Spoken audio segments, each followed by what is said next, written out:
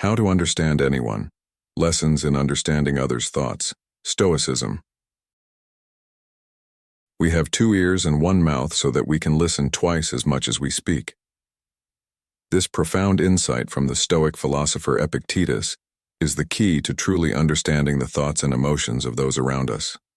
In today's video on Stoic in your life, I'm going to reveal 3 powerful methods that will help you not just hear, but truly understand what others are thinking. These techniques, rooted in the timeless wisdom of Stoicism, are invaluable in all aspects of life, from personal relationships to professional interactions. If you grasp these methods, you'll unlock the ability to connect deeply with anyone you meet. So, stay with me as we dive into a fascinating story that will illuminate these principles. I challenge you to apply these timeless lessons in your daily life and witness the profound change they bring. What insights have you gained in your journey to understand others? Share your experiences in the comments below, and let's continue this discussion together. If this resonates with you, don't forget to like, subscribe, and hit the notification bell to stay tuned for more wisdom on living a Stoic life. In the words of Marcus Aurelius, you have power over your mind, not outside events. Realize this, and you will find strength. Understanding the thoughts and motivations of others isn't about reading minds. It's about recognizing the inner workings that drive their actions. Today, we delve into a timeless story that teaches us how even the simplest of actions, grounded in empathy and understanding, can transform our relationships and perspectives. This story holds powerful lessons on how we can apply Stoic wisdom to truly understand those around us. In a small, ancient village, there lived 2 brothers whose lives were starkly different yet deeply intertwined. The elder brother, blind since birth, spent his days confined within the walls of their modest home, while the younger brother labored tirelessly in the fields, striving to provide for them both. Life, however, was not kind to the younger brother that season. The fields, his lifeblood, were under constant siege by wild animals, which trampled and consumed the precious crops, leaving him devastated and disheartened. The younger brother, desperate for a solution, found himself consumed by frustration. Yet, it was within this frustration that a spark of inspiration emerged.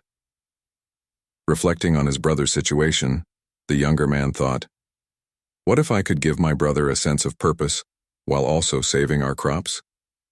Despite his blindness, he could still be of great help. The idea was simple, yet profound. Build a small hut by the fields where his blind brother could stay. There, with his acute hearing, he could alert the younger brother to any approaching animals, scaring them away with his voice. This way, the elder brother would no longer feel useless and isolated, and their crops might be saved from further destruction. The younger brother wasted no time in executing his plan.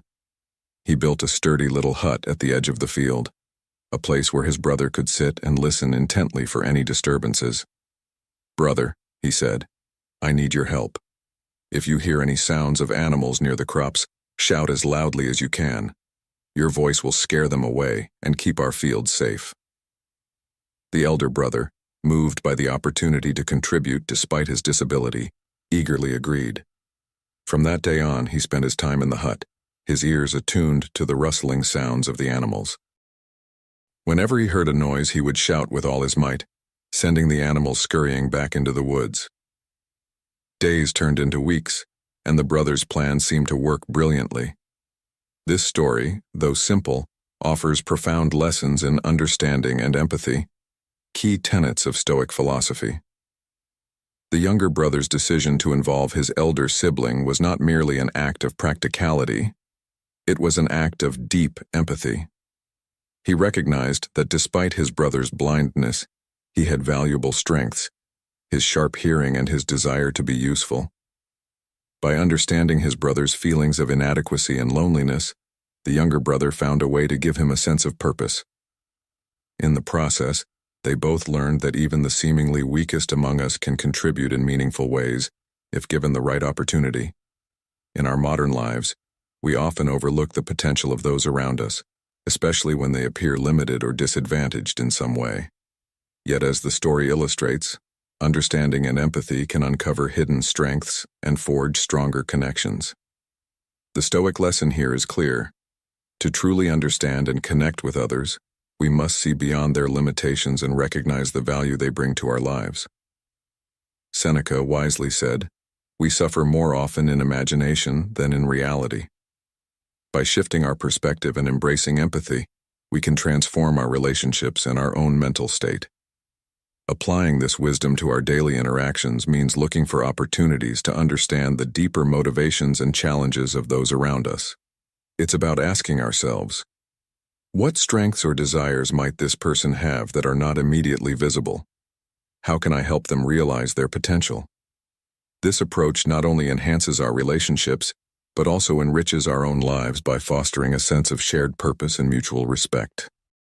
As you reflect on this story, consider how you can apply these lessons in your own life. Perhaps there's someone in your life who feels overlooked or undervalued. How might you, like the younger brother, recognize their strengths and offer them a role that brings out their best?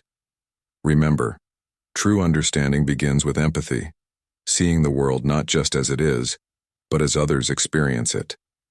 By cultivating this mindset, you'll find that you can connect with anyone on a deeper level, creating bonds that are both resilient and rewarding.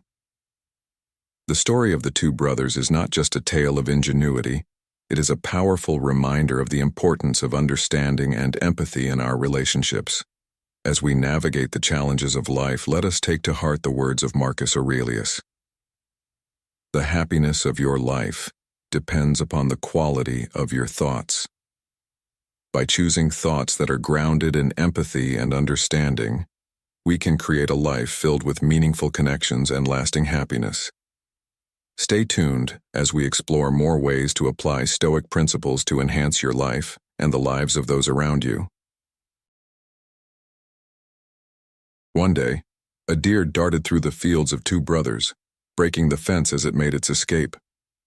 Shortly after, a king who was out hunting followed in hot pursuit of the deer, his attention drawn to the blind brother who sat by the fields. The king, curious and somewhat perplexed, approached the blind man and asked, "Did you see the deer pass through here?" Without hesitation, the blind brother responded, "Your Majesty, I am blind. How could I see the deer? But I can tell you this. The animal you seek has already left my field and it is not worth pursuing. You are wasting your time." The king was taken aback by the certainty in the blind man's voice. How could a man who could not see possibly know whether the deer was worth chasing or not? Puzzled, the king asked, "Are you lying to me? On one hand, you claim to be blind, yet on the other, you assert with confidence that the deer has run away and is not worth pursuing." The blind man, calm and composed, replied, "O king, the creature you believe to be a deer is actually a doe, and it is pregnant. To my knowledge, no noble king has ever hunted a pregnant doe. That is why I advised you not to waste your time chasing it." These words left the king even more astonished. How could this blind man, who had never laid eyes on the deer, know it was a pregnant doe? Doubts filled the king's mind as he thought, how could he possibly know such details? He speaks with such conviction, but I must verify his claim. Determined to uncover the truth, the king ordered his soldiers, "Soldiers, bring this animal back alive. I must confirm whether it is indeed a pregnant doe as the blind man claims. Go, and return with the proof I need." The soldiers swiftly carried out the king's command, scouring the area until they found the animal. When they returned, they reported to the king, "Your Majesty, the blind man was absolutely right. It is indeed a pregnant doe." The king, now filled with amazement and respect, still couldn't grasp how the blind man knew so much about the animal he had never seen. Questions swirled in the king's mind, and finally he decided to confront the blind man directly. "Look," the king began, "I may not fully understand whether you are truly blind, but I must ask you something important. Will you give me an honest answer?" The blind man, unwavering, replied, "Your Majesty, ask me whatever you wish, and I will answer truthfully." The king then asked, "How is it that you, who claim to be blind, knew so much about the animal I was pursuing?"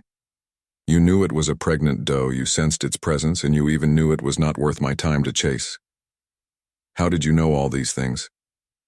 The story of the blind man and the king offers a profound lesson in understanding the thoughts and motivations of others, a lesson deeply rooted in the principles of Stoicism. The blind man's wisdom was not a result of sight, but of perception, intuition, and a deep understanding of the natural world and human behavior. In our modern lives, we often rely too heavily on what we see and neglect the other senses and faculties that can offer us insight into the thoughts and emotions of those around us. We judge based on appearances, make assumptions without deeper inquiry, and often miss the subtle cues that reveal the true nature of a situation or person. Consider this.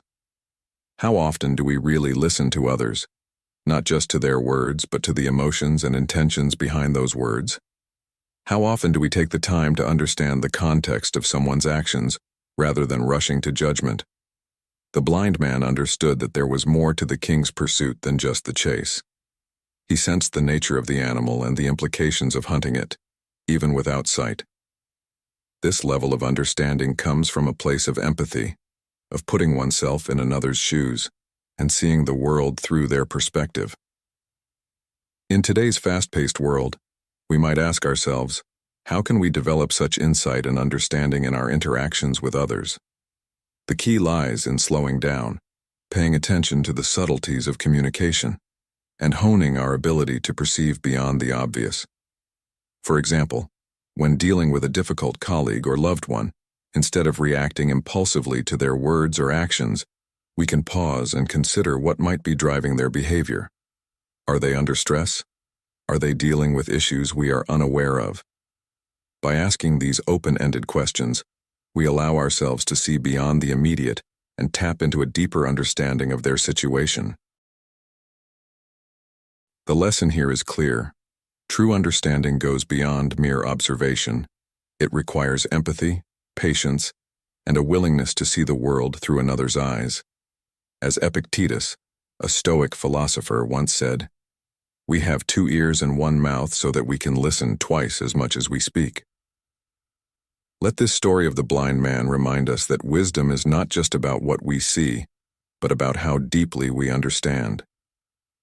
The next time you find yourself in a situation where you need to understand someone else's thoughts or motivations, remember to listen with more than just your ears and see with more than just your eyes. By doing so, you will cultivate a deeper, more empathetic approach to life, one that leads to stronger relationships and greater inner peace.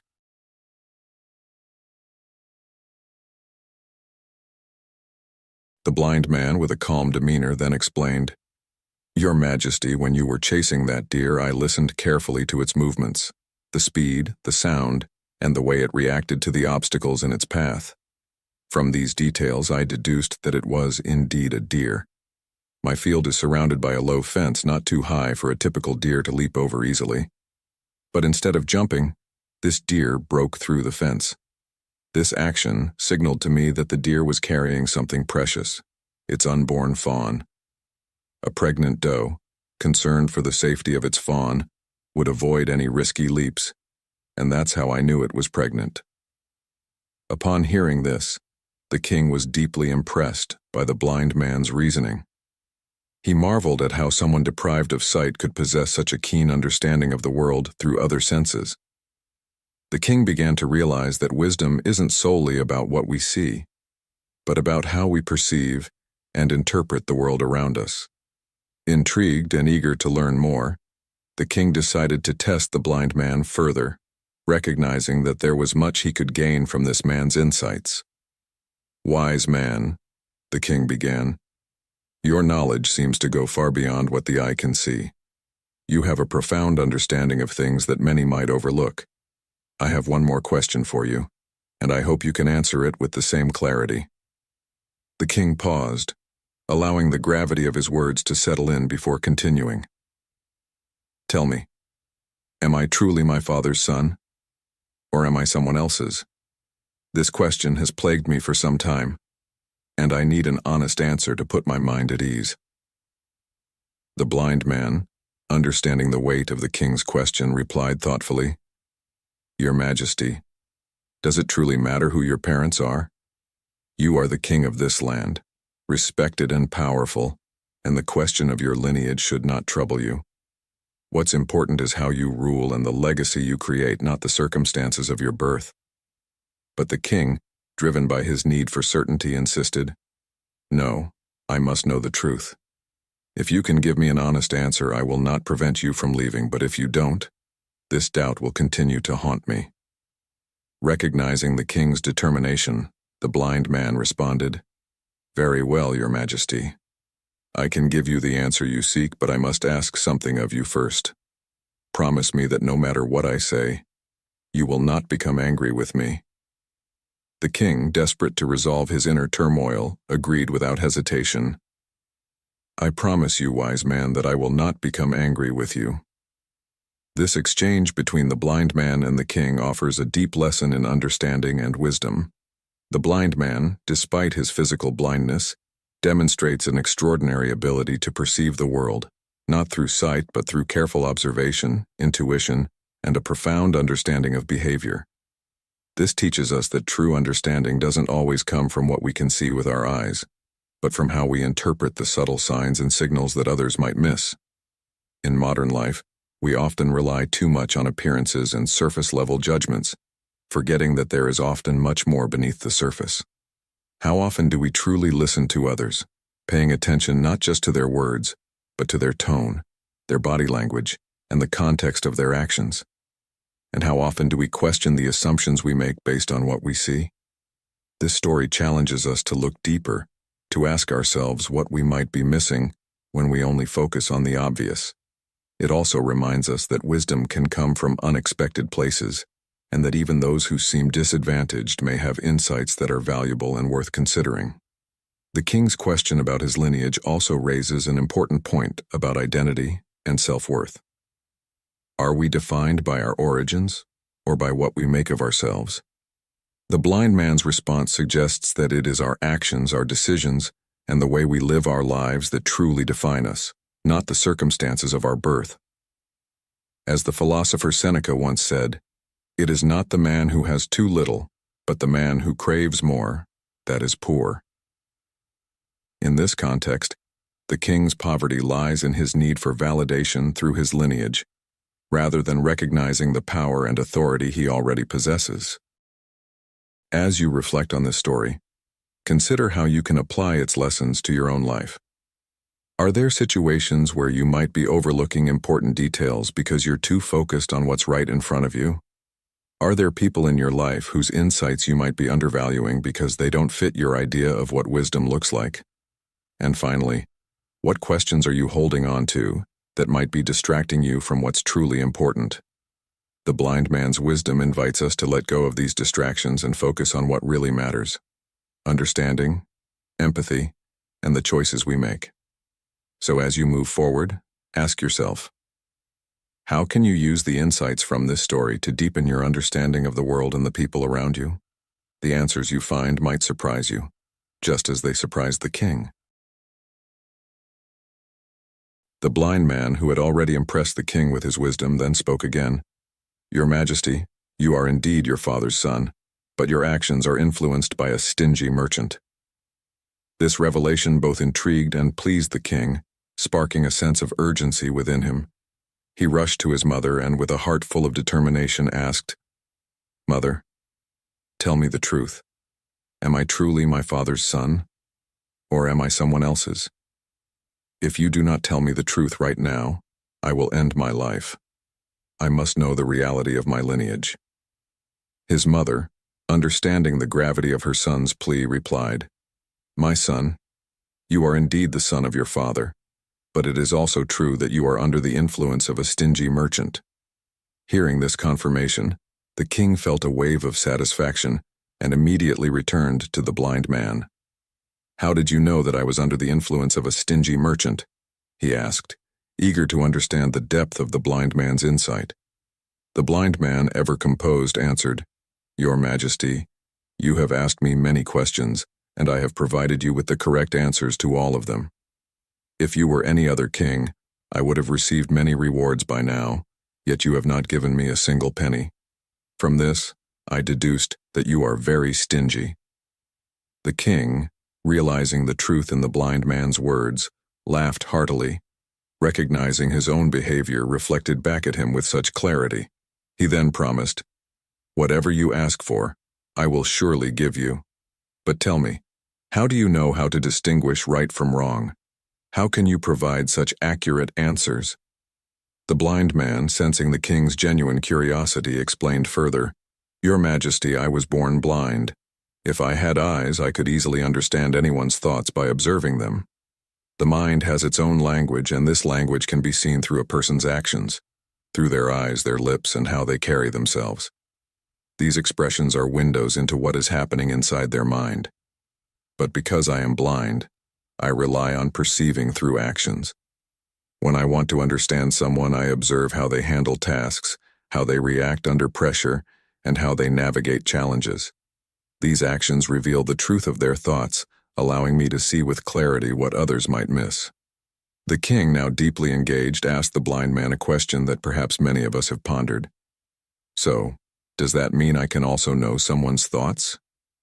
This question opens the door to a deeper understanding of how we, too, can apply these Stoic principles in our daily lives. The blind man's wisdom teaches us that understanding others is not about having special abilities, but about paying close attention to the details, the subtle cues that people give off through their behavior. In our modern lives, we often get caught up in the noise of words and miss the nonverbal communication that can tell us so much more. How often do we listen to someone's tone, observe their body language, or consider their actions when trying to understand what they truly think or feel? This story challenges us to think beyond the surface, to look at the world and the people around us with a more discerning eye. The blind man could not see in the conventional sense, but his ability to perceive was sharper than most. He understood that true insight comes from observation and analysis, not just from what is said, but from what is done. As Epictetus wisely noted, we have 2 ears and 1 mouth so that we can listen twice as much as we speak. Listening, in this sense, isn't just about hearing words. It's about interpreting the full range of human expression. Applying this lesson to our own lives means taking the time to observe, to ask ourselves questions about what we see, and to connect the dots between a person's actions and their underlying thoughts. It means being patient and not rushing to judgment, but rather allowing the full picture to emerge. Just as the blind man gave the king tasks to see how he would respond, we too can better understand those around us by observing how they act in different situations. Are they calm under pressure? Do they react defensively when challenged? These are the kinds of insights that can reveal much about a person's inner world. The lesson here is profound. To truly understand someone, you must look beyond the obvious and pay attention to the subtle, often overlooked details. In doing so, you can develop a deeper, more accurate understanding of others, which will enhance your relationships and your ability to navigate the complexities of human interaction. So, as you go about your day, ask yourself, what can I learn from the actions of those around me? How can I use this knowledge to build stronger connections and make better decisions? The wisdom of the blind man teaches us that with careful observation and thoughtful analysis, we can all become better at understanding the minds and hearts of those we encounter. Thank you so much for being here and watching this video on How to Understand Anyone, Lessons in Understanding Others' Thoughts, Stoicism. I'd love to hear your thoughts. How do you apply Stoic principles to understand the thoughts and emotions of others in your daily life? If you're not sure what to comment, you could share a time when you successfully understand someone's feelings without them saying a word, or perhaps a lesson you've learned from practicing empathy and observation. Let's start a meaningful discussion in the comments below. The blind man, wise beyond his years and experience, responded to the king's question with a calm assurance. "Certainly, Your Majesty, you too can understand anyone's thoughts. But before you can do this, there is an important step you must take. You must first work on mastering your own mind." The key to understanding others begins with bringing your mind into the present moment. Often, our thoughts are scattered, dwelling on the past or worrying about the future. But to truly connect with another person, you need to be fully present, because that person is also existing in the present moment. How can you hope to understand someone else's thoughts if your mind is wandering through past memories or future anxieties? To know what someone is thinking right now, you must focus your mind and bring it to the here and now. The blind man then offered to share 3 simple yet powerful methods with the king, methods that would help him understand the thoughts of anyone he encountered. He began with the first method, saying, "The first step is to pay attention to the eyes. The eyes are often called the windows to the soul, and for good reason. They do not speak with words, but they convey a great deal of unspoken information. If you learn to read the signals in someone's eyes, you can gain deep insights into what is happening in their mind, what they are thinking, and even what they might be planning to do next. Although I am blind now, I learned this skill from the Buddha Shakyamuni himself many years ago. At that time, I still had my sight, and I could understand a person's thoughts just by looking into their eyes." Continuing his explanation, the blind man offered practical advice. If you want to know what someone is thinking, focus on their eyes. Observe where they are looking, how their gaze moves, and in which direction their eyes travel. If their eyes dart around while you are speaking, it often means they are uncomfortable or trying to escape the conversation. They might even be lying. On the other hand, if someone avoids direct eye contact, it could be a sign that they fear their deceit will be uncovered, or that they are hiding something. But if a person's eyes remain steady and meet yours directly without much movement, it's likely that they are being honest, open, and genuinely interested in what you have to say. He then added, "It's not just about where the eyes are looking, but also about how the rest of the face reacts. Pay close attention to the movement of their eyebrows.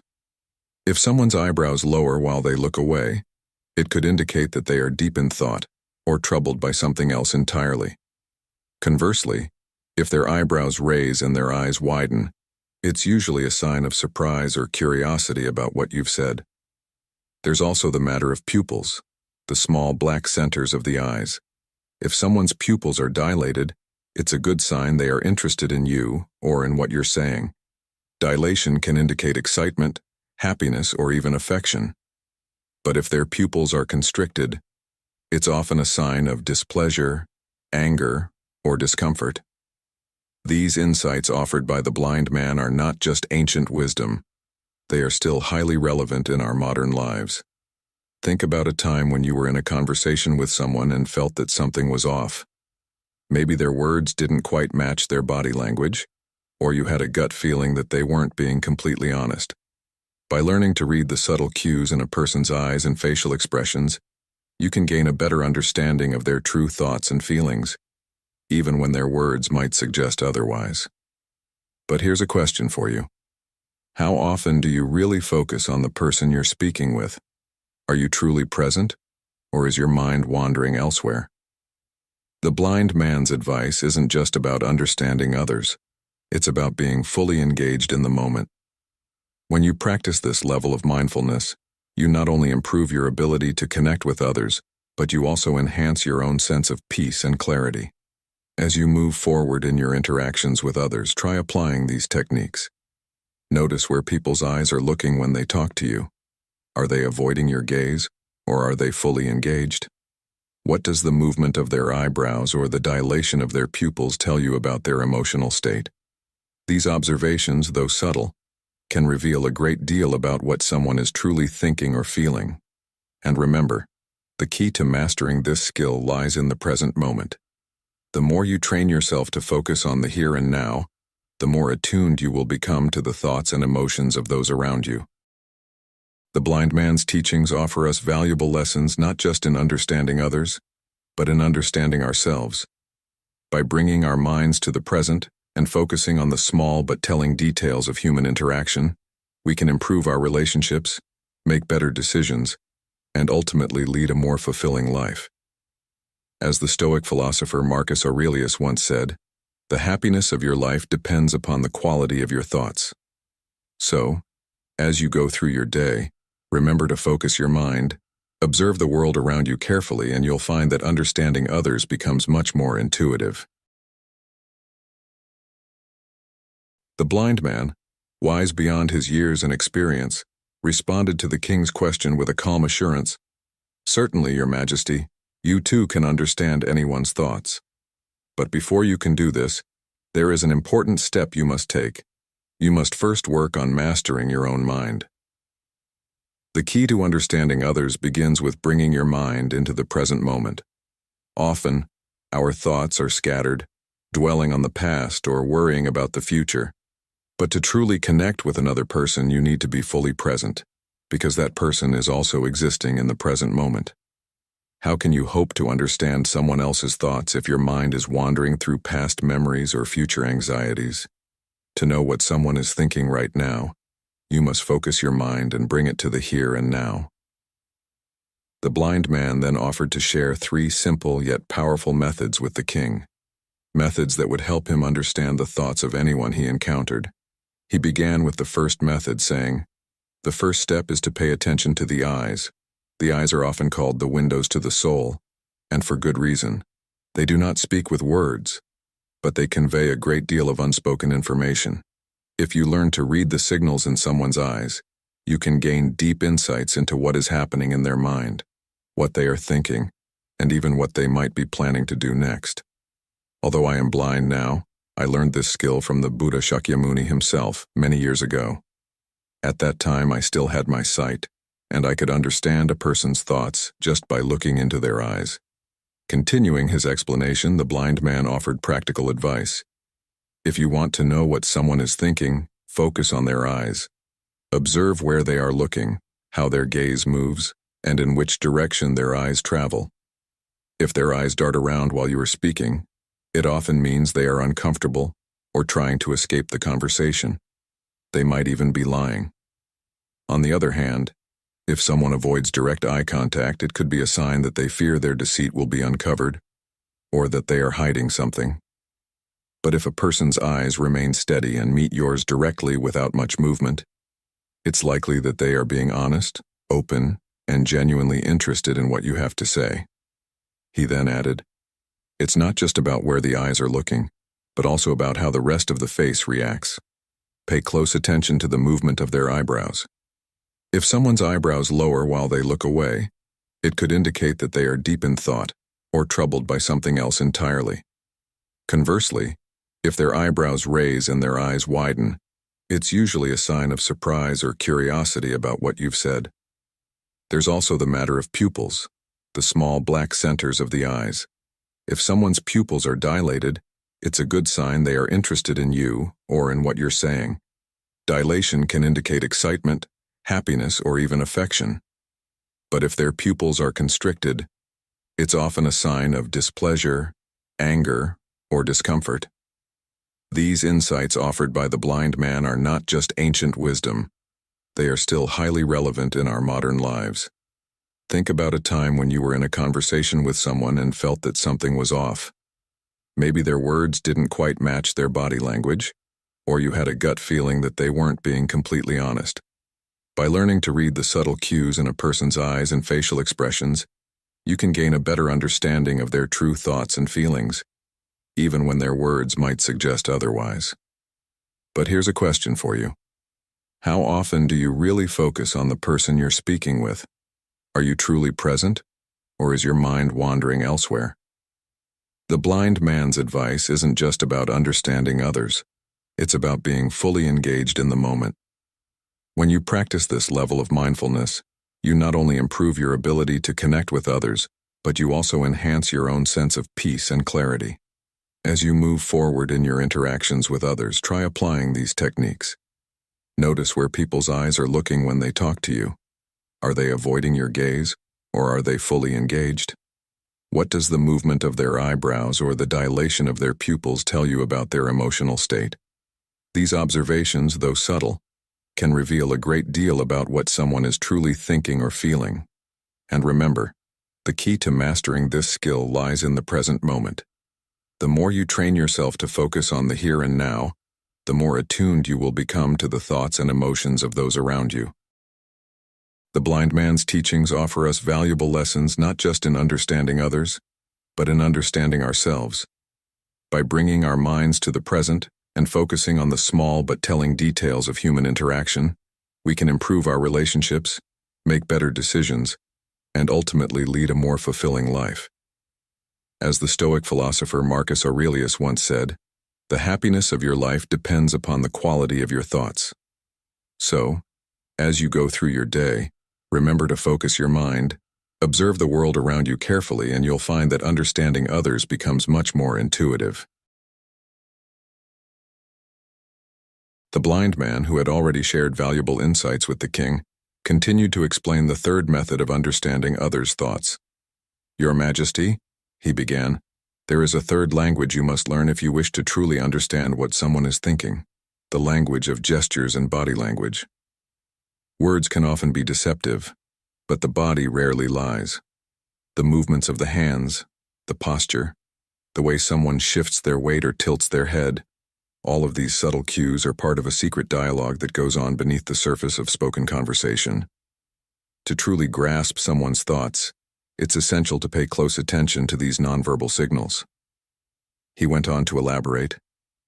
"When people talk, their bodies naturally move in ways that reflect their emotions and intentions. You might have noticed that as someone speaks, their hands often come into play, creating gestures that emphasize or even contradict their words.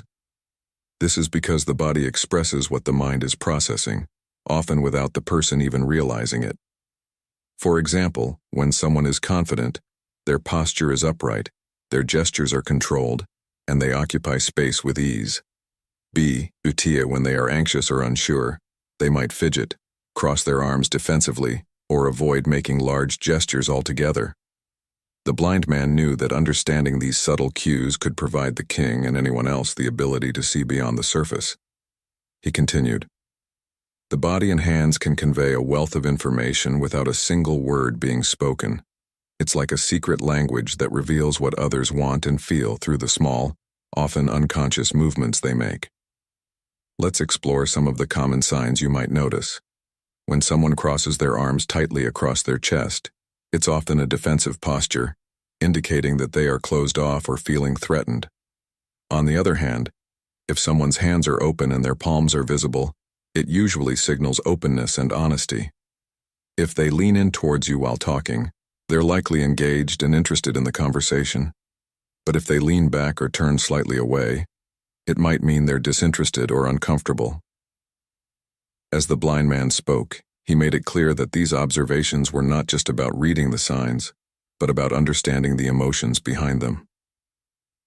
"You see, Your Majesty," he said, "each gesture, each movement, is a reflection of what is happening inside a person's mind. When you see someone tapping their foot or drumming their fingers, it's often a sign of impatience or anxiety. A person who frequently touches their face while speaking might be nervous, uncertain, or even lying. Meanwhile, someone who mirrors your movements, subtly copying your gestures, is likely trying to build rapport and connect with you on a deeper level." He continued to weave these ideas into practical advice, saying, "In modern life, we often overlook these nonverbal cues because we're so focused on the words being spoken. But remember, more than half of communication is nonverbal. The next time you're in a conversation, pay attention not just to what's being said, but how it's being said. Notice the gestures, the posture, the facial expressions. Are the person's words aligned with their body language? If not, the body signals may be telling you a different story." The blind man's wisdom offers us a powerful tool for navigating our interactions with others. He wasn't just teaching the king how to observe. He was teaching him how to connect on a deeper level, to understand the unspoken feelings and thoughts that shape human behavior. This understanding is crucial, not just in the king's court, but in our everyday lives as well. Consider how often miscommunication occurs not because of what was said, but because of what was left unsaid or misinterpreted. By becoming more attuned to body language, we can bridge gaps in understanding, avoid unnecessary conflicts, and build stronger, more genuine relationships. The blind man concluded his lesson with a reminder that ties back to the core of Stoic philosophy. "Your Majesty, as you learn to read these signs, Remember that understanding others is not just about gaining an advantage, it's about empathy. It's about seeing the world through another's eyes, recognizing their struggles, fears, and desires, and responding with compassion. Marcus Aurelius once wrote, "Waste no more time arguing about what a good man should be one." In the same way, waste no time in judging others by their words alone. Look deeper, understand more, and respond with the wisdom of knowing what truly lies in their hearts. As you take these lessons into your daily life, ask yourself, how often do you really pay attention to the body language of those around you? What might you discover if you tuned in more closely to these subtle signals? The answers could lead to richer, more meaningful interactions, and a greater ability to navigate the complexities of human relationships with grace and insight. I once encountered a man who seemed restless and uneasy. His eyes darted everywhere, never meeting mine. This indicated anxiety and a desire to escape the conversation. Curious, I pressed him with a few more questions, and it turned out he was hiding something. This experience taught me that a person's facial expressions, particularly their eyes, can give away what they're truly feeling or thinking, even when their words might say otherwise. The face, as the wise have often said, is like a canvas that paints a picture of our emotions. If you want to understand someone deeply, you must learn to read these silent signs.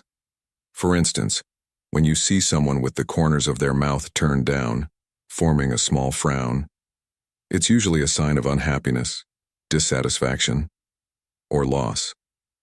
Even if they don't say a word, their facial expression reveals their inner turmoil. The eyes play a crucial role here too.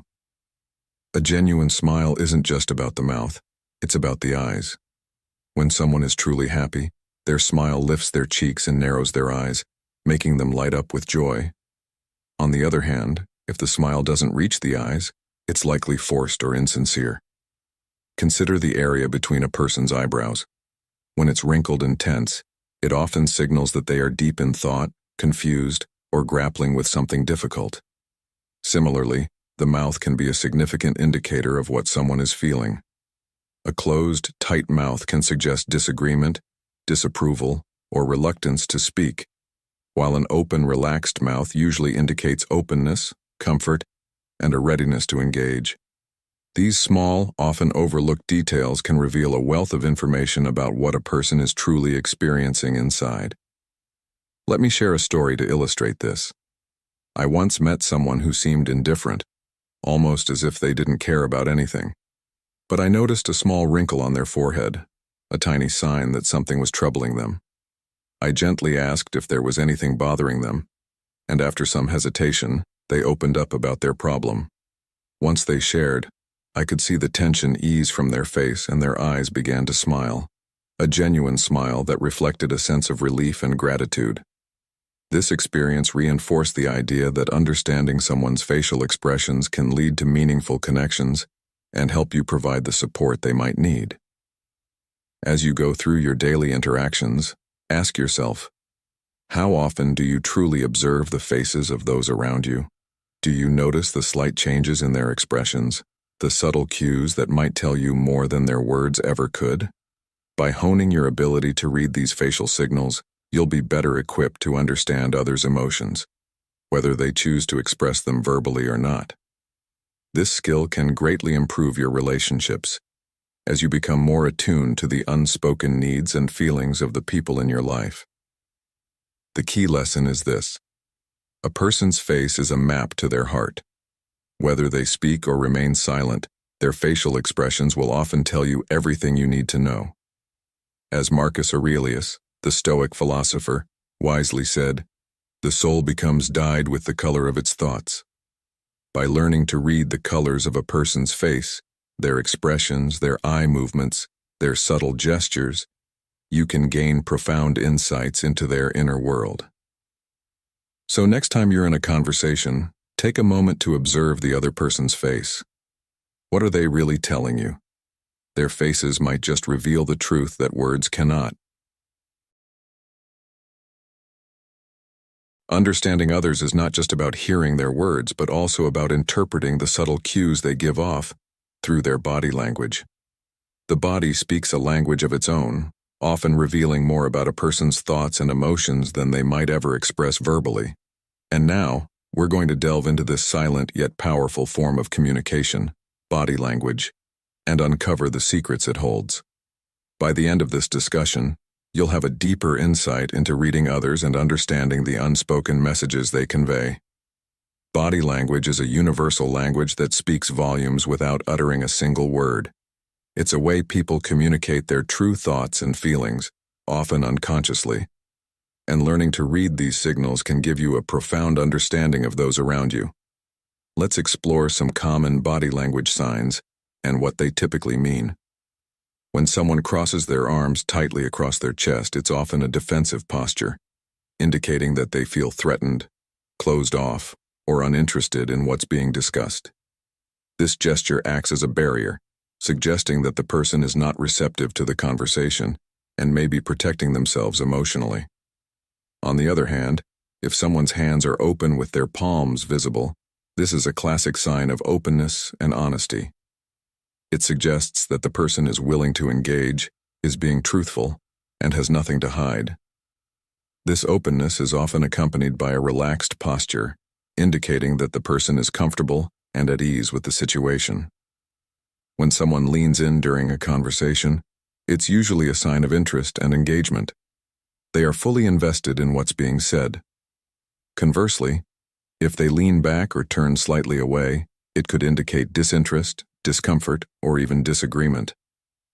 Let's not overlook the role of facial expressions in conveying emotions. A genuine smile, one that reaches the eyes and creates crow's feet at the corners, is a reliable indicator of true happiness and warmth. In contrast, a forced smile, where the mouth is smiling but the eyes remain unchanged, often signals insincerity or discomfort. Similarly, a furrowed brow can indicate confusion, concentration, or concern. When someone's eyebrows are raised, it typically signifies surprise or curiosity. These small movements may seem insignificant, but they are windows into what the person is really thinking. In modern life, where much of our communication is rushed and superficial, paying attention to these nonverbal cues can greatly enhance your interactions. Think about your last meeting or conversation. Did you notice how the other person was sitting?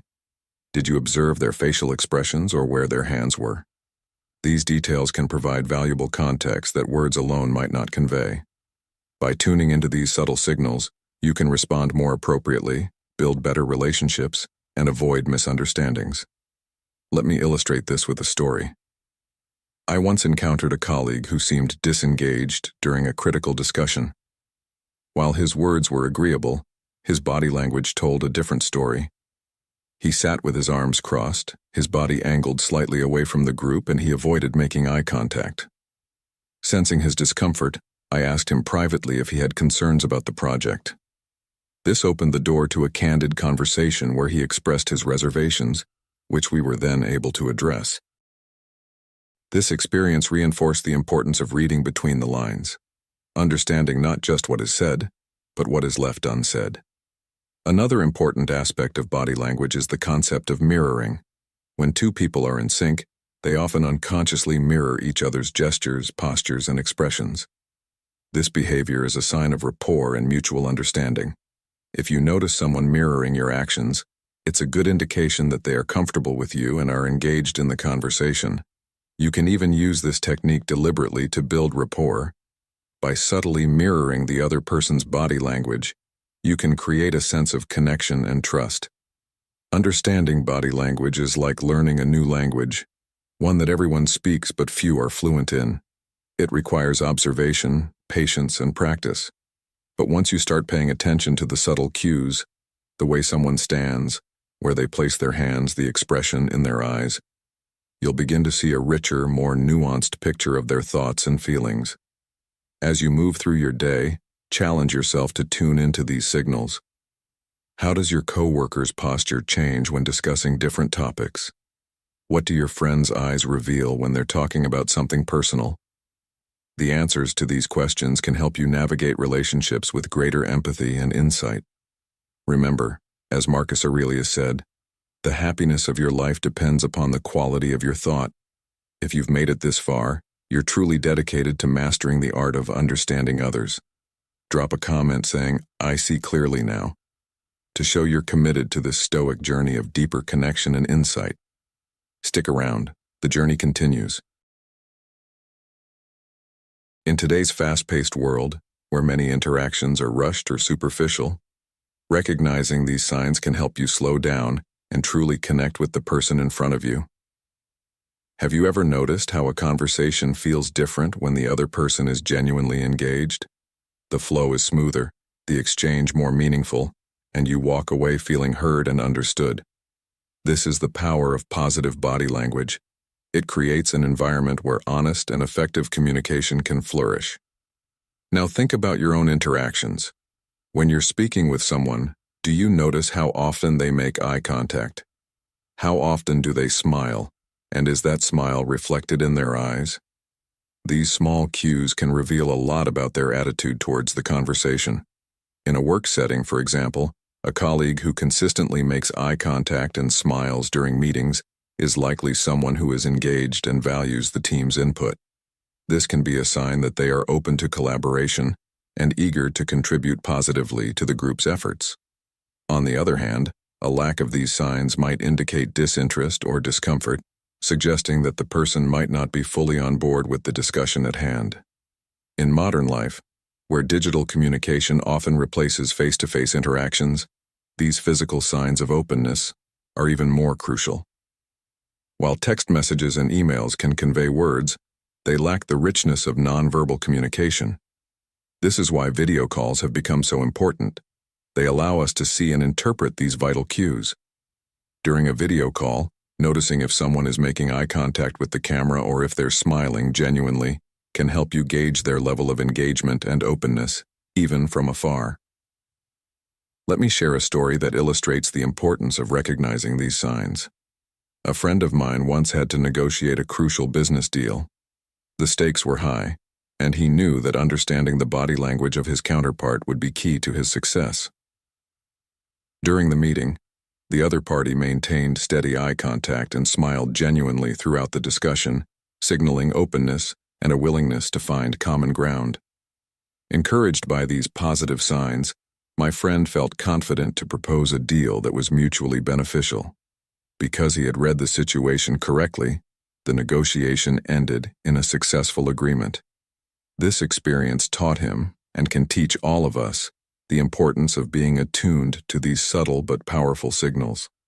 As you reflect on this, ask yourself, how often do you pay attention to these positive or open signs in your daily interactions? What might you discover about others, and even about yourself, if you tuned in more closely to these cues? Understanding these signs not only helps in personal interactions but can also be a powerful tool in professional settings, enhancing your ability to communicate, negotiate, and connect with others effectively. Recognizing and interpreting positive or open signs is a crucial skill in understanding others and building strong, meaningful relationships. As the Stoic philosopher Marcus Aurelius wisely advised, the happiness of your life depends upon the quality of your thoughts. By focusing on the positive signals others give, you can cultivate better relationships, foster deeper connections, and create an environment where honest and open communication thrives. When it comes to understanding others, the ability to read nonverbal cues is invaluable. While positive or open signs indicate that someone is engaged and receptive, negative or closed signs often tell a different story, one of discomfort, disinterest, or even emotional distress. These cues can be subtle, but they are powerful indicators of how a person is truly feeling, regardless of what they might be saying. For instance, when someone crosses their arms tightly across their chest, it's often a defensive posture. This gesture can suggest that the person is feeling threatened, closed off, or unwilling to engage in the conversation. It's a physical barrier that they put up, possibly without even realizing it, to protect themselves from something they perceive as uncomfortable or challenging. Another common closed sign is when someone avoids eye contact. Eye contact is a fundamental aspect of communication and connection. When someone deliberately looks away or avoids meeting your gaze, it often signals that they are uncomfortable, hiding something, or simply not interested in the interaction. Looking down is another similar sign. It can indicate feelings of shame, insecurity, or submission. When a person is looking down while speaking to you, they might be feeling overwhelmed by the situation or uncertain about how to proceed. These negative or closed signs are essential to recognize because they can help you navigate conversations more effectively. If you notice these cues, it's a signal that the person you're interacting with might need some reassurance, a change in the approach of the conversation, or perhaps even some space. Understanding these signs can prevent misunderstandings and help you address issues before they escalate. For example, if you're in a business meeting and notice that a colleague has suddenly crossed their arms and started avoiding eye contact, it might be a sign that they're uncomfortable with the direction of the discussion.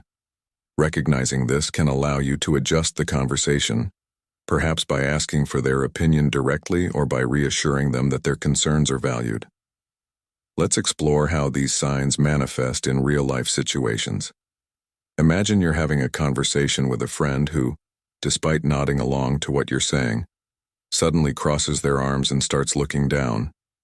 You might initially think that they're agreeing with you, but their body language suggests otherwise. This could be a sign that they are feeling judged, uncomfortable, or even that they disagree with you but are hesitant to voice it. By picking up on these cues, you can ask open-ended questions to encourage them to share their true thoughts, which might lead to a more honest and productive dialogue. Famous Stoic philosopher Epictetus once said, "It is not what happens to you, but how you react to it that matters." This wisdom is highly applicable when interpreting body language. The closed signs you observe are not just about what the other person is experiencing. They are also about how you choose to respond.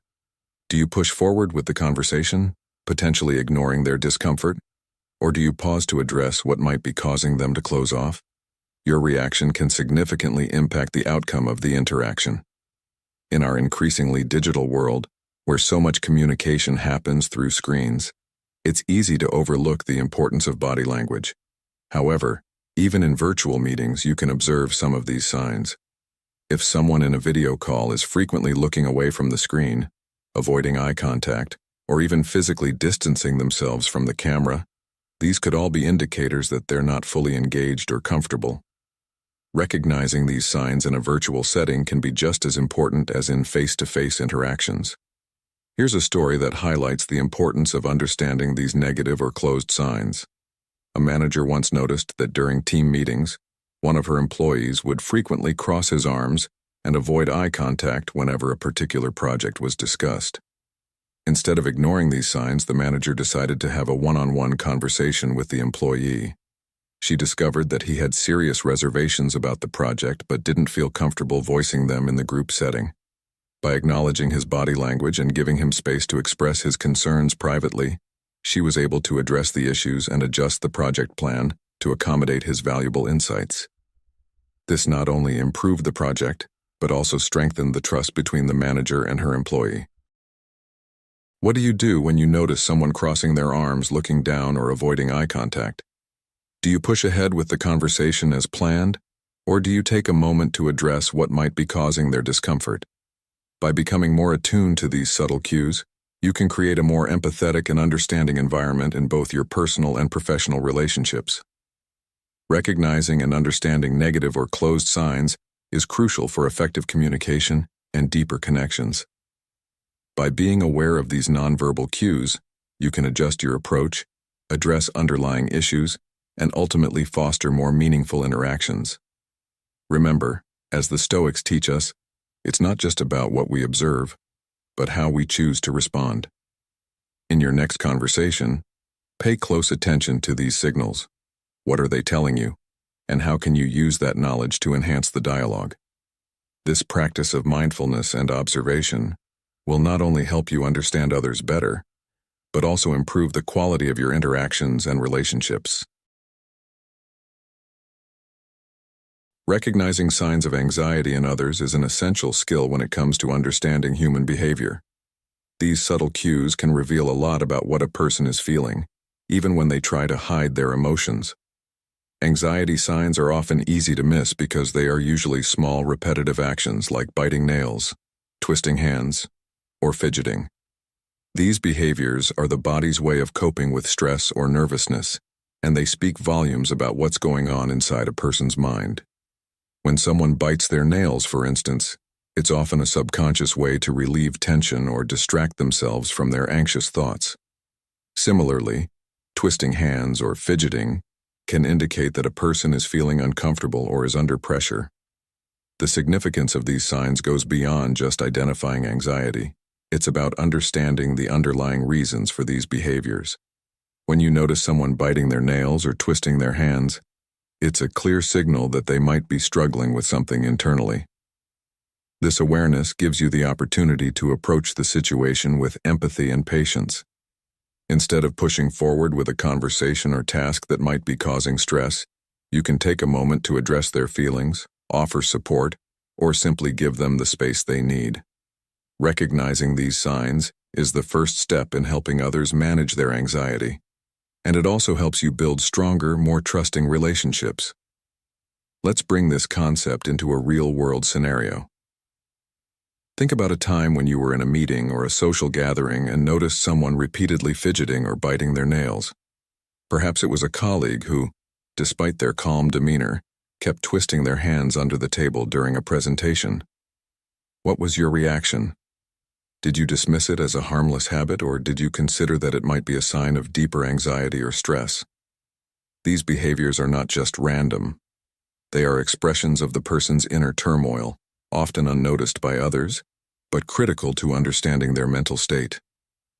The philosopher Seneca once said, "There is nothing in the world so much admired as a man who knows how to bear unhappiness with courage." This quote highlights the Stoic approach to handling anxiety and stress, facing it with strength and composure. However, not everyone has mastered this skill, and that's where our understanding and support come into play. By recognizing the signs of anxiety in others, we can offer them the compassion they need to navigate their struggles. It's not about solving their problems for them, but about being present, listening, and offering reassurance. In modern life, where stress and anxiety are all too common, being able to recognize and respond to these signs can make a significant difference in your interactions. Whether you're dealing with a stressed-out coworker, a nervous friend, or even a family member who's struggling, your ability to notice these small cues can help you provide the right kind of support. For instance, if you see a friend biting their nails during a difficult conversation, you might pause and ask them how they're feeling or if there's anything on their mind. This simple act of acknowledging their anxiety can open the door to a deeper, more meaningful dialogue where they feel safe to express their concerns. Here's a story that illustrates the impact of recognizing anxiety signs. A manager at a fast-paced tech company noticed that one of her employees, a usually confident team member, had started to fidget constantly during meetings. He would twist his hands, avoid eye contact, and sometimes even bite his nails. Behaviors she hadn't noticed before.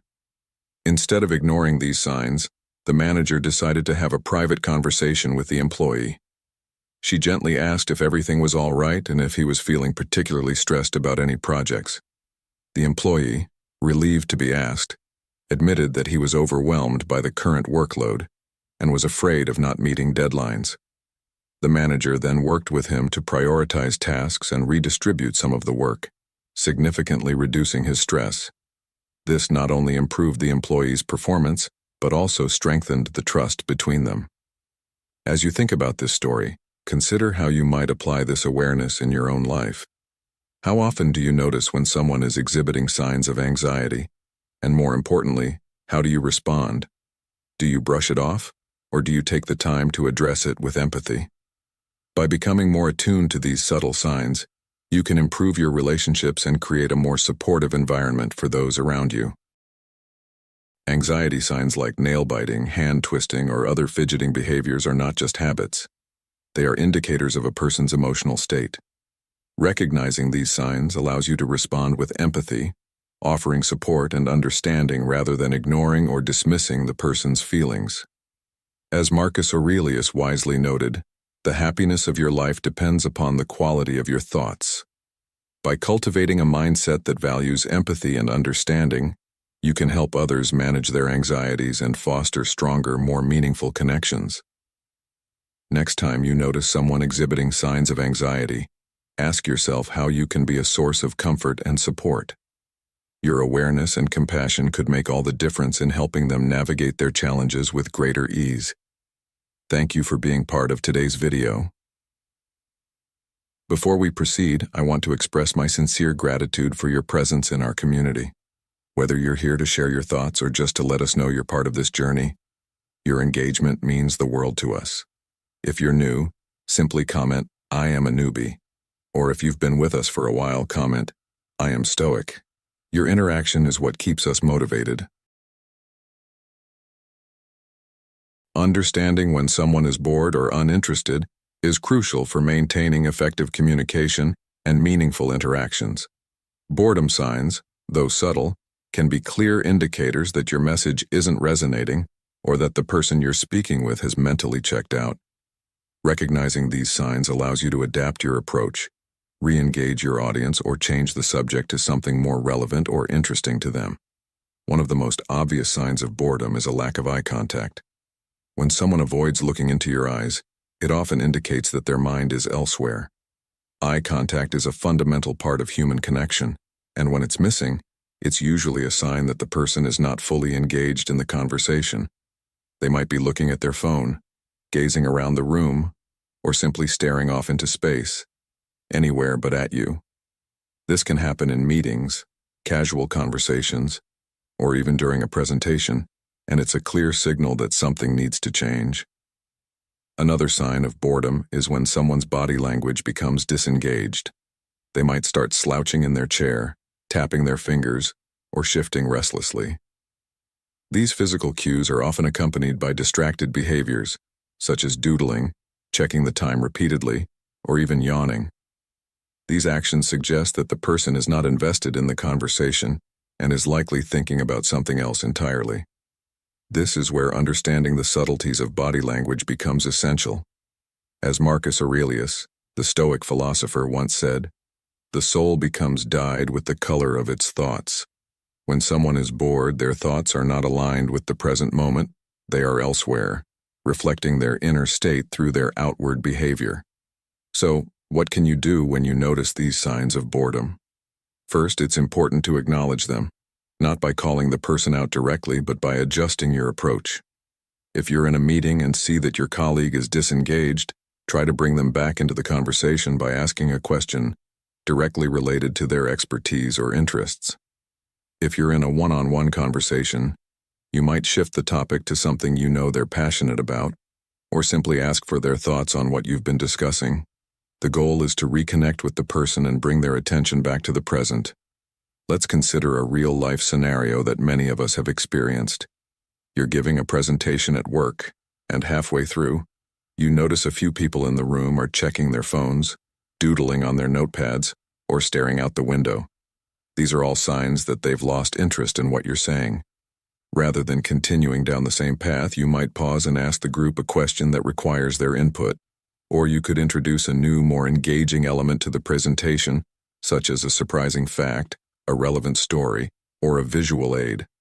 By recognizing and addressing boredom, you can transform a disengaged audience into an attentive and interested one. In modern life, where distractions are plentiful and attention spans are short, it's easy for people to become bored or disengaged, especially when the topic doesn't immediately resonate with them. This is why it's more important than ever to be attuned to the subtle signs of boredom and take proactive steps to re-engage your audience. Whether you're having a conversation over coffee, leading a team meeting, or giving a public talk, the ability to notice and respond to boredom can make the difference between a successful interaction and a missed opportunity. A story that illustrates the power of understanding boredom signs comes from a manager who noticed that during team meetings, one of her employees would frequently seem distracted, avoiding eye contact and fidgeting in his seat. Instead of ignoring these signs, she decided to have a private conversation with him after the meeting. She asked if there was anything about the meetings that wasn't working for him, or if he had any suggestions for making them more engaging. The employee admitted that the meetings often covered information that didn't pertain to his work, leading him to lose interest. By recognizing these signs and addressing the issue, the manager was able to restructure the meetings to be more relevant to each team member, resulting in a more engaged and productive group. As you think about this story, reflect on your own interactions. How often do you notice signs of boredom in the people you're talking to? And more importantly, how do you respond when you see these signs? Do you continue as if nothing is wrong, or do you take steps to re-engage the person? By becoming more aware of boredom signs and learning to address them effectively, you can improve your communication skills, build stronger connections, and ensure that your message is heard and valued. Recognizing and understanding signs of boredom is an essential part of effective communication. When someone avoids eye contact, becomes fidgety, or seems distracted, it's a clear signal that they are not engaged with what you're saying. As the Stoics remind us, it's not just about the message you're delivering, but about how it's being received. By tuning into these nonverbal cues and adjusting your approach accordingly, you can keep your audience interested, make your interactions more meaningful, and ultimately become a more effective communicator. Interest and excitement are often conveyed through subtle yet powerful signs that can tell you more about a person's feelings than their words alone. When someone is truly captivated by what you're saying, they tend to show it through their body language and facial expressions. One of the clearest signs is the way their eyes move, glancing at you with bright, focused attention, often accompanied by a slight widening of the eyes, which indicates that they are fully engaged and eager to hear more. Their eyes might light up with enthusiasm, reflecting the genuine excitement they feel about the topic at hand. Positive gestures are another key indicator of interest and excitement. These can include nodding in agreement, leaning forward slightly as if they're drawn into the conversation, and using animated hand movements to express their thoughts. These gestures are often subconscious, revealing a person's true emotions without them even realizing it. When someone is nodding along while you speak, it's a sign that they are not just hearing you, but actively processing and agreeing with what you're saying. Leaning in shows that they are invested in the conversation, literally and figuratively moving closer to you, both in physical space and in understanding. Think about the last time you were in a conversation that truly captivated you. What did you do? You probably found yourself leaning in, nodding along, and maintaining eye contact, eager to absorb every word. This kind of body language is universal. It transcends cultures and is a natural part of human interaction. When we're excited or interested, our bodies naturally respond in ways that encourage the other person to keep talking, to keep sharing, because we're fully engaged and want to know more. This is why recognizing these signs in others is so important. It tells you when you've hit on something meaningful, something that resonates deeply with the person you're speaking to. Now, let's consider how these signs play out in everyday life. Suppose you're in a meeting at work, presenting a new idea to your team. As you speak, you notice a few colleagues leaning forward, their eyes fixed on you, nodding as you outline your plan. You see one or two of them glancing around the room as if making mental connections between your idea and the company's goals. These are all strong indicators that they are not just listening, but that they are genuinely interested and excited about what you're proposing. This is the kind of feedback you can't get from words alone. These nonverbal cues tell you that your message is landing well and that your audience is on board. But what happens when you don't see these signs? If your audience is sitting back, arms crossed with dull, uninterested expressions, it's a clear sign that you need to adjust your approach. Maybe the topic isn't resonating, or perhaps you need to inject more energy or ask more engaging questions. The absence of these positive gestures can be just as telling as their presence. As the Stoic philosopher Epictetus wisely noted, we have 2 ears and 1 mouth so that we can listen twice as much as we speak. This idea is especially relevant when considering body language. Listening with your eyes, observing these subtle cues, can give you a deeper understanding of what your audience is really thinking. In modern life, where so much communication happens through screens and devices, it's easy to miss these vital nonverbal cues. However, even in virtual meetings, you can still pick up on interest and excitement through eye contact, gestures, and posture. If someone is sitting upright, making consistent eye contact with the camera, and nodding along, it's a good sign that they're engaged. These cues might be more subtle in a digital setting, but they're still there if you know what to look for. Let me share a story that highlights the importance of recognizing interest and excitement in others. A friend of mine, who is a teacher, noticed that one of her students, who was usually quiet and reserved, started leaning forward in his seat and nodding enthusiastically during a lesson on a topic that clearly resonated with him. Intrigued, she decided to engage him more directly, asking questions that related to his interests. The student's participation increased and he became one of the most active members of the class. This experience taught her, and can teach all of us, the value of tuning into these subtle signs. By recognizing and responding to them, she was able to foster a deeper connection with her student and unlock his potential. In conclusion, recognizing and responding to signs of interest and excitement is key to successful communication. When someone's eyes light up, when they lean in and nod along, these are not just random gestures. They are powerful indicators that you're connecting with them on a deeper level. As Marcus Aurelius, the great Stoic emperor, advised, "The happiness of your life depends upon the quality of your thoughts." By focusing on these positive cues, you can cultivate better conversations, build stronger relationships, and create a more engaging and fulfilling dialogue. As we wrap up today's video on how to understand anyone, lessons in understanding others' thoughts, Stoicism, it's essential to remember that understanding others goes beyond just hearing their words.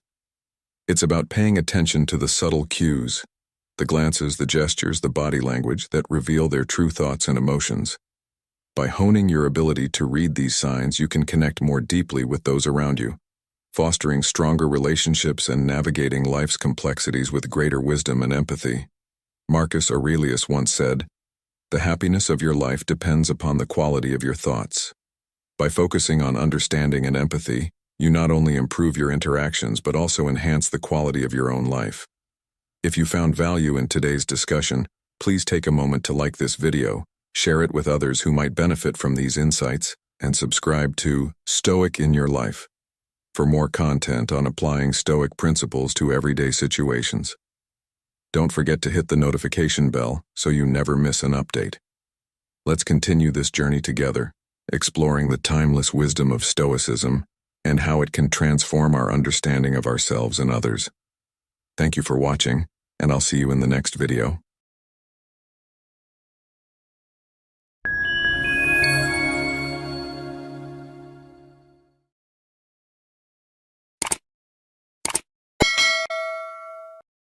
Eight ways how kindness will ruin your life. Welcome to Stoic in Your Life, where we blend timeless Stoic wisdom with the demands of the modern world. Today we're diving into a topic that challenges our conventional views on kindness. 8 ways how kindness will ruin your life. Think about this. You're always the first to lend a helping hand, the shoulder to cry on, the person who never says no. But what if I told you that this very kindness could be detrimental to your well-being? As Seneca wisely observed, "He suffers more than necessary who suffers before it is necessary." This profound insight speaks volumes about the hidden dangers of unbridled kindness. In today's fast-paced world, being overly kind can lead to burnout, exploitation, and even loss of self-identity. We will explore 8 surprising ways that excessive kindness can backfire, draining your energy, time, and emotional health. From becoming a magnet for toxic relationships to the stress of unmet expectations, the repercussions are far-reaching. But fear not. For every challenge we discuss, I'll provide you with practical, Stoic-inspired strategies to protect your generosity.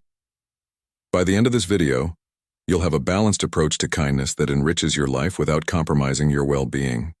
So, let's embark on this enlightening journey together. Stay tuned. because what you're about to learn could transform not only how you view kindness, but how you live your life.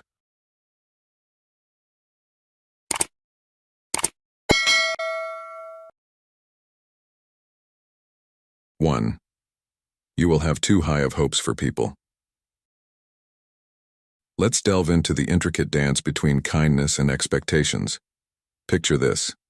You've extended a hand of generosity, perhaps helped a friend move or gone out of your way to support a colleague. Yet, when the tables turn and you find yourself in need, they don't reciprocate. It stings, doesn't it? William Shakespeare aptly said, "Expectation is the root of all heartache," and this is a sentiment that resonates deeply within Stoic philosophy. Think about how you're constantly kind, always putting others first and hoping they'll do the same for you. But here's the kicker. People often don't meet these expectations. It's not necessarily because they're unkind or ungrateful. Rather, they're just living their lives, preoccupied with their own struggles and priorities. The Stoics teach us to embrace reality as it is, not as we wish it to be. They urge us to practice kindness for its own sake, without attaching strings of expectation. Seneca, a renowned Stoic philosopher, once said, "He who receives a benefit with gratitude repays the first installment on his debt." While this may seem to encourage expecting gratitude in return, it's actually a call to us to focus on the virtue of giving itself. The true essence of generosity lies in the act, not in the anticipated response. By giving without expecting anything back, we free ourselves from the chains of disappointment. But let's be honest, achieving true selflessness is no easy feat. Often, even our most altruistic actions come with a silent hope for reciprocity. We yearn for others to acknowledge our efforts, to be there for us when we need them. This subtle expectation can spiral into a cycle of dependency and resentment when our kindness isn't reciprocated. It's a trap that leads to frustration and emotional exhaustion. The Stoics, however, offer a liberating perspective. They remind us that the fault lies not with others but with our own misplaced expectations. People are, after all, just like us, navigating their own challenges and focusing on their own well-being. By realigning our expectations to reflect this reality, we can liberate ourselves from the pangs of disappointment. Marcus Aurelius, another Stoic sage, advised, "Accept the things to which fate binds you and love the people with whom fate brings you together, but do so with all your heart."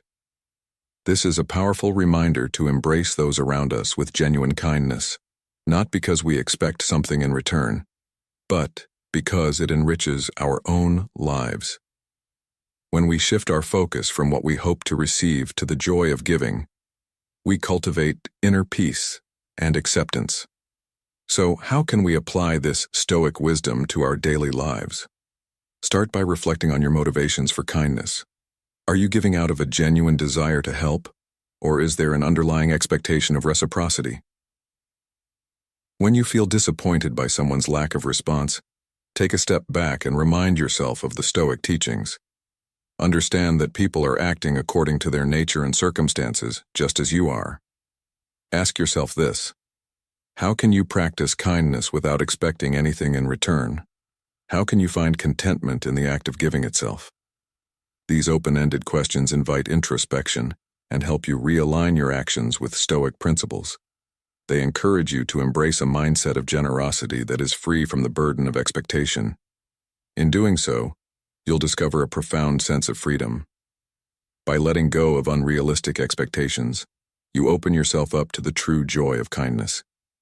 You'll find that your relationships improve, not because others change, but because your perspective shifts. You become more resilient, more at peace, and more accepting of the ebb and flow of human interactions. Remember, kindness isn't about getting something in return.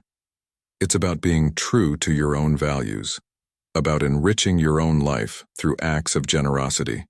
As Epictetus, another Stoic philosopher, wisely noted, wealth consists not in having great possessions, but in having few wants. Apply this to kindness, and you'll see that true wealth lies in giving without the weight of expectation. Let kindness flow from you naturally and without reservation. Embrace the wisdom of the Stoics. Give freely, expect nothing, and find joy in the act itself. Reflect on your motivations, adjust your expectations, and watch as your life becomes richer and more fulfilling. By doing so, you'll not only avoid the heartache of unmet expectations, but also cultivate a deeper sense of inner tranquility and connection with those around you. So I ask you, how will you let go of your expectations and embrace true kindness today? How will you transform your acts of generosity into sources of personal joy and inner peace? Let these questions guide you on your Stoic journey, leading you to a life of greater fulfillment and serenity. 2. People will only expect you to give them something. When you delve deeper into the depths of kindness, you may uncover a paradoxical truth. Generosity, if unchecked, can indeed lead to the ruin of your life. While the philosophy of Stoicism celebrates virtuous action and rational living, it also cautions against the pitfalls of excessive giving. Marcus Aurelius once said, "Do not act as if you were going to live 10,000 years. Death hangs over you. While you live, while it is in your power, be good." But what happens when goodness is misconstrued and generosity becomes a gateway to personal turmoil? Consider the delicate balance between selflessness and self-preservation. The Stoics teach us that true value emerges from virtuous and rational actions, not merely from meeting the desires of others. This philosophy underscores the importance of maintaining control over our choices and protecting our mental well-being. In our habitual lives, we construct comfort zones which can be beneficial or detrimental. When generosity becomes indiscriminate, it fosters dependency and sets an expectation. If you consistently assume the role of the giver, those you help will come to expect it as the norm, settling comfortably into their dependency and shirking their responsibilities. Seneca wisely noted, "No man was ever wise by chance." By constantly giving without discretion, you inadvertently relieve others of their duties, creating an imbalance that can erode your own well-being. It's essential to recognize that if you do not prioritize your own needs, others will not do it for you. Those who benefit from your relentless generosity are unlikely to encourage you to take care of yourself, as doing so would disrupt their comfortable existence.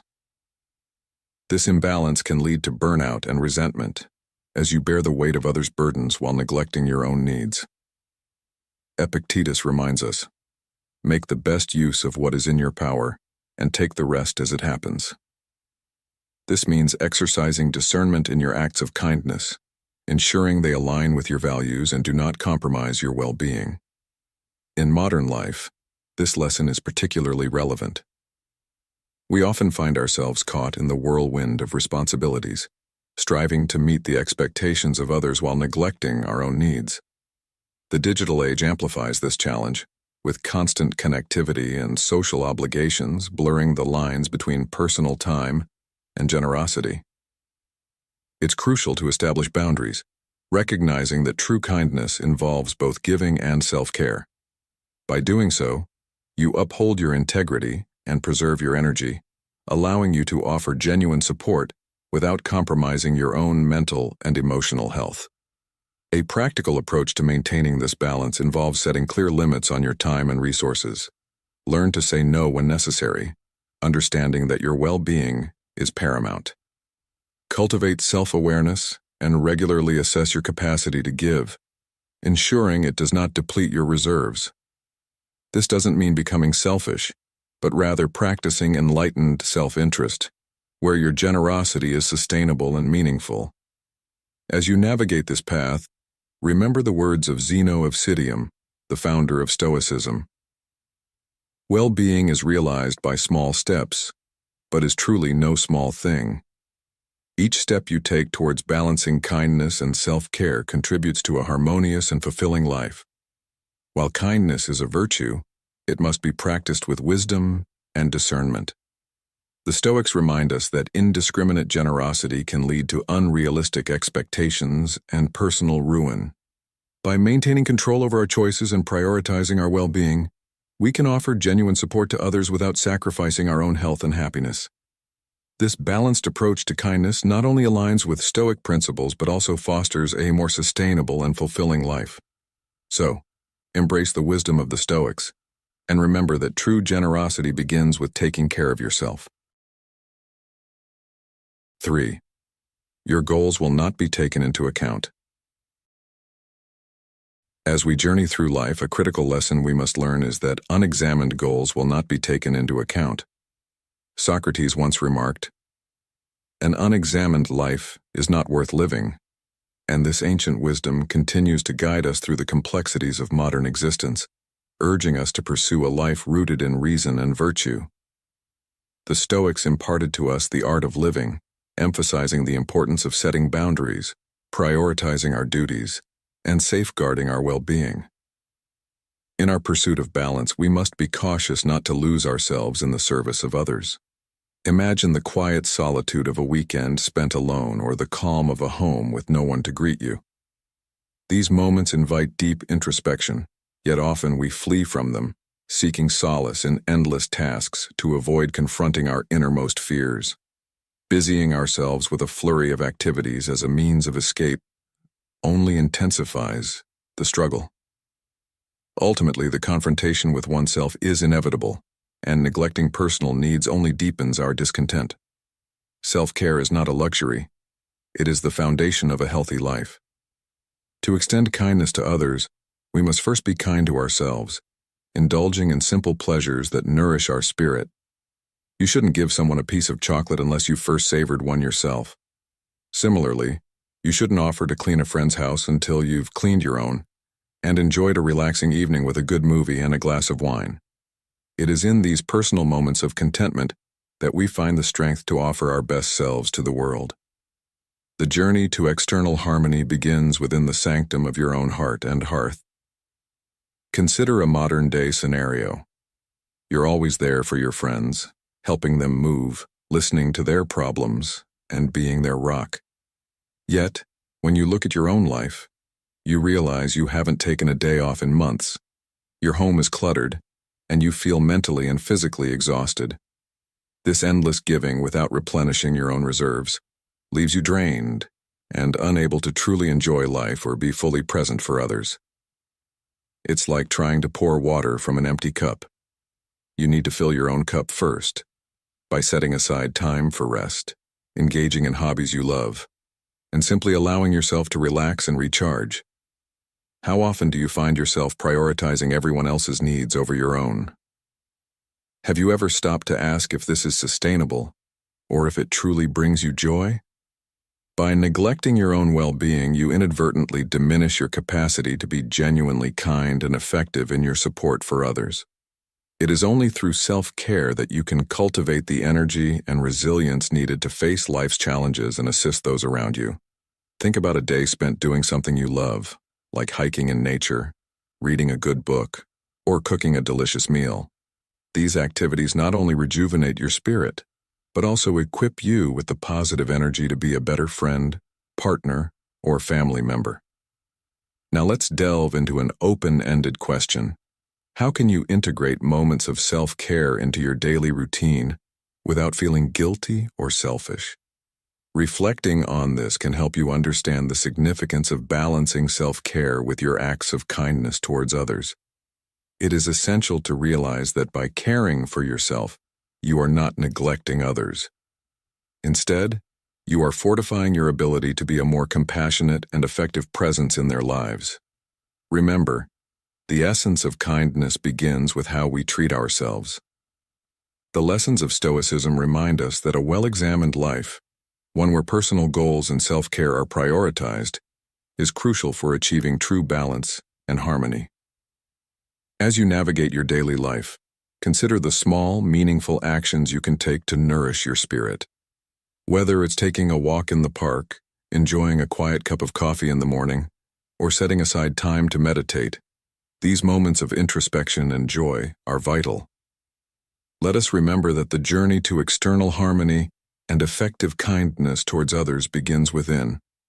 By prioritizing our own well-being, we not only improve our own lives but also enhance our capacity to support and uplift those around us. This balance is the cornerstone of a fulfilling and examined life. So, ask yourself today, what small act of self-care can I incorporate into my routine, and how will it enhance my ability to be kind to others? By addressing this, you are taking a significant step towards a life of balance, harmony, and true kindness. 4. On personal strength and boundaries. In the realm of Stoicism, we learn the vital importance of inner strength and self-mastery. Marcus Aurelius, one of the most revered Stoic philosophers, reminds us, "You have power over your mind, not outside events. Realize this, and you will find strength." This principle encourages us to cultivate personal strength by setting clear boundaries and practicing unwavering self-discipline. It's not about constructing impenetrable walls, but rather about reinforcing the gates of our willpower and determination. When you stand resolute in your beliefs and duties, you naturally command respect rather than eliciting pity. Picture a craftsman who achieves mastery through focused effort and well-defined boundaries. In the same way, by delineating your personal limits, you become the architect of your own respect. Neglecting these boundaries can unintentionally signal weakness, similar to someone who perpetually surrenders to the demands of their superiors. This can lead to others offloading their burdens onto you, mistaking your kindness for submission. However, the moment you firmly assert a no, you ignite a newfound respect in their eyes. Now let's delve deeper into the broader implications of kindness and how it can, paradoxically, ruin your life, if not tempered with wisdom. Seneca once said, "A gift consists not in what is done or given, but in the intention of the giver or doer." While kindness is often lauded as a virtue, it is essential to understand its potential pitfalls when it is not balanced with self-respect and clear boundaries. Are you giving out of genuine generosity, or are you seeking approval and avoiding conflict? This distinction is crucial because misplaced kindness can lead to burnout, resentment, and even exploitation. Consider how, in your desire to be kind, you might overcommit yourself, saying yes to every request, and thereby spreading yourself too thin. This not only diminishes the quality of your contributions, but also erodes your own well-being. Have you ever felt overwhelmed by the demands of others, feeling as though you have no time left for yourself? This is a common consequence of unchecked kindness. Reflect on how setting boundaries can serve as an act of kindness towards yourself, preserving your energy and ensuring that your generosity is sustainable. Furthermore, kindness without discernment can attract those who seek to take advantage of your good nature. Epictetus wisely noted, "Whoever is going to listen to you will listen even if you speak late, and whoever is not going to listen will not listen even if you speak first." In other words, not everyone is deserving of your kindness, and it's important to recognize those who respect and appreciate it versus those who exploit it. Have you ever felt taken for granted, as though your kindness is expected rather than appreciated? By being discerning in your kindness, you protect yourself from such exploitation and ensure that your efforts are genuinely valued. Additionally, excessive kindness can blur the lines between empathy and self-sacrifice. While empathy allows us to connect with others and understand their struggles, self-sacrifice can lead to neglecting our own needs and priorities. Have you ever found yourself prioritizing others to the point where your own needs are consistently sidelined? This imbalance can lead to feelings of frustration and depletion, ultimately undermining your ability to help others effectively. By maintaining a balance between empathy and self-care, you ensure that your kindness is both genuine and sustainable. Moreover, practicing kindness should not come at the cost of your own integrity and values. Socrates asserted, "The greatest way to live with honor in this world is to be what we pretend to be." This means that our kindness must align with our true selves and not be a facade to gain social acceptance. Have you ever acted kindly just to fit in or be liked, even when it went against your own principles? This dissonance can create internal conflict and diminish your self-esteem. True kindness emanates from a place of authenticity and aligns with our core values. In a world that often equates kindness with weakness, it's crucial to remember that setting boundaries and asserting your needs is not selfish, but a form of self-respect. It ensures that your kindness is not exploited and that you maintain your own well-being. By doing so, you embody the Stoic principle of inner strength and fortitude. How do you currently balance kindness with self-respect in your life? Reflecting on this question can help you identify areas where you may need to establish firmer boundaries or practice more self-care. 5. On selective assistance and genuine relationships.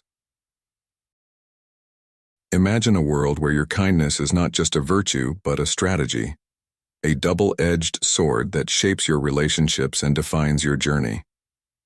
We unravel a paradox within Stoic philosophy that reveals how kindness, when misapplied, can lead to unforeseen consequences.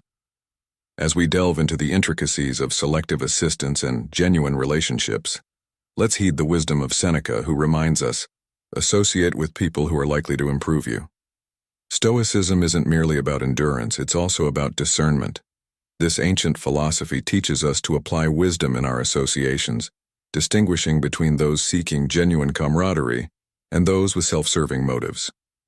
In our modern lives, we often encounter fair-weather friends, those who flock to us in times of need but disappear when the skies clear. This realization, while logical, should not be misconstrued as a license for exploitation or for closing our hearts to others. Instead, it's about conserving your energy for what truly matters and investing in relationships that are reciprocal and nurturing. Reflect on your daily interactions. How many colleagues have extended an invitation for a casual coffee or a beer without any underlying agenda?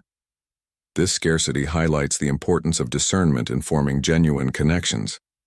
As Seneca wisely counseled, associate with people who are likely to improve you.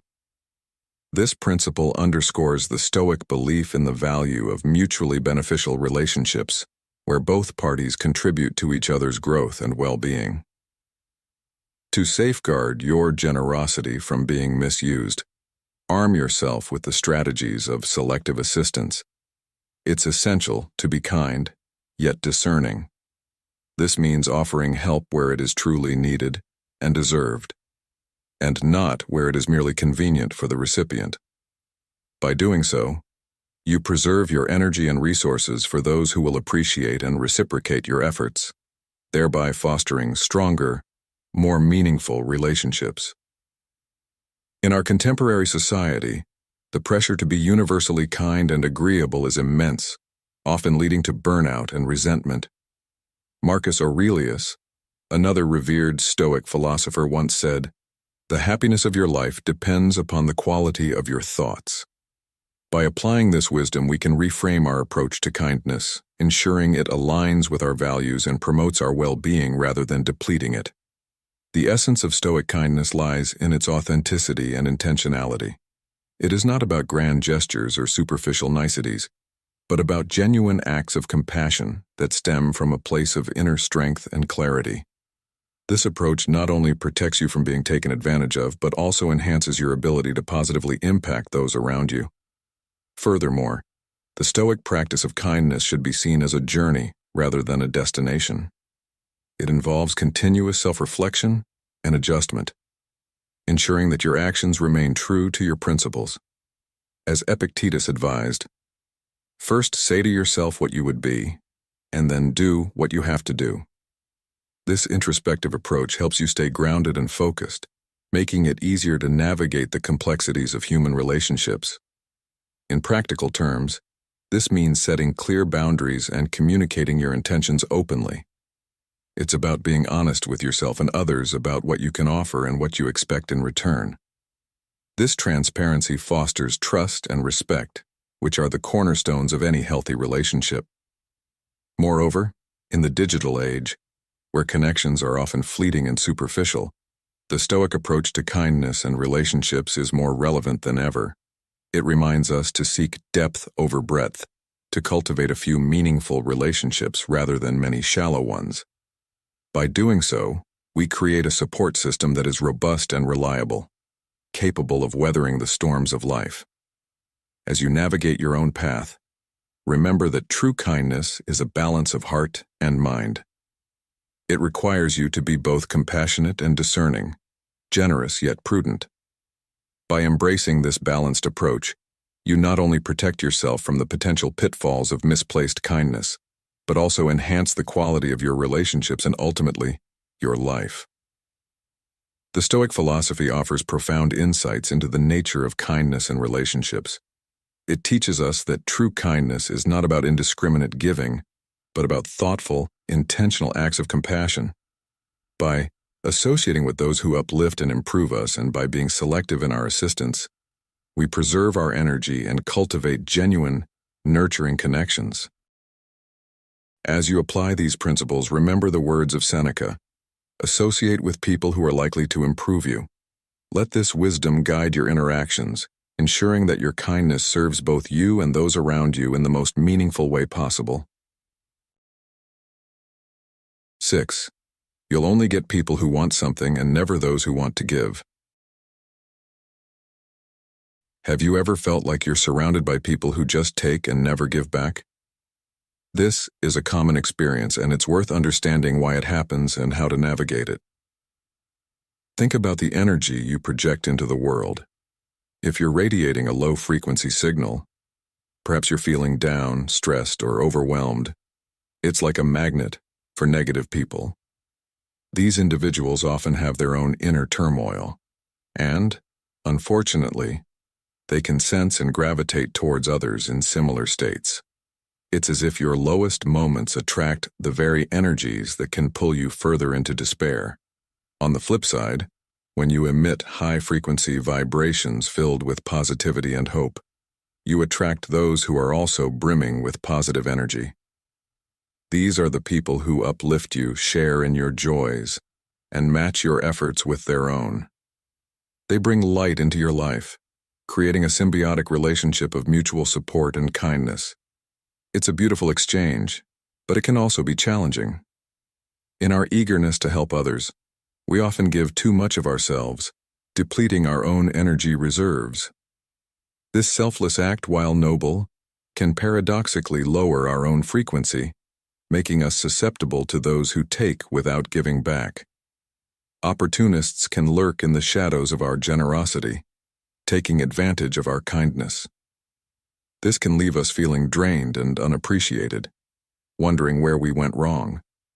So, how do we navigate this complex web of giving and taking without losing ourselves in the process? How do we ensure that our beacon of light doesn't dim but instead shines brightly, attracting those who are willing to share their light with us? Let's take a moment to explore a modern-day story that illustrates this concept. Meet Sarah, a dedicated nurse working tirelessly through the pandemic.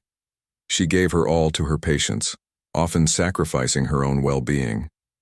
Her energy levels dropped, and she found herself surrounded by colleagues who took advantage of her willingness to help, piling their tasks onto her.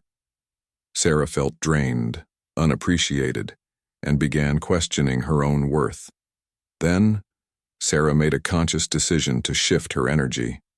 She started setting boundaries, focusing on self-care, and engaging in activities that recharged her spirit. Gradually, she noticed a change. She began attracting colleagues who were equally dedicated and supportive. These new connections brought joy and balance into her life, proving that by raising her own frequency, she could attract positive energy and mutually beneficial relationships. This brings us to an essential point: the importance of maintaining our energy levels. It's crucial to practice self-care, set boundaries, and surround ourselves with people who respect and uplift us. By doing so, we can continue to give without feeling depleted. Think about your own life. Are there times when you felt taken advantage of because of your kindness? How did it make you feel, and what steps did you take to change that situation? Share your experiences in the comments below. Your insights could help someone else facing similar challenges. In essence, kindness should not be a one-way street. It's about balance and reciprocity. When we understand the dynamics of the energy we project and receive, we can navigate our relationships more effectively. We can ensure that our kindness attracts those who are willing to give as much as they take, creating a harmonious flow of positive energy. Remember, it's okay to be kind, but it's also okay to protect your own well-being. By maintaining a high-frequency vibration and setting healthy boundaries, you can attract the right people into your life. Those who will bring light, share joy, and build you up rather than drain you. Kindness doesn't have to ruin your life. Instead, it can enrich it when balanced with self-care and the right relationships. So let your light shine, but ensure it's fueled by mutual respect and positive energy. Your well-being matters just as much as the kindness you extend to others. If you've made it this far, you're embracing the power of Stoicism. Drop a comment saying, "I choose wisdom," to show you're committed to this enlightening journey. Stay tuned. The journey to true understanding is just beginning. 7. The Stoic virtue of temperance. Temperance is one of the fundamental Stoic virtues, embodying the essence of moderation and self-restraint. Contrary to Oscar Wilde's provocative claim, moderation is a fatal thing. Nothing succeeds like excess. The Stoics would argue that it is precisely this virtue that safeguards us from the pitfalls of overindulgence. Imagine for a moment how the practice of temperance could shape your daily life. The Stoics taught that by controlling our desires and understanding the importance of enough, we can prevent ourselves from falling into the trap of excess, thus avoiding the vices that come with it. This isn't just about saying no to that extra piece of cake or declining another drink. It's about maintaining a balanced relationship with all aspects of life. Have you ever noticed how, when something becomes scarce, our desire for it often grows stronger? This is the crux of addiction. It starts with a simple craving, perhaps an innocent indulgence, but slowly it can become a habit that is hard to break. Think about a time when you may have indulged a bit too much, whether it was food, drink, or even the thrill of gambling. Did you recognize the shift in your behavior? More importantly, did those around you notice it before you did? Their observations come from a place of concern and love, not judgment.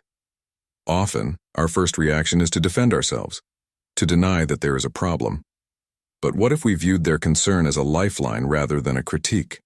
The Stoics would urge us to embrace this feedback, using it to steer us back to the path of virtue and balance. Now, let's dive deeper into how this plays out in everyday scenarios. Picture yourself at a social gathering. There's an abundance of food and drink, laughter fills the air, and the night is young. It's easy to lose track of how much you've consumed. The Stoic practice of temperance would advise taking a moment to pause and reflect. Have I had enough? This small act of mindfulness can prevent the slide into overindulgence. It's not about depriving yourself of joy, but rather about enjoying in moderation, maintaining control over your desires. How often do we consider the long-term impact of our short-term pleasures? This is where temperance becomes crucial. By practicing restraint, we safeguard our health, our relationships, and our overall well-being. Remember the words of Epictetus, "No man is free who is not master of himself." Being a master of oneself involves understanding and practicing temperance. It means making conscious choices that align with our values and long-term goals, rather than succumbing to fleeting desires. Think about your daily habits. Are there areas where you could practice more temperance? Perhaps it's in your spending habits, your consumption of media, or even in the way you manage your time. The Stoics believed that by exercising moderation in all things, we can achieve a state of inner peace and contentment. This doesn't mean living a life of austerity, rather it means finding joy in moderation and balance. Let's consider another perspective. When we practice temperance, we are also demonstrating respect for ourselves and others. It shows that we value our well-being and that of those around us. It sets a positive example and fosters an environment of mutual respect and understanding. Have you ever considered how your actions influence those around you? By embodying temperance, you inspire others to do the same.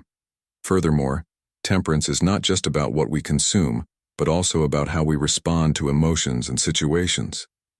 It's about finding the middle ground in our reactions, avoiding extremes, and maintaining a sense of calm and control.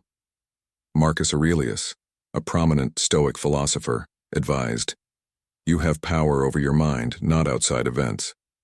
Realize this, and you will find strength." This strength comes from the practice of temperance, from not letting external circumstances dictate our internal state. In modern life, where the pace is often fast and the pressure's high, practicing temperance can be a revolutionary act. It allows us to step back, evaluate our choices, and make decisions that contribute to our overall happiness and fulfillment. How can you incorporate more temperance into your daily routine? Maybe it starts with small steps like setting limits on screen time, choosing healthier food options, or taking time each day to reflect on your actions and their impacts. Let's engage in a moment of reflection together. Consider the areas of your life where excess might be creeping in.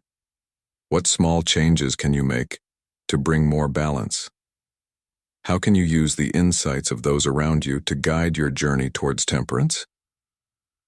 By asking these questions, we open ourselves up to growth and improvement, embracing the Stoic virtue of temperance in a meaningful and impactful way. Temperance is more than just a virtue. It's a way of life that fosters self-control, balance, and inner peace. By practicing moderation, we not only enhance our own lives, but also positively influence those around us. So the next time you find yourself at the crossroads of desire and restraint, remember the wisdom of the Stoics and choose the path of temperance. How will you incorporate this virtue into your life today? 8. Confront the paradox of virtue. While Stoicism champions the virtue of kindness, it also warns of the paradoxes that come with it. Stoicism teaches us to pursue righteousness, not for accolades, but for the inherent value of virtuous action. As Seneca once said, "Virtue is nothing else but right reason." The essence of Stoicism lies in aligning our actions with our moral compass, thereby forging an unassailable character that remains steadfast amid the tumult of slander and doubt. However, the world often greets genuine kindness with skepticism. Acts of benevolence, intended to uplift and support, may instead incite suspicion and distrust, leading others to question your motives rather than appreciate your goodwill. This skepticism is not just a reflection of the individuals around you, but a broader commentary on societal distrust. In today's world, where ulterior motives often lurk behind acts of generosity, it's not surprising that true kindness is met with doubt. We must be discerning in our actions and associations, recognizing when to distance ourselves from the insincere. Marcus Aurelius aptly noted, "The soul becomes dyed with the color of its thoughts." Thus, to maintain our integrity, we must ensure that our kindness is genuine and devoid of any subterfuge. While this paradox of kindness can be disheartening, it is essential to understand that Stoicism calls for virtue to be practiced for its own sake. The Stoic sage embraces the challenge, knowing that the value of their actions lies in the intention and not the reception. This principle is crucial in modern life, where the quest for authenticity is often thwarted by the prevalence of superficiality. To navigate this, one must adopt a mindset of resilience and discernment, remaining true to oneself while being cautious of the motivations of others. Imagine offering a helping hand only to be met with a wary glance. This scenario, though common, should not deter us from our path of righteousness. Instead, it should strengthen our resolve to act rightly regardless of external validation. Epictetus reminds us, "Don't explain your philosophy, embody it." By embodying Stoic principles, we focus on our internal virtues rather than external rewards, thus preserving our peace of mind. In practical terms, this means practicing kindness with the understanding that not everyone will appreciate it. Instead of seeking gratitude or recognition, let the act of being kind be its own reward. This mindset shift allows us to continue performing good deeds without becoming disillusioned by the reactions of others. It also protects us from the emotional turmoil that often accompanies unreciprocated kindness. Modern life is rife with opportunities to practice this Stoic virtue. From professional settings where corporate politics may cloud genuine acts of support, to personal relationships where past betrayals may taint present intentions, maintaining a Stoic approach to kindness ensures that our actions remain pure and our spirits untroubled.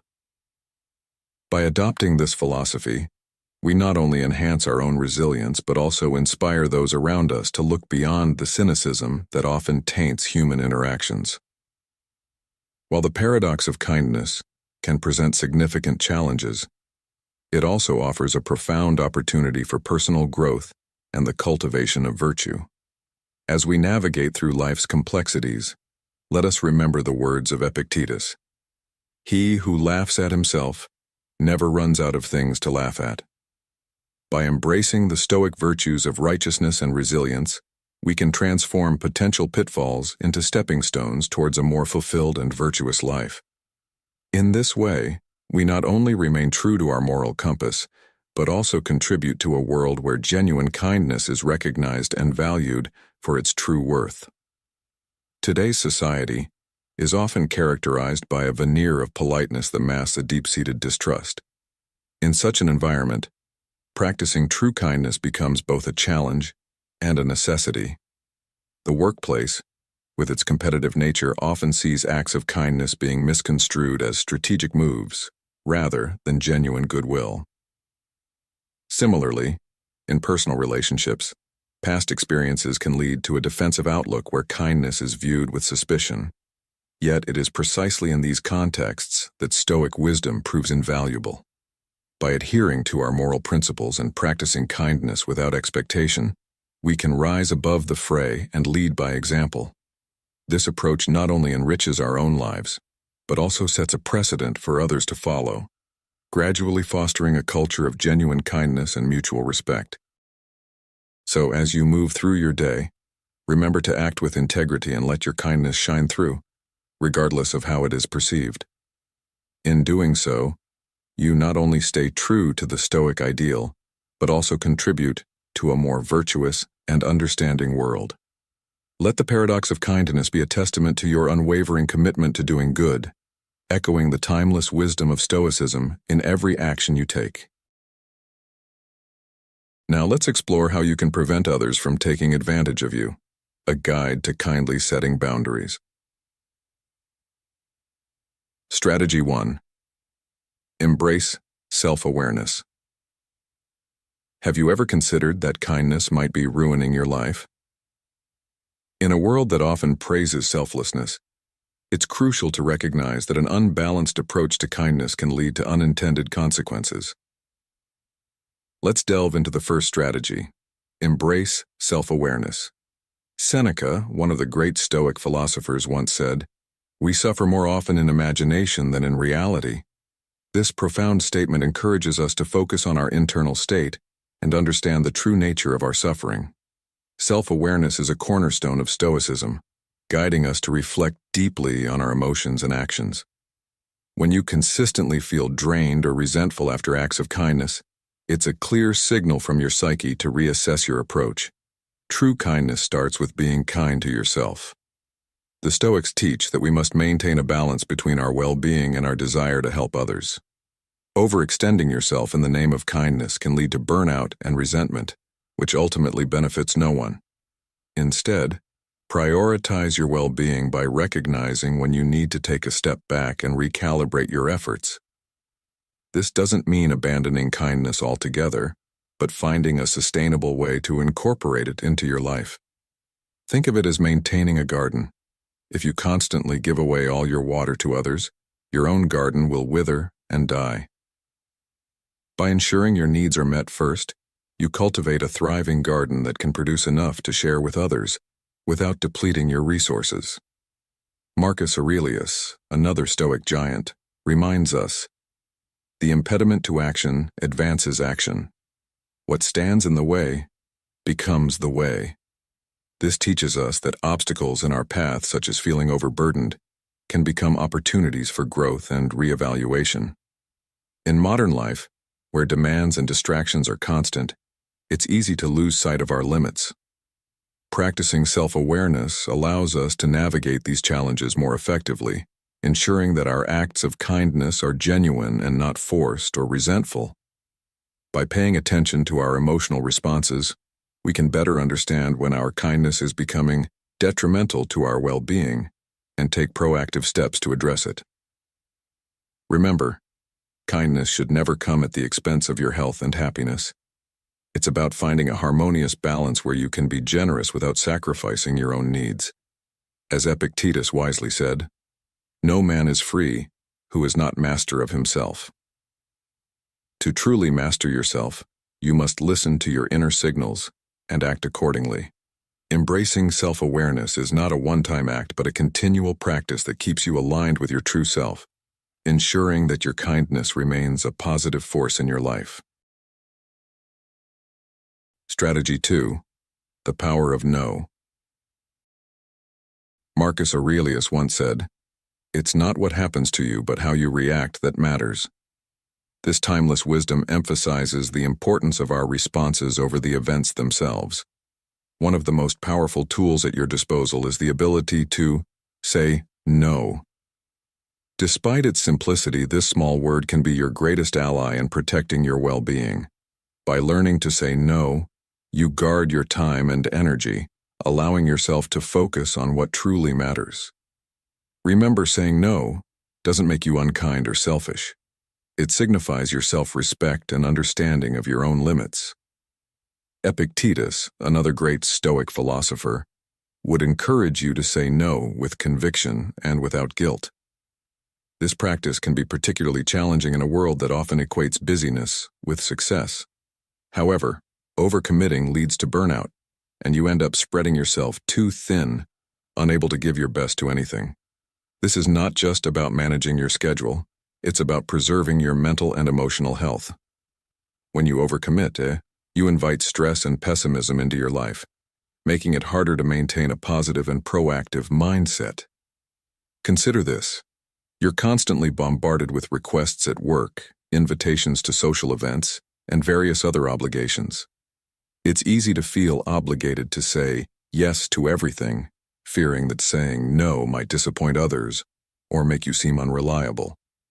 However, this mindset often leads to a chaotic, overburdened life. Picture a modern professional named Alex, who is always saying yes to every project and social event. Alex believes that this will prove his dedication and reliability. However, over time, Alex becomes exhausted, less productive, and starts to resent the very activities he once enjoyed. His relationships and work quality begin to suffer because he can't give his full attention and energy to any one thing. By contrast, when you learn to say no strategically, you free yourself to focus on what is most important to you. This doesn't mean you should refuse every request, but rather that you should be selective and mindful about where you direct your efforts. This way, you can invest more deeply in fewer commitments, bringing your best self to each one. How do you feel when you say yes to something you really want to decline? Reflect on the consequences of overcommitting and how it affects your life. Does it bring you closer to your goals, or does it scatter your efforts? Asking yourself these questions can help you recognize the value of saying no. It's a skill that requires practice, but the benefits are profound. You'll find yourself with more time and energy to dedicate to the things that truly matter, and you'll likely experience a greater sense of fulfillment and balance. To sum up, the power of no is not just about refusal, but about prioritizing your well-being and respecting your own limits. It allows you to focus on what matters most, bringing clarity and balance to your life. Embrace this strength as a vital component of your self-care routine. Remember, by saying no to others, you're saying yes to yourself and your most important priorities. This is not an act of selfishness, but of wisdom and self-respect. Take this lesson to heart, and you'll find that the quality of your life improves significantly. Strategy 3. Honor your personal time. And now let's dive deeper into this topic. Let's unravel the essence of why honoring your personal time is crucial and how it intertwines with the principles of Stoicism to help you lead a balanced, fulfilling life. Think of a place within your day that belongs solely to you. This is not just a time slot on your calendar. It's your sanctuary, a space where you can recharge, reflect, and reconnect with yourself. Epictetus, a revered Stoic philosopher, once said, "Freedom is the only worthy goal in life." This freedom, in its truest form, is the liberty to allocate time for yourself, away from the chaos of daily demands.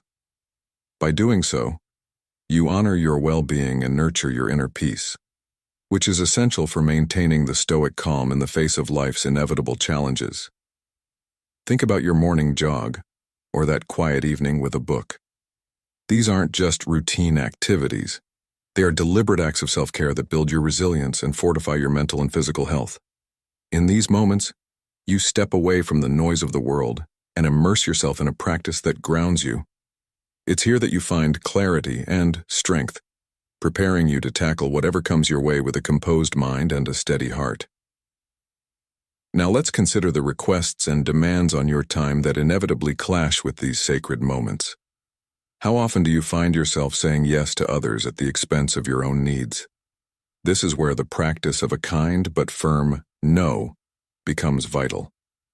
It's not about being selfish. It's about recognizing that your well-being is paramount. By protecting your personal time, you ensure that you can show up as your best self for others when it truly matters. Reflect on Marcus Aurelius's wisdom. You have power over your mind, not outside events. Realize this, and you will find strength. Your mind and body are your domains, and you have the power to choose how you spend your time. When you prioritize your self-care, you are exercising this power. It's a conscious decision to invest in your health, happiness, and overall quality of life. Ask yourself this: how do you feel after you honor your personal time versus when you neglect it? The difference is profound. When you give yourself the gift of these moments, you return to your responsibilities refreshed and more capable. You become more patient, more focused, and more resilient. Conversely, when you disregard your need for self-care, you may find yourself overwhelmed, irritable, and less effective in your endeavors. Let's delve deeper into the practicalities. How can you protect this personal time? Start by identifying what activities genuinely rejuvenate you. Is it a morning run, meditation, journaling, or simply sitting in silence? Once you've identified these, schedule them as non-negotiable appointments with yourself. Communicate your boundaries to those around you. Explain that this time is essential for your well-being, and stick to it. Remember the words of Seneca, another Stoic sage. It is not that we have a short time to live, but that we waste a lot of it. Time is our most valuable resource. When you honor your personal time, you are making a profound statement about your values and priorities. You are saying that your health, happiness, and peace of mind are worth protecting. Consider the ripple effect of this practice. By modeling the importance of self-care, you encourage others to do the same. Your actions speak louder than words, and by showing that you value your personal time, you inspire those around you to honor theirs. This creates a culture of respect and understanding, where everyone is empowered to take care of themselves. I invite you to reflect. What are the sacred moments in your day that you need to protect? How can you start today to honor your personal time more fiercely? As you ponder these questions, remember that this practice is a journey. It requires mindfulness, commitment, and a deep understanding of your worth. Honoring your personal time is not just a luxury, it's a necessity. It is a practice rooted in the Stoic philosophy that teaches us the importance of inner freedom and resilience. By fiercely protecting these moments, you invest in your well-being, enabling you to navigate life's challenges with grace and strength. So, embrace this practice wholeheartedly and watch how it transforms your life for the better. Strategy 4. Discern and distance from energy drains. Imagine embarking on a journey where every step you take, you are burdened by invisible weights, sapping your strength and clouding your vision. This isn't a dramatic metaphor, but a stark reality many of us face daily, often without even realizing it. Aristotle once wisely remarked, "Knowing yourself is the beginning of all wisdom." This timeless insight holds a mirror to our modern lives, urging us to reflect on the subtle yet potent drains on our energy and well-being. In our quest for a balanced and fulfilling life, it is crucial to discern and distance ourselves from energy drains. These drains often manifest as individuals or situations that perpetually demand our emotional and mental resources without offering any reciprocal benefit. Engaging with such perpetual pessimists is not a testament to our endurance, but a misallocation of our precious energy. As Marcus Aurelius, a revered Stoic philosopher, emphasized, the happiness of your life depends upon the quality of your thoughts. Surrounding ourselves with negative influences inevitably colors our thoughts and diminishes our inner peace. By identifying and distancing ourselves from these energy drains, we reclaim our mental and emotional space, allowing us to focus on what truly matters. A garden where each plant competes for sunlight, water, and nutrients. If invasive weeds are not removed, they choke the life out of the more valuable plants, stunting their growth and potential. Our lives are akin to this garden. We must be diligent gardeners, constantly assessing and pruning those elements that do not contribute to our growth and well-being. This is not an act of selfishness, but of self-preservation and wisdom. As Seneca noted, associate with people who are likely to improve you. By aligning ourselves with positive, supportive individuals, we cultivate a thriving environment for our personal and professional growth. In today's fast-paced world, we are bombarded with information and interactions that demand our attention. Social media, news cycles, and even our social circles can often become sources of relentless negativity and distraction. It is here that Stoicism offers a guiding light. The Stoic practice of voluntary discomfort can be applied by consciously choosing to limit our exposure to these energy drains.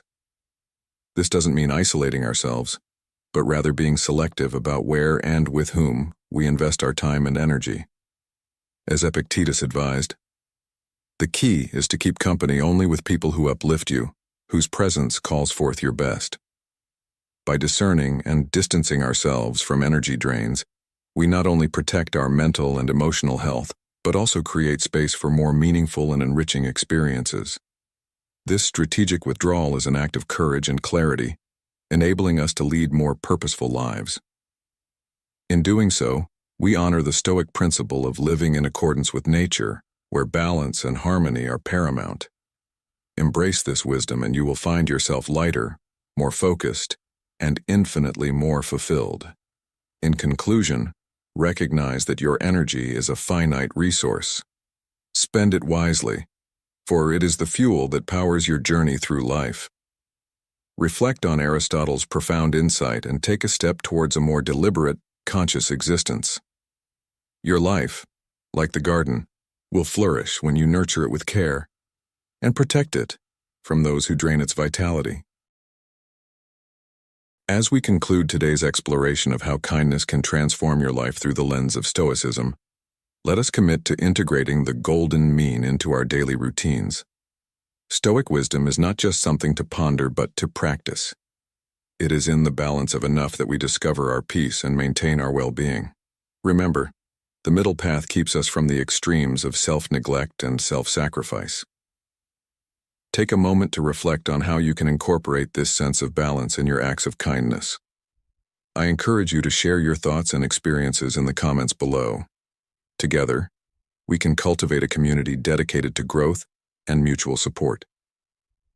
If you have found value in our journey today, please like, share, and subscribe to Stoic in Your Life for more insights into living with virtue and resilience. Don't forget to turn on notifications so you never miss our upcoming videos. Additionally, share this video with friends and family who might benefit from a Stoic perspective on generosity. Your engagement plays a crucial role in spreading the profound lessons of Stoicism to those navigating the complexities of modern life. Until next time, may you walk the Stoic path with wisdom and courage.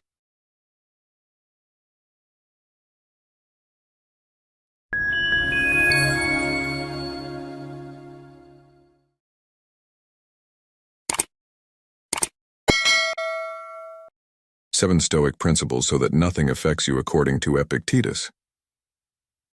How long are you going to wait before you demand the best for yourself? Epictetus. Welcome back to Stoic in Your Life, where we explore timeless wisdom to navigate the complexities of modern life. If you're constantly influenced by external opinions and seek a path to true inner peace, you're in the right place.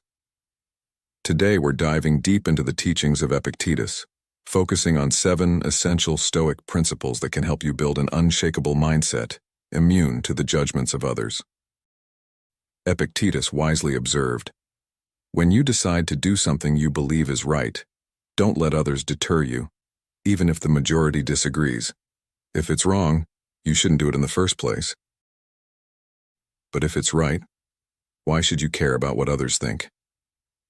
This powerful perspective forms the bedrock of our discussion. We'll explore how these principles not only shield you from unnecessary worry, but also fortify your mental resilience, allowing you to face life's challenges with calm and clarity. By internalizing these teachings, you'll find yourself less affected by external opinions and more focused on your own values and purpose. Join us as we uncover how to harness these timeless lessons to lead a more serene and fulfilling life.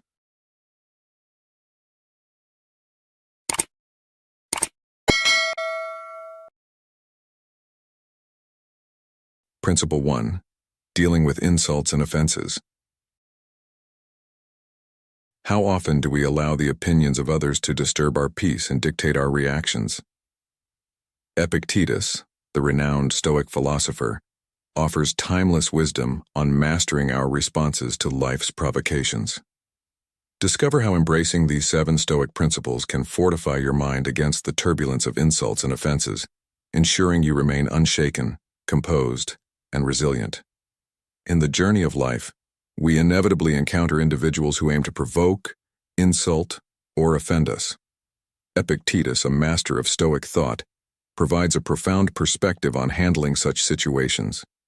He teaches us that the true harm lies not in the insult itself, but in our perception of it. Consider this insightful story. Near Tokyo, an elderly martial artist dedicated his time to imparting Zen teachings to the youth. Despite his advanced age, his reputation as an undefeated master attracted challengers, including a notorious young warrior known for his provocative tactics. This warrior thrived on exploiting his opponent's errors, baiting them into making the first move, only to counter with swift and decisive attacks. Eager to bolster his reputation, he sought to defeat the venerable old master. Despite the objections of his students, the elderly martial artist accepted the challenge.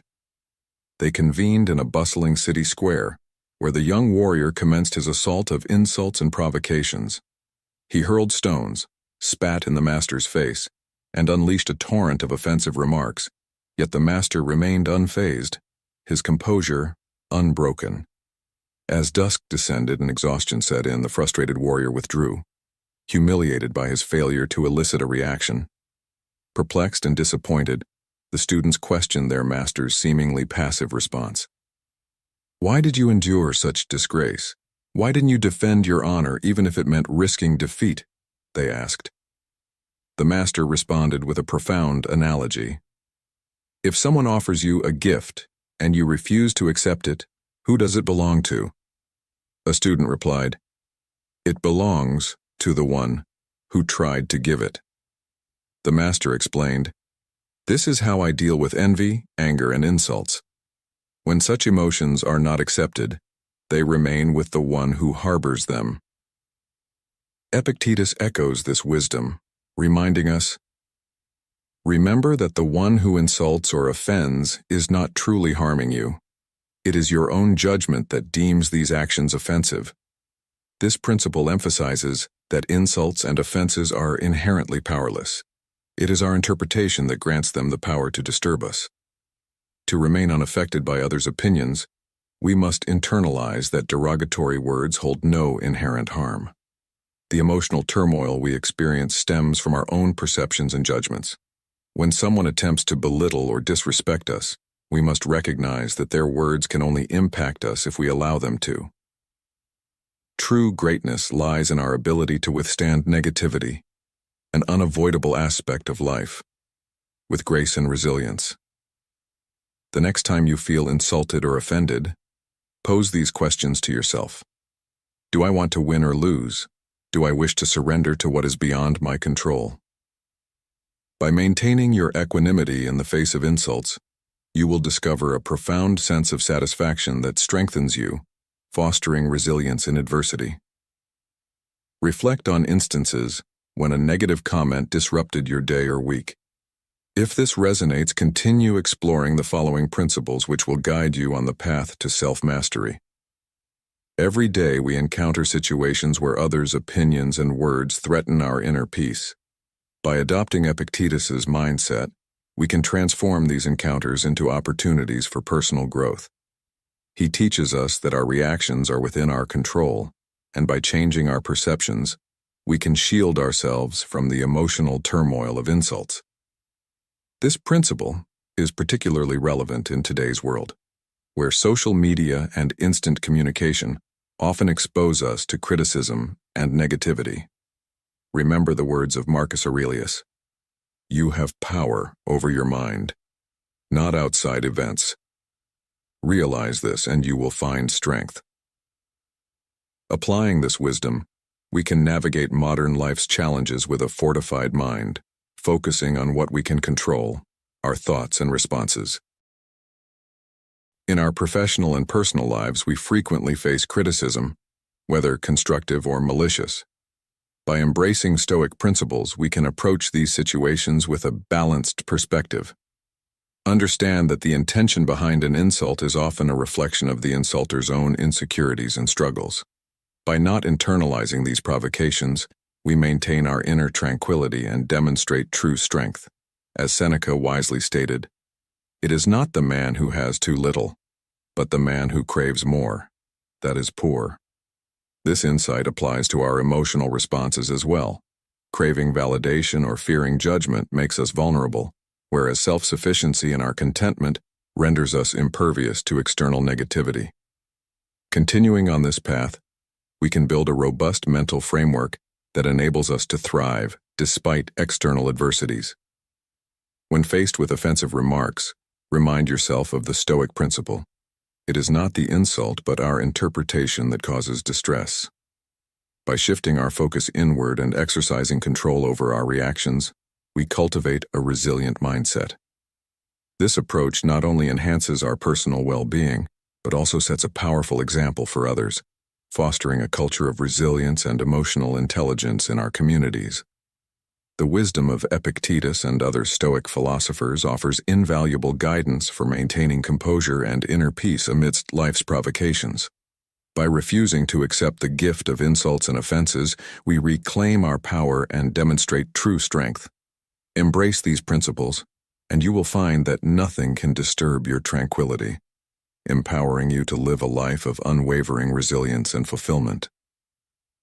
As you continue to delve into Stoic teachings, remember that each challenge is an opportunity to practice and refine your inner fortitude, leading to a more serene and empowered existence. Principle 2. Maintaining steadfast. As Marcus Aurelius wisely noted, "It is not events that disturb people, it is their judgments concerning them." This profound insight forms the core of our second principle, maintaining steadfast.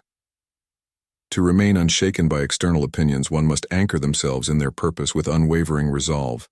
When you embark on a philosophical journey or any path of self-improvement, anticipate jeers and dismissive remarks like, "Look, a philosopher arises," or "Whence this haughty air?" These reactions are common, but they should not deter you from your path. Hold fast to humility and invest in pursuits that genuinely enrich your being. By doing so, you transform potential scorn into eventual respect. Conversely, yielding to others' views invites a double scorn, the initial mockery and the subsequent disrespect for abandoning your path. This Stoic principle is not limited to philosophy. It applies to all life facets. Too often we sacrifice our innate gifts to appease the critical masses.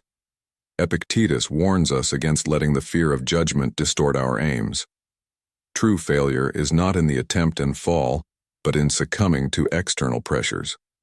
Like a modern scenario, a young artist dreams of pursuing their passion full-time, but faces constant discouragement from family and friends who deem it impractical. If they abandon their dream to conform, they betray their authentic self. On the other hand, if they persist despite the criticism, they might face initial ridicule but eventually gain respect for their dedication and success. This story highlights the importance of staying true to oneself, despite external negativity. Forsaking one's path for fear of social strife or others' scrutiny is a profound loss of self.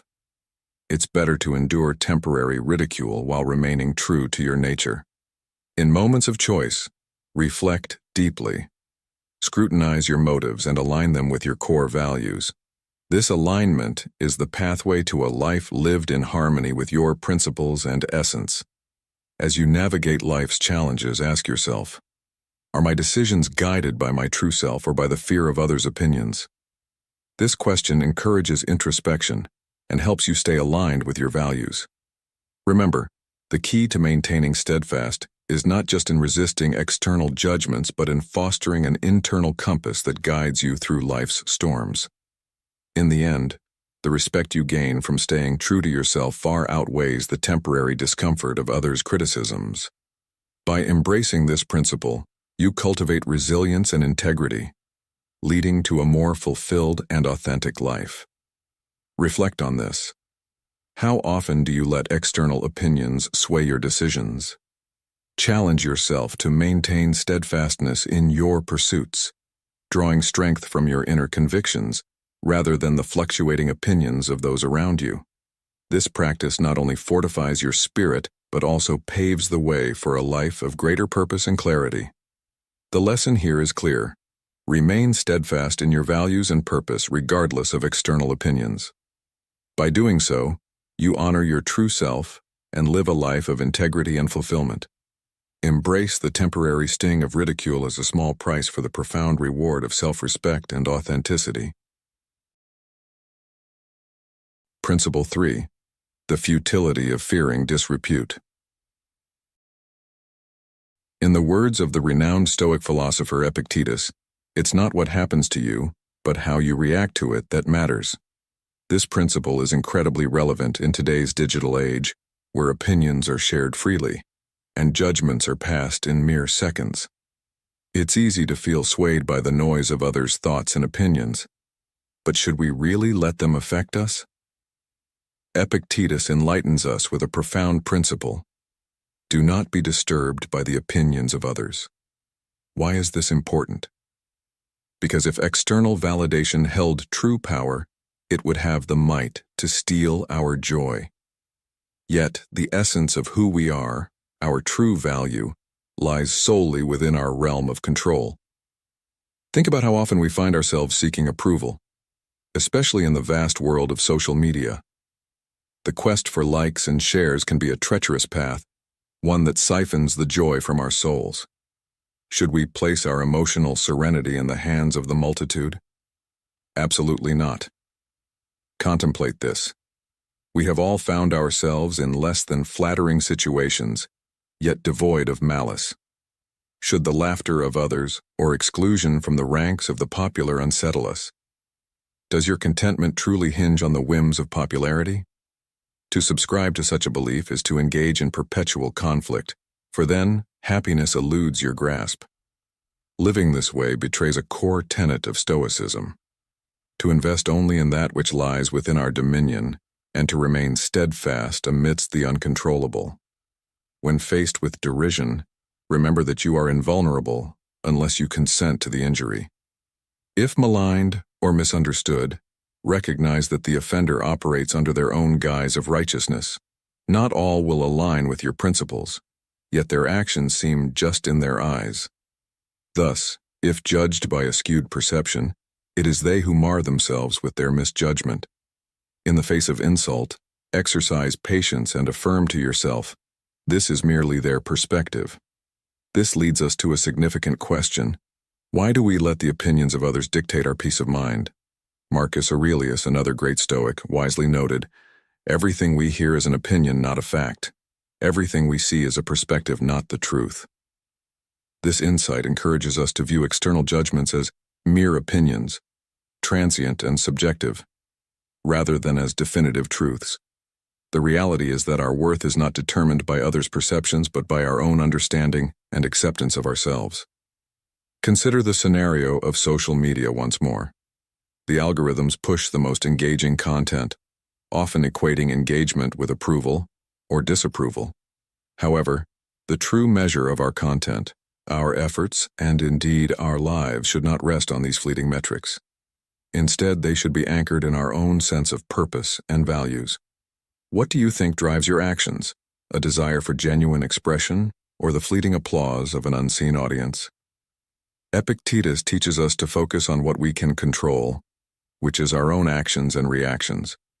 He said, "We cannot choose our external circumstances, but we can always choose how we respond to them."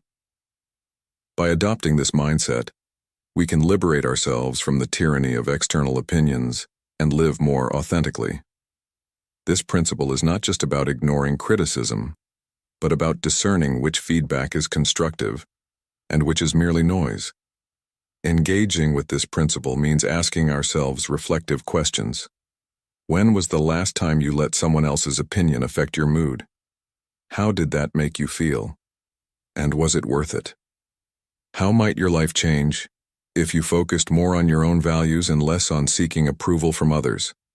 The Stoics believed in the power of rational thought to overcome irrational fears. Epictetus advised, if you want to improve, be content to be thought foolish and stupid. This is a radical departure from the need for constant validation. It suggests that true improvement and growth often come from places of discomfort and misunderstanding by others. Embrace this discomfort as a sign of progress rather than a setback. Ultimately, fearing disrepute means handing over control of your peace of mind to others. It places your happiness in the precarious hands of external validation, which is ever-changing and often unfounded. Instead, ground yourself in the principles of Stoicism. Reflect on what truly matters and let that guide your actions. As Seneca put it, as long as you live, keep learning how to live. This lifelong journey of learning and self-improvement is hindered by the constant fear of others' opinions. So, let's challenge ourselves to rise above this fear. Next time you face criticism or feel the sting of disrepute, pause and consider, is this feedback useful for my growth, or is it simply noise? How can I maintain my peace and integrity regardless of external judgments? By continuously asking such questions, we can cultivate a resilient mindset that remains unshaken by the changing tides of public opinion. Remember that the opinions of others, while sometimes insightful, do not define your worth. Your value lies in your actions, your integrity, and your adherence to your principles. By embracing Epictetus's teachings, you can navigate life with a serene mind and a resilient spirit, unaffected by the fleeting judgments of the world. How will you choose to react the next time someone casts a shadow on your reputation? Will you let it define you, or will you stand firm in your self-assuredness? The choice, as always, is yours. Thank you for being in this video. How do you apply the principles of Epictetus to your daily life? Do you have any difficulty implementing these principles? Share your thoughts with us in the comment below. Now, let's move to the next session. Principle 4. Mastery of self-control. In the realm of Stoic philosophy, the wisdom of Epictetus resonates with profound relevance, especially when contemplating the principle of self-control. As Epictetus wisely put it, "If you wish to be a writer, write." This simple yet powerful analogy extends to every facet of self-mastery. If we aspire to command our thoughts and emotions, we must diligently practice as an athlete trains for their sport. Picture your mind as a sacred sanctuary. Would you allow a stranger to disrupt this serene space? Of course not. Yet, each time we internalize an insult or succumb to anger, we essentially invite these negative forces to take residence within our inner sanctum, compromising our peace and stability. This paradox is intriguing. We meticulously protect our physical homes from intrusion, but often fail to extend the same vigilance to our mental and emotional realms. Mastering self-control is akin to fortifying your mind with an unbreakable shield. This practice is vital, not just in facing the world, but also in our personal relationships. When the spark of anger ignites, smother it with self-restraint. This conscious act can prevent a wildfire of conflict, leading to unnecessary pain and strife. Self-control serves as a foundation for tranquility and is a catalyst for profound personal transformation. Consider this truth deeply, for it holds the key to navigating life's challenges with grace and poise. Self-control is not merely an attribute, but a guiding light that helps us steer through turbulent times with composure. By cultivating this discipline, we can avoid impulsive decisions and destructive behaviors, paving the way for a harmonious and fulfilling life. Heed the timeless wisdom of Epictetus. Safeguard your mind with the same zeal you reserve for your physical well-being. In doing so, you foster a discipline that is integral to achieving inner peace and lasting happiness.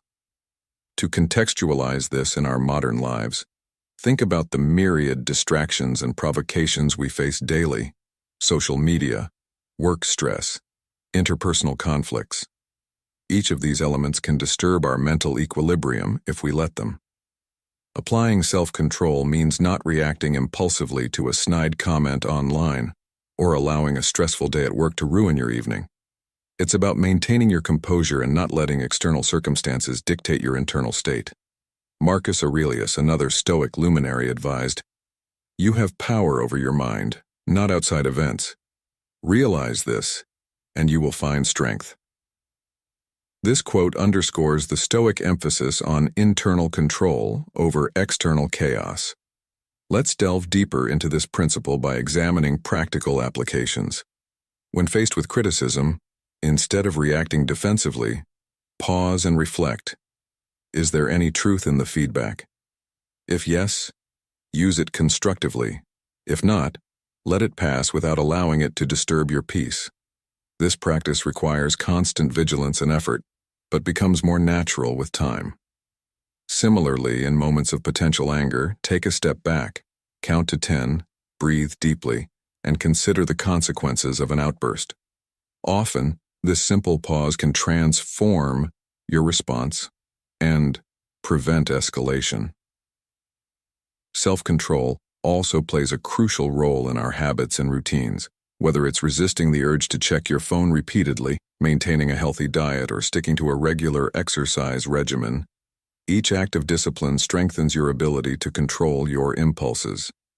Seneca, another Stoic philosopher, noted, "Most powerful is he who has himself in his own power."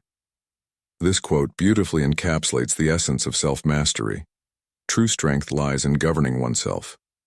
Incorporating these Stoic principles into daily life can profoundly impact your well-being. Start with small steps. Practice patience in traffic. Choose words carefully in heated discussions and make mindful decisions about how you spend your time. These incremental changes build a resilient mindset capable of withstanding life's pressures. Ultimately, the mastery of self-control is a journey, not a destination. It demands continuous effort, reflection, and commitment. But as you progress, you'll find yourself less affected by external disturbances and more in tune with a state of inner calm. The Stoics teach us that while we cannot control what happens to us, we can control how we respond. By embracing and practicing self-control, we cultivate a fortress of tranquility within ourselves, impervious to the tempests of life. So, embark on this path with dedication and let the wisdom of Epictetus guide you toward a life of peace, strength, and enduring happiness. Principle 5. Act in accordance with your best judgment. Epictetus, a sage of Stoicism, imparts a timeless lesson on the importance of acting in harmony with one's principles, irrespective of external perceptions. This principle resonates profoundly, especially in our era, where social media often dictates our sense of self-worth. We find ourselves in a world where the number of likes or shares can unduly influence our happiness, leading us to seek validation from others rather than from within. Epictetus urges us to break free from this cycle of external approval and to act based on our own ethical compass. Think about this modern-day scenario.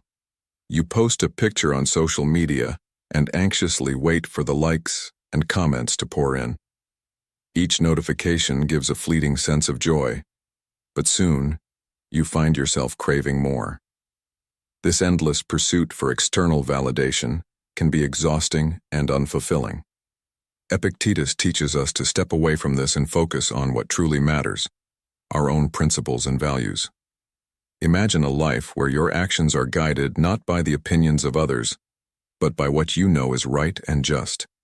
This principle is not just a call to personal authenticity, but a reminder of the value of integrity. When we align our actions with our deepest convictions, we are not just being true to ourselves, but we are also setting a powerful example for others. It's about making choices that resonate with our core beliefs, even if these choices go against the grain of popular opinion or social pressure. By doing so, we not only reinforce our own character, but also inspire those around us to consider the strength that comes from acting with integrity. Moreover, this approach to life builds a robust foundation for genuine happiness and fulfillment. It's a happiness that is self-generated, not reliant on the fleeting and often fickle judgments of others. In the grand scheme of things, our own assessment of our actions and choices, when they are in line with our principles, is what truly matters.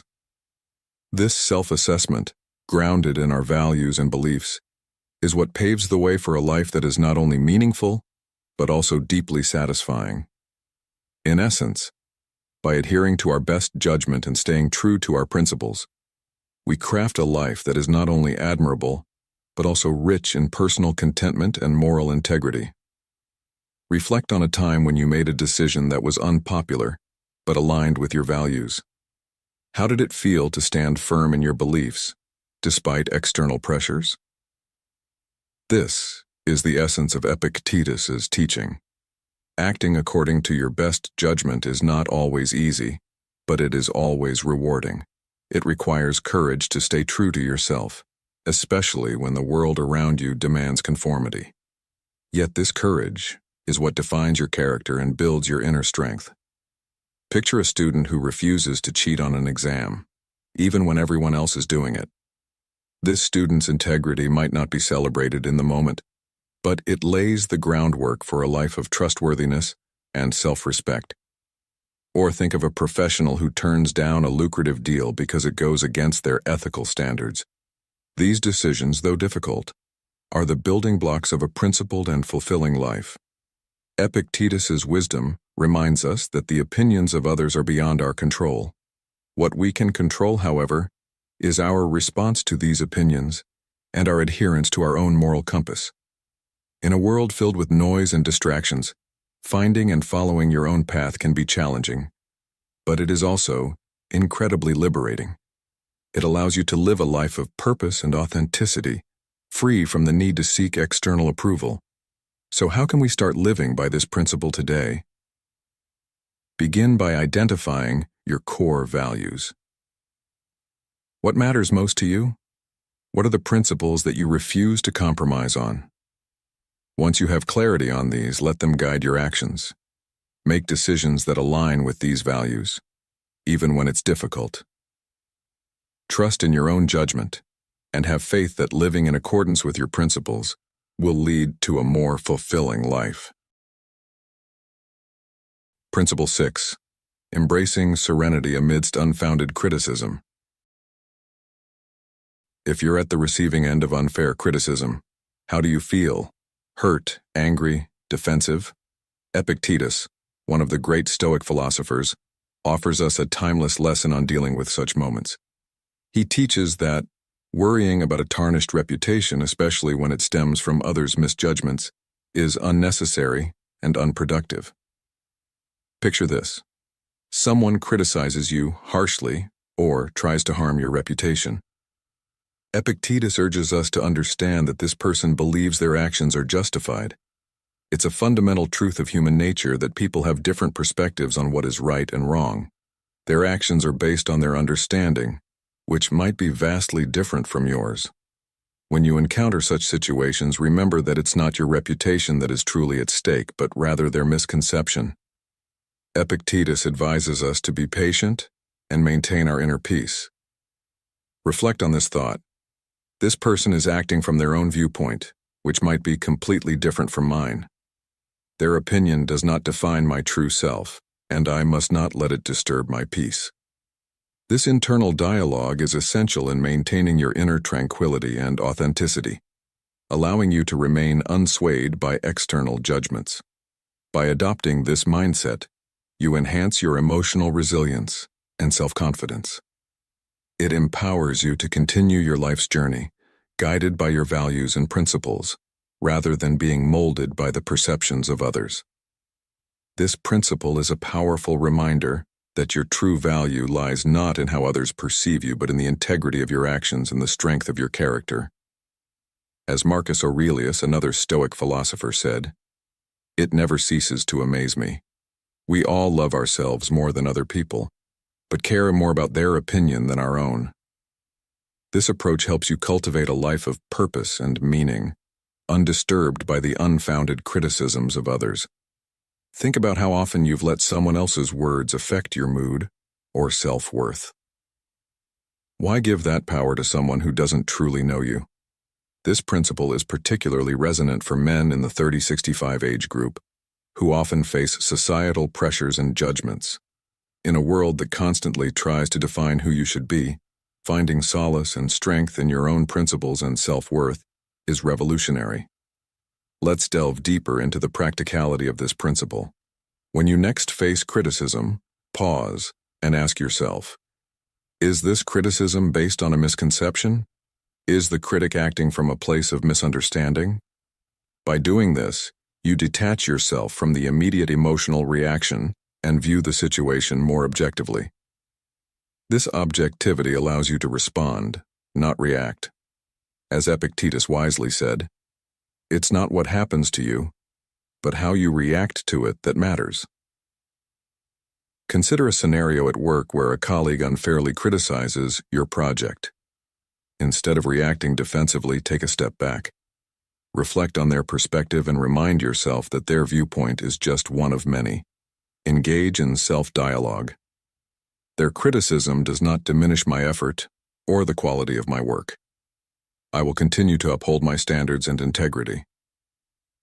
This approach not only preserves your peace, but also demonstrates a level of maturity and emotional intelligence that can inspire others. Another aspect of this principle is understanding the nature of human opinions. People often speak from their insecurities, biases, and limited perspectives. Recognizing this can help you not take their words personally. As Epictetus puts it, remember, it is not the one who reviles or strikes you who insults you, but your opinion that these things are insulting. By changing your opinion about the insult, you change your emotional response. Moreover, think about the long-term benefits of embracing this principle. How much stress and anxiety could you avoid if you weren't constantly worried about others' opinions? How much more authentic and free would your life be if you focused on your values rather than external validation?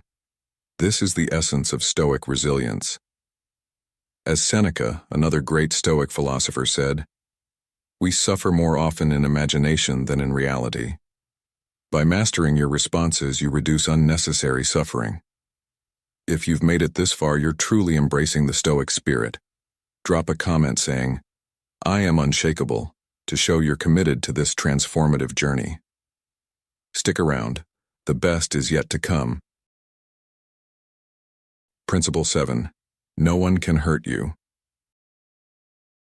Unlock the timeless wisdom of Epictetus with the principle that fortifies your mind against the sting of insults. Discover how to cultivate inner peace and resilience by embracing the Stoic truth that no one can truly harm you unless you let them. Delving into the intricate dynamics of insults reveals a crucial aspect of human interaction: the folly of expecting universal agreement with our perspectives. Such expectations are not only unrealistic, but also detrimental to our well-being. It's a common misstep to assume that everyone will align with our viewpoint, often leading to disappointment and frustration. The Stoic approach teaches us to manage these interactions with wisdom and composure. When confronted with an insult, introspection becomes essential. As the foremost authorities on our own lives, we understand our thoughts, motivations, and actions better than anyone else. This self-awareness is pivotal when assessing the validity of an outsider's judgment. If someone insults us, claiming to know our truth, we should first question ourselves. Have I acted wrongly? If our conscience is clear, we then ponder, is it within my power to truly comprehend the motivations behind their words?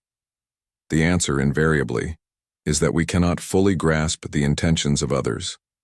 Epictetus, the Stoic philosopher, aptly remarked, "So it seemed to them."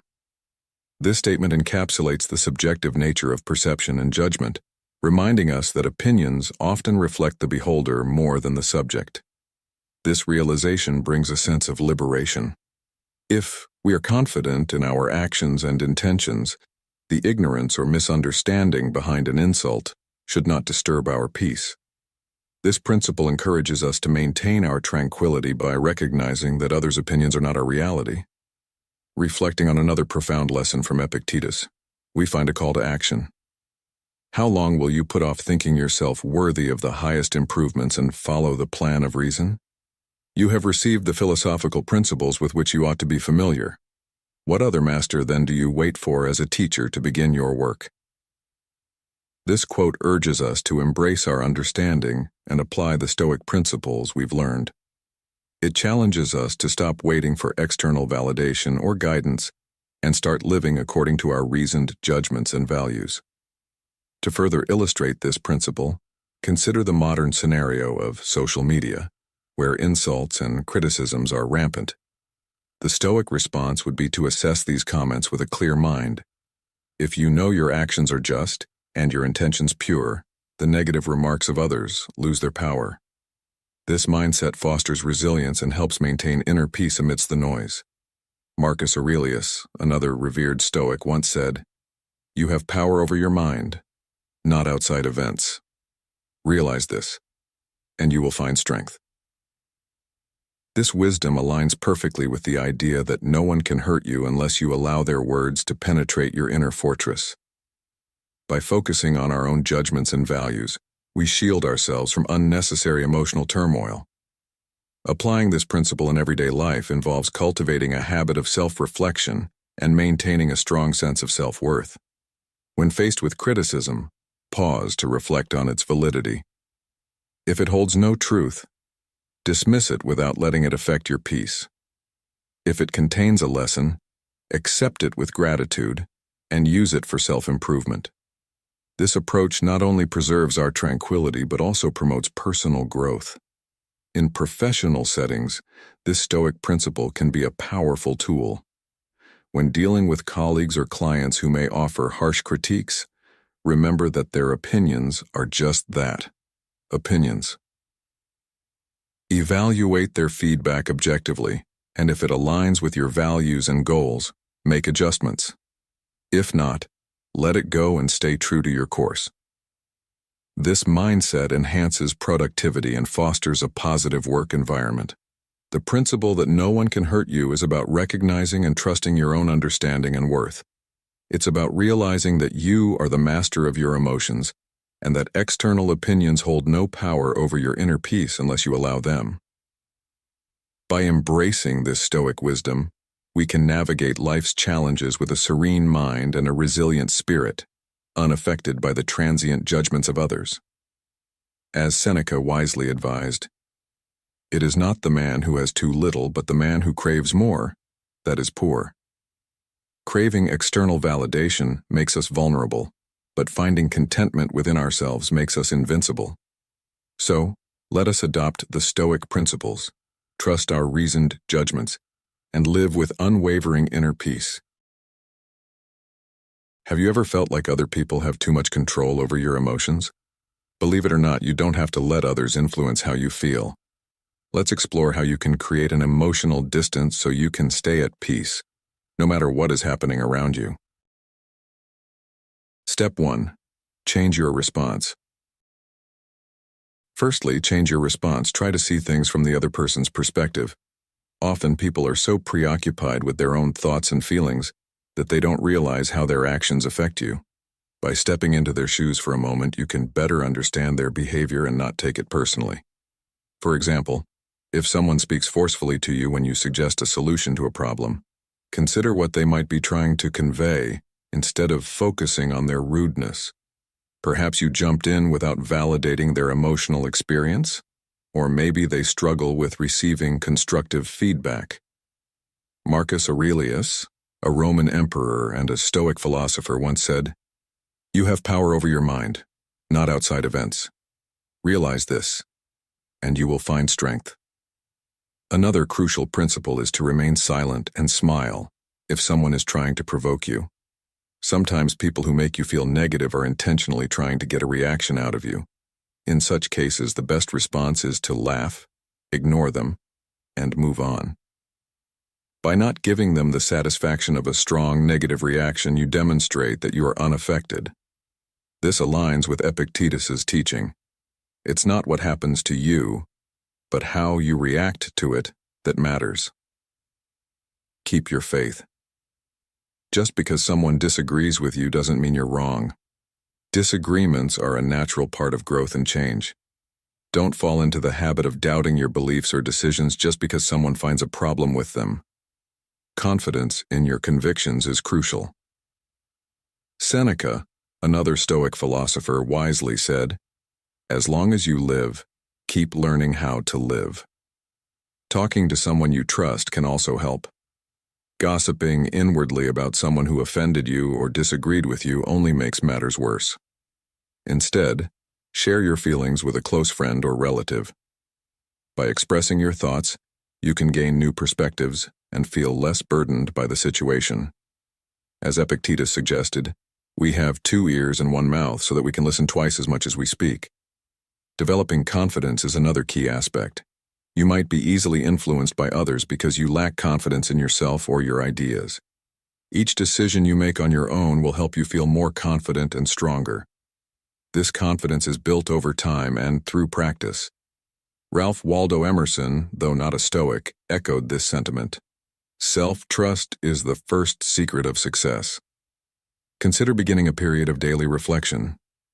Sometimes, no matter how hard you try not to be distracted, what other people say or do still affects you. However, you have control over how and when you let it affect you. When someone makes you angry, set it aside until your designated reflection time. Then, review the situation and decide how to proceed.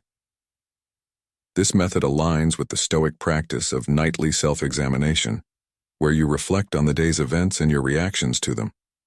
Remember the importance of maintaining emotional boundaries. Establishing these boundaries helps you stay centered and unaffected by the chaos around you. The Stoics believed that our inner peace is paramount and should not be easily disrupted by external events. As Epictetus famously stated, "No man is free who is not master of himself."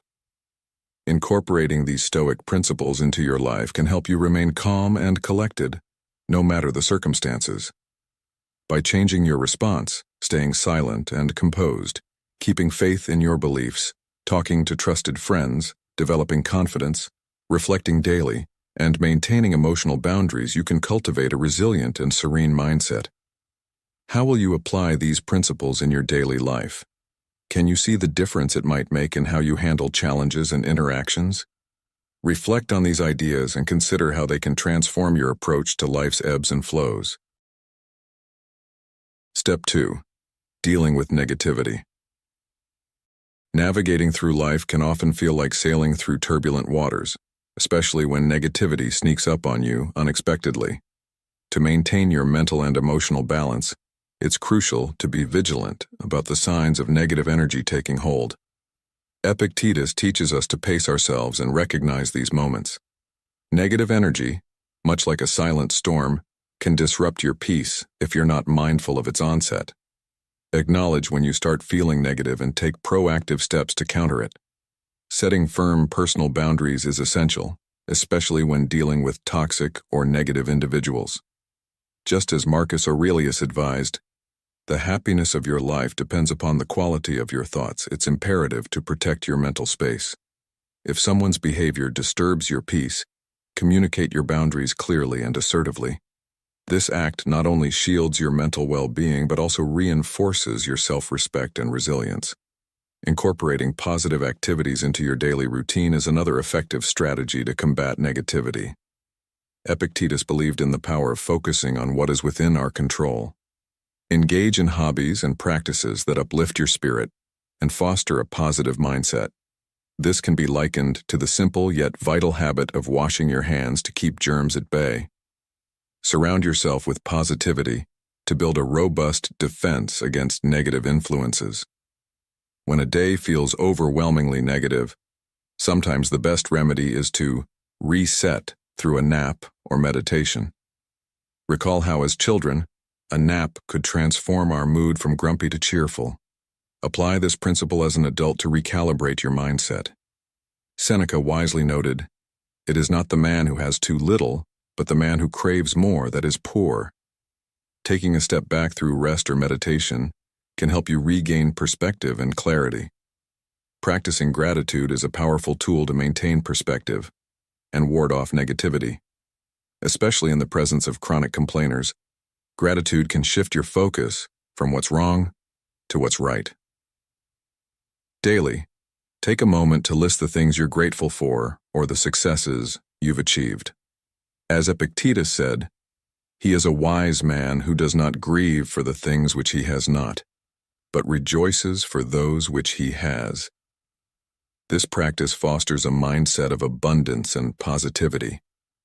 By embedding these principles into your life, you'll cultivate resilience against the inevitable negativity that life throws your way. Modern life, with its relentless pace and constant demands, can easily lead to stress and negativity. However, by adopting Stoic practices, you can create a mental sanctuary. Remember, as Epictetus taught, no man is free who is not master of himself. Mastery over your emotions and reactions is the key to true freedom and tranquility. In contemporary society, where negativity often stems from external pressures and comparisons, it's crucial to internalize these Stoic teachings. The digital age bombards us with information and stimuli, making it easy to feel overwhelmed. By applying these Stoic principles, you can navigate modern challenges with a serene and resilient spirit. Whether it's through setting boundaries, engaging in positive activities, resetting your mindset, or practicing gratitude, these strategies will help you maintain your inner peace. To the men aged 30 to 65, these practices are not just philosophical musings but practical tools for daily life. The pressures of career, family, and personal aspirations can be daunting. However, by integrating Stoic wisdom into your routine, you can handle these pressures with grace and strength. As you go about your day, remember the words of Epictetus. "It's not what happens to you, but how you react to it that matters." Your response to life's challenges defines your journey and shapes your destiny. Ultimately, the goal is to become impervious to the negative forces around you, maintaining a steady and composed demeanor. This doesn't mean ignoring problems, but addressing them with a calm and thoughtful approach. Stoicism teaches us that our true power lies in our responses. So, embrace these principles, and let them guide you to a life of unshakable tranquility and resilience. By doing so, you'll not only improve your own life, but also inspire those around you to find their own path to serenity amidst chaos. Thank you for being part of today's video. Before we proceed, I want to thank you for your participation in our community. Feel free to share your thoughts or simply comment, "I am a newbie" if you're new, or "I am a Stoic" if you've been around. Your interaction is a great source of motivation for us. Let's continue this journey together. Step 3. Learn to stay calm. One of the key principles Epictetus offers us is the importance of staying calm in the face of life's challenges. By cultivating a sense of mental distance between ourselves and others, we can gain control over our reactions and prevent taking things personally. This mental distance allows us to respond thoughtfully rather than react impulsively. One practical way to develop this skill is through deep breathing exercises. Deep breathing not only helps to combat stress in the moment but also reconnects us with our breath, making us more aware of when we are letting others influence us. This practice can be done anywhere, anytime, and is a powerful tool for maintaining calm. Regular body scans are another valuable technique. Even when we believe we are in control of our reactions, stress can manifest physically without us realizing it. By performing body scans at regular intervals, we can identify areas of tension and consciously release them. Making this a daily habit ensures that it becomes a natural part of our routine, helping us maintain a relaxed state. Incorporating positive affirmations into our daily lives can significantly change our perspective. Positive affirmations help us shift our mindset, reinforcing a positive self-image and outlook on life. They are especially useful in counteracting the negative energy that others may bring into our lives. These affirmations can be silently repeated to ourselves, making them a discreet yet powerful tool. Connecting with our spiritual side can also provide a deep sense of inner peace. Whether through meditation, prayer, or other spiritual practices, a strong relationship with the spiritual world can ground us and enhance our emotional resilience. This spiritual connection can be tailored to fit our personal beliefs and can be a profound source of strength. To illustrate these principles in a modern context, let's consider the story of Emma, a young professional navigating the high-pressure environment of a bustling city.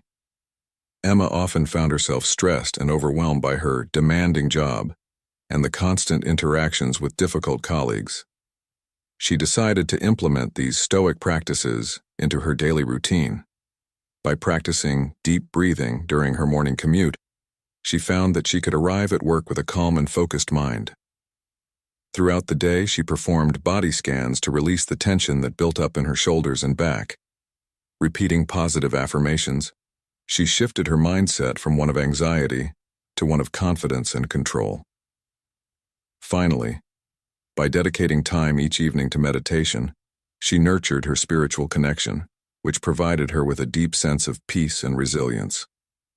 As a result, Emma's ability to stay calm and composed improved dramatically, and she found herself less affected by the negativity around her.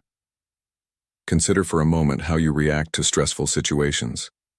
Do you let external factors dictate your emotions, or do you maintain control over your responses?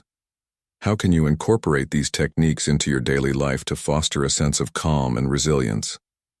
By embracing these practices, we can learn to stay calm amidst chaos, maintain our inner peace, and navigate life's challenges with grace and strength. In conclusion, the lesson we can take from Epictetus is that staying calm is not about suppressing our emotions, but about managing our reactions.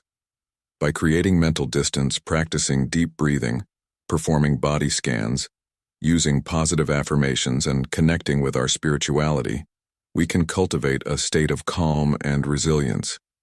These practices empower us to handle life's challenges with a steady mind and a composed heart, ultimately leading to a more peaceful and fulfilling life. Step 4. Be yourself. When Epictetus talks about being yourself, he's urging us to embrace our true identity, free from the fear of rejection. It's not about putting on a facade to please or impress others. It's about being authentic and living in alignment with who you truly are. This authenticity allows you to attract people who genuinely accept and appreciate you for who you are, rather than who you pretend to be. Imagine you're at a crossroads in life, perhaps in a job you dislike because it pleases your parents or in a relationship that stifles your true self. Epictetus would tell you to muster the courage to face the fear of rejection and embrace your true self, as the gift of this bravery is immeasurable. You will find a community that values your authentic self and, more importantly, develop a deeper appreciation and love for yourself. Think about modern life, where social media often pressures us to curate perfect images and personas. Imagine Sarah, who felt trapped in a cycle of posting only what she thought would get the most likes. One day, she decided to post a picture of her true passion, her art, which was vastly different from the trendy content she usually shared. To her surprise, the response was overwhelmingly positive. She found a community that loved her art and supported her creativity. By being herself, Sarah not only found genuine connections, but also a renewed sense of self-worth. This story illustrates how liberating and rewarding it can be to live authentically. Now let's reflect on your own life. Are there areas where you're not being true to yourself because of fear of rejection? How might your life change if you embraced your true self? Being yourself doesn't mean everyone will accept you, but it does mean that those who do are connecting with the real you, which is far more fulfilling. This principle of authenticity is a cornerstone of Stoic philosophy because it aligns with the pursuit of a virtuous life, where integrity and self-respect are paramount. To apply this principle, start by acknowledging areas in your life where you feel you're wearing a mask. What small steps can you take today to remove that mask and show the world your true self? It could be as simple as voicing your true opinion in a meeting, choosing a hobby you love over one that's popular, or spending time with people who appreciate you for you. The journey to being yourself is ongoing and requires continual reflection and courage. Remember, every small step towards authenticity is a step towards a more fulfilling and happy life. The essence of Epictetus's teaching on being yourself is to live courageously and authentically, facing the fear of rejection head-on. By doing so, you cultivate genuine connections and a profound appreciation for your true self. This principle not only helps you navigate the complexities of modern life, but also aligns you with the Stoic ideal of living virtuously. So, I leave you with this open-ended question. What would your life look like if you fully embraced your true self, and how can you start taking steps towards that authentic life today? Reflect on this, and let it guide you towards living a life that's true to who you are. And so as we reflect on the profound teachings of Epictetus and his 7 Stoic principles, let us remember that these timeless lessons are not just for contemplation, but for action.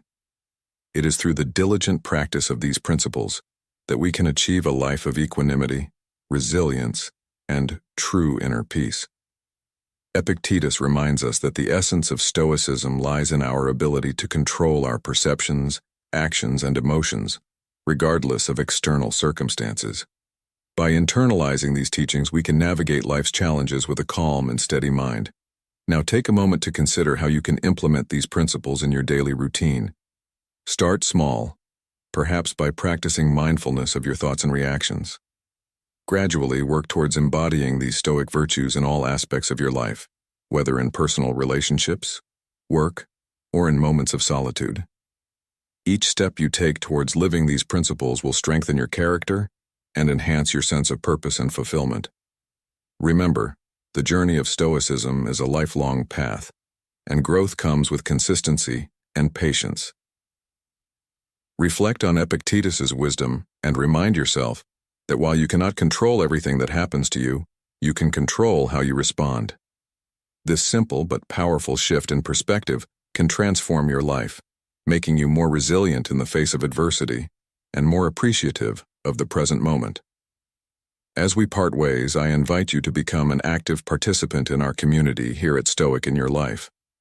By liking this video, sharing it with friends, and subscribing to our channel, You contribute to the spread of Stoic wisdom and help others discover these valuable insights. Don't forget to hit the notification bell so you never miss an update or a new video from us. Your engagement and support are what keep this community thriving and growing. Additionally, I encourage you to engage with us in the comments section below. Share your thoughts, ask questions, and tell us how you plan to incorporate these Stoic principles into your life. Your experiences and reflections can inspire others on their own Stoic journeys. Let's create a space where we can learn from and support one another, fostering a collective growth that is both profound and transformative. In conclusion, always keep in mind the powerful words of Epictetus. It's not what happens to you, but how you react to it that matters. Let this guiding principle shape your actions and thoughts as you move forward. The path of Stoicism is not always easy, but it is incredibly rewarding. With each challenge you face, you have the opportunity to apply these principles and grow stronger, wiser, and more composed. Thank you for joining us on this exploration of Epictetus's teachings. Together, we can continue to delve deeper into the rich philosophy of Stoicism and uncover more ways to live a virtuous and serene life. And thus, let us carry forward the wisdom we have gleaned today. Remember, these principles are not mere abstract ideas, but practical tools that you can use to shape your life. Each day offers a new opportunity to practice what we have learned, to become more resilient, and to cultivate a deeper sense of inner peace. Take to heart the teachings of Epictetus, who emphasized that true power lies in our response to the events around us. By focusing on what we can control and letting go of what we cannot, we free ourselves from unnecessary stress and anxiety. This, in turn, allows us to live more fully and authentically. I invite you to ponder on these principles and make a conscious effort to integrate them into your daily life. Whether it's through quiet reflection, journaling, or mindful practice, find ways to remind yourself of these Stoic truths. The more consistently you apply them, the more natural they will become, gradually transforming your mindset and your life. As we part, I encourage you to engage with our community here on Stoic in Your Life. Like this video if you found it valuable, share it with those who might benefit from these teachings, and subscribe to our channel for more content. Until our next video, stay committed to your journey, stay resilient, and above all, stay Stoic. Farewell, and see you soon on Stoic in Your Life.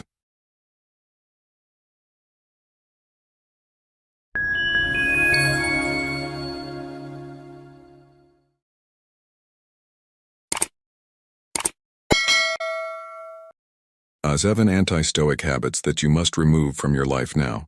Stoicism philosophy. Waste no more time arguing what a good man should be. Be one. Marcus Aurelius.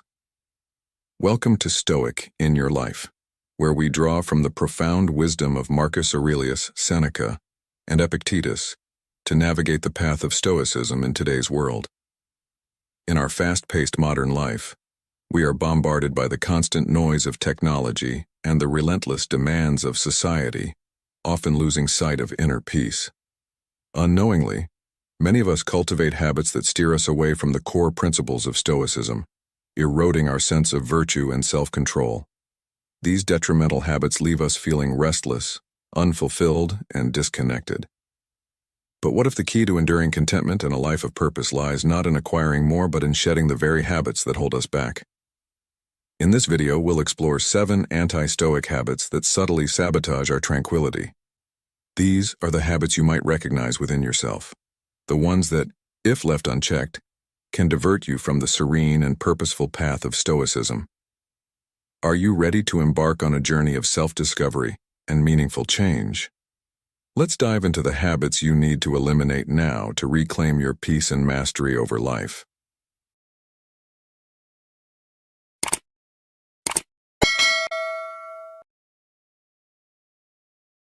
Number 1. Dwelling on the past and overly worrying about the future. In our fast-paced world, many men find themselves grappling with the overwhelming currents of time, often caught between the shadows of the past and the uncertainties of the future. This all-too-common struggle brings us to our first anti-Stoic habit that you must remove from your life now: dwelling on the past and overly worrying about the future. Time is an unstoppable force, and our minds, unfortunately, can become ensnared in its relentless flow. The mental replay of past scenarios, wishing we had spoken different words or taken alternative actions, often consumes us. Similarly, anxiety about the future, especially concerning aspects beyond our control, can steal away the joy and potential of our present moments. These patterns of thinking obscure the beauty and opportunities that exist in the here and now, effectively robbing us of a life fully lived. Stoicism, a timeless philosophy, emphasizes the profound importance of being present and grounded in the current moment. While reflecting on the past and preparing for the future are inherent human behaviors, becoming overly fixated on these thoughts can result in a life that is only half lived. Imagine the liberation that comes from fully embracing each moment, free from the burdens of yesterday's regrets or tomorrow's uncertainties. It requires a conscious choice and a daily commitment to mindfulness and presence. Epictetus, a revered Stoic philosopher, once remarked, "Remember, it's not enough to be hit or insulted to be harmed. You must believe that you are being harmed." This profound insight underscores a crucial aspect of our journey.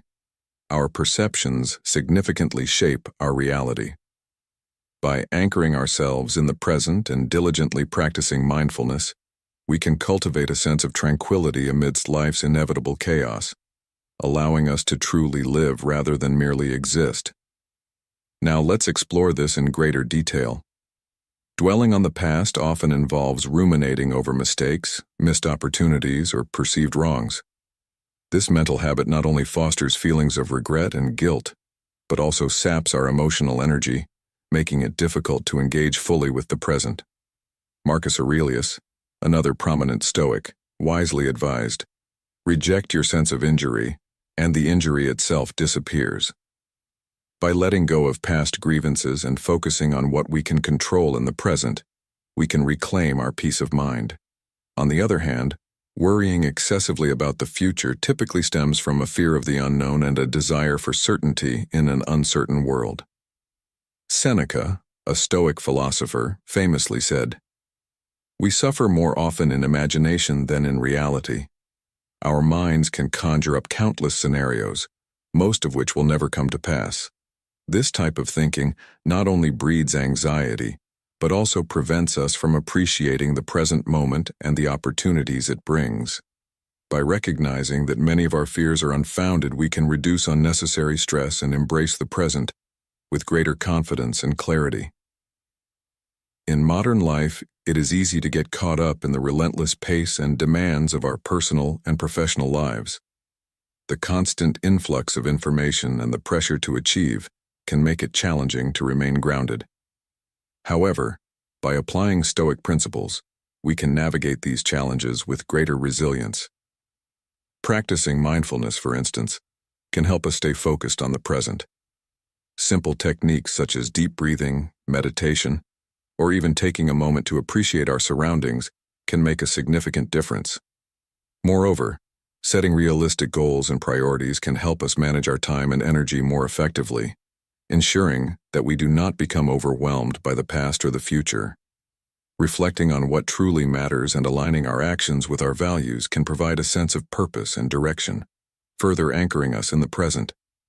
To lead a more fulfilling and serene life, it is essential to break free from the anti-Stoic habit of dwelling on the past and excessive worrying about the future.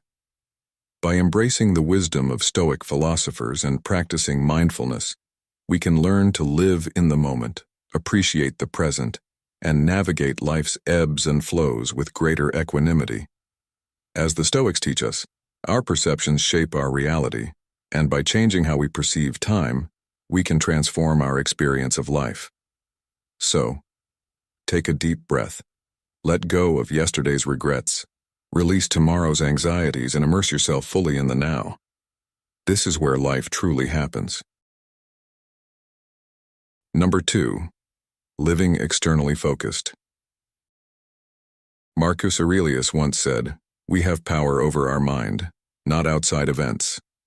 Realize this, and you will find strength." This profound statement brings us to our second critical point, the pitfall of living externally focused lives. In today's world, dominated by the incessant buzz of social media, where likes, shares, and followers are often mistaken for measures of self-worth, it's incredibly easy to fall into this trap. Our society constantly bombards us with distorted notions of success, beauty, and life achievements, delivered through the polished lenses of advertisements, influencers, and even the well-intentioned advice of friends and family. These external benchmarks, a luxurious house, the latest gadgets, exotic vacations, are often portrayed as the ultimate symbols of a successful life. However, this is nothing but a mirage.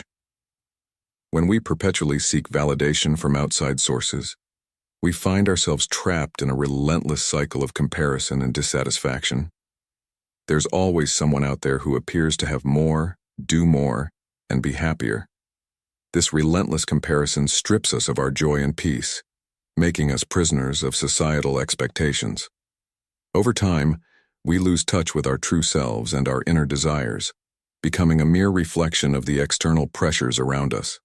Consider a life where external influences don't dictate your self-worth. Imagine a reality where your identity isn't tethered to the latest trends or social media popularity. This is the life that Stoicism encourages us to pursue. Stoicism teaches us to find our anchor within ourselves. Our virtues, values, and personal growth are the true measures of a fulfilling life. As Carl Jung insightfully put it, "He who looks outside dreams. He who looks inside awakes." By fostering introspection and rooting ourselves in our intrinsic values, we can approach the external world with purpose and direction, rather than being adrift in its ever-changing tides.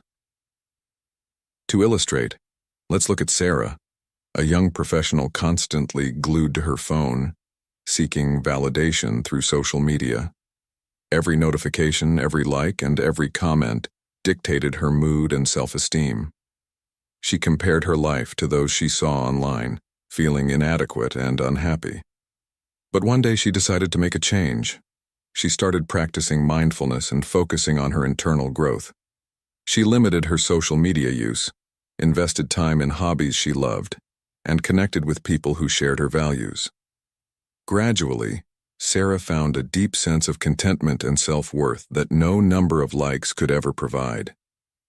So, I ask you, what are the external influences that you allow to define your self-worth? How often do you find yourself comparing your life to the curated lives of others? It's time to turn inward, to find strength and validation within yourself. This isn't to say we should completely ignore external feedback or the world around us, but rather, we should not let it define our self-worth or dictate our happiness. By focusing on our inner values and virtues, we build a solid foundation that external circumstances cannot shake. The key lesson here is to recognize the difference between external validation and internal worth. Embrace the power of introspection and anchor yourself in your values and virtues. This shift will not only free you from the endless cycle of comparison, but also bring you a profound sense of peace and strength. Remember, true strength and contentment come from within, not from the fleeting approval of the outside world. Let this be your guide as you navigate the ever-changing landscape of life, finding your true self amidst the noise and distractions. Number 3, embracing growth over comfort. Think about a world where you never faced a challenge or stepped out of your comfort zone. On the surface, this may seem ideal, but in reality, it's a recipe for stagnation. Seneca, a revered Stoic philosopher, once stated, "Difficulties strengthen the mind, as labor does the body." This profound insight leads us into our third anti-Stoic habit, the tendency to prioritize comfort over growth. We often gravitate towards the familiar because it feels safe and secure. Comfort, with its soft embrace and predictable routines, is undeniably appealing. Yet this allure carries a hidden cost, the cost of unfulfilled potential. Picture a plant confined to a small pot. While the pot provides a sense of security, it also restricts the plant's growth. Only when it's transplanted into a larger space can it truly flourish. Similarly, our continuous pursuit of comfort can inadvertently stifle our personal development. By avoiding discomfort, we dodge challenges and consequently miss out on vital lessons and experiences that shape our character. Stoicism teaches us to view discomfort not as a hindrance, but as a catalyst for growth. It's in the face of adversity tackled with courage and resilience that we evolve into stronger, wiser individuals. The true exhilaration of life, the essence of growth, often resides just beyond the boundaries of our comfort zones. Marcus Aurelius, another esteemed Stoic, reminds us, "The impediment to action advances action. What stands in the way becomes the way." This mindset transforms obstacles into opportunities, encouraging us to embrace rather than evade them. Think about a time when you faced a significant challenge. Perhaps it was a demanding project at work, a strenuous physical endeavor, or a difficult conversation with a loved one. How did you feel afterward? Likely, you emerged with a sense of accomplishment and newfound strength. This is the essence of growth through discomfort. By stepping into these challenging situations, we not only overcome them, but also build resilience and gain valuable insights. As we navigate life's journey, let's not solely seek the warmth of familiar comforts. Instead, let's courageously step into the unknown, embracing the challenges that come our way. It's in these moments, often uncomfortable and testing, that our true potential is revealed and our Stoic journey enriched. Ask yourself, how can you push your boundaries today? What small step can you take to challenge yourself and foster growth? Consider the story of the legendary samurai, Miyamoto Musashi. Known for his unmatched swordsmanship and invincible combat record, Musashi's greatness was not forged in comfort. He lived a life of relentless practice and continuous learning, constantly pushing his limits and embracing discomfort. His dedication to growth over comfort made him a legendary figure, embodying the Stoic principle that true strength and wisdom are born from adversity. Our modern lives are filled with conveniences that can lull us into complacency. However, we must recognize that real growth requires stepping outside these comforts. This doesn't mean we should seek out hardship for its own sake, but rather we should not shy away from it when it naturally arises. By reframing our perspective, seeing each challenge as an opportunity for growth, we align ourselves with the Stoic ideal of becoming our best selves. Consider the physical act of exercising. When we push our muscles to their limits, they initially experience strain and discomfort. Yet this very discomfort is what leads to muscle growth and increased strength. The same principle applies to our mental and emotional growth. By confronting and overcoming life's challenges, we build our mental muscles, becoming more resilient and capable individuals. The pursuit of growth over comfort also fosters a sense of purpose and fulfillment. When we challenge ourselves, we engage more deeply with life, finding meaning in our efforts and achievements. Viktor Frankl, a renowned psychiatrist and Holocaust survivor, emphasized this in his seminal work, Man's Search for Meaning. He wrote, "What man actually needs is not a tensionless state, but rather the striving and struggling for a worthwhile goal, a freely chosen task." This striving, often accompanied by discomfort, is what gives our lives significance. In practical terms, how can we embrace growth over comfort in our daily lives? Start by identifying areas where you tend to choose the easy path. Is it in your career, where you avoid taking on new responsibilities? Is it in your relationships, where you shy away from difficult conversations? Or perhaps it's in your personal development, where you resist learning new skills or adopting healthier habits. Once you've identified these areas, challenge yourself to take small, deliberate steps toward growth. Remember, it's not about making drastic changes overnight, but consistently pushing your boundaries and embracing discomfort as a natural part of the process. Engaging with life's challenges also cultivates a growth mindset, a concept popularized by psychologist Carol Dweck. A growth mindset is the belief that our abilities and intelligence can be developed through dedication and hard work. This mindset fosters resilience, a love for learning, and a readiness to embrace challenges.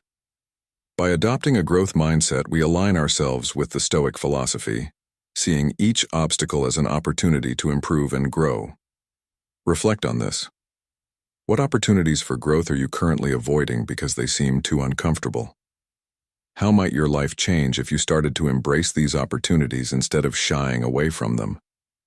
The answers to these questions can lead to profound personal growth and a deeper understanding of Stoic principles. The habit of prioritizing comfort over growth is one that subtly undermines our potential. By recognizing and addressing this tendency, we can embark on a path of continuous self-improvement. Embrace the wisdom of Seneca and Marcus Aurelius, viewing difficulties as opportunities for growth. Step out of your comfort zone, face challenges head-on, and discover the strength and wisdom that lie within you. As you do, you'll find that the journey of growth, though often uncomfortable, is deeply rewarding and transformative. So, what step will you take today to prioritize growth over comfort? How will you embrace the challenges that come your way, transforming them into stepping stones on your Stoic journey? Number 4. Letting emotions rule you. The journey of self-improvement and personal mastery is one many men embark on, particularly those between the ages of 30 and 65 who seek deeper understanding and control over their lives.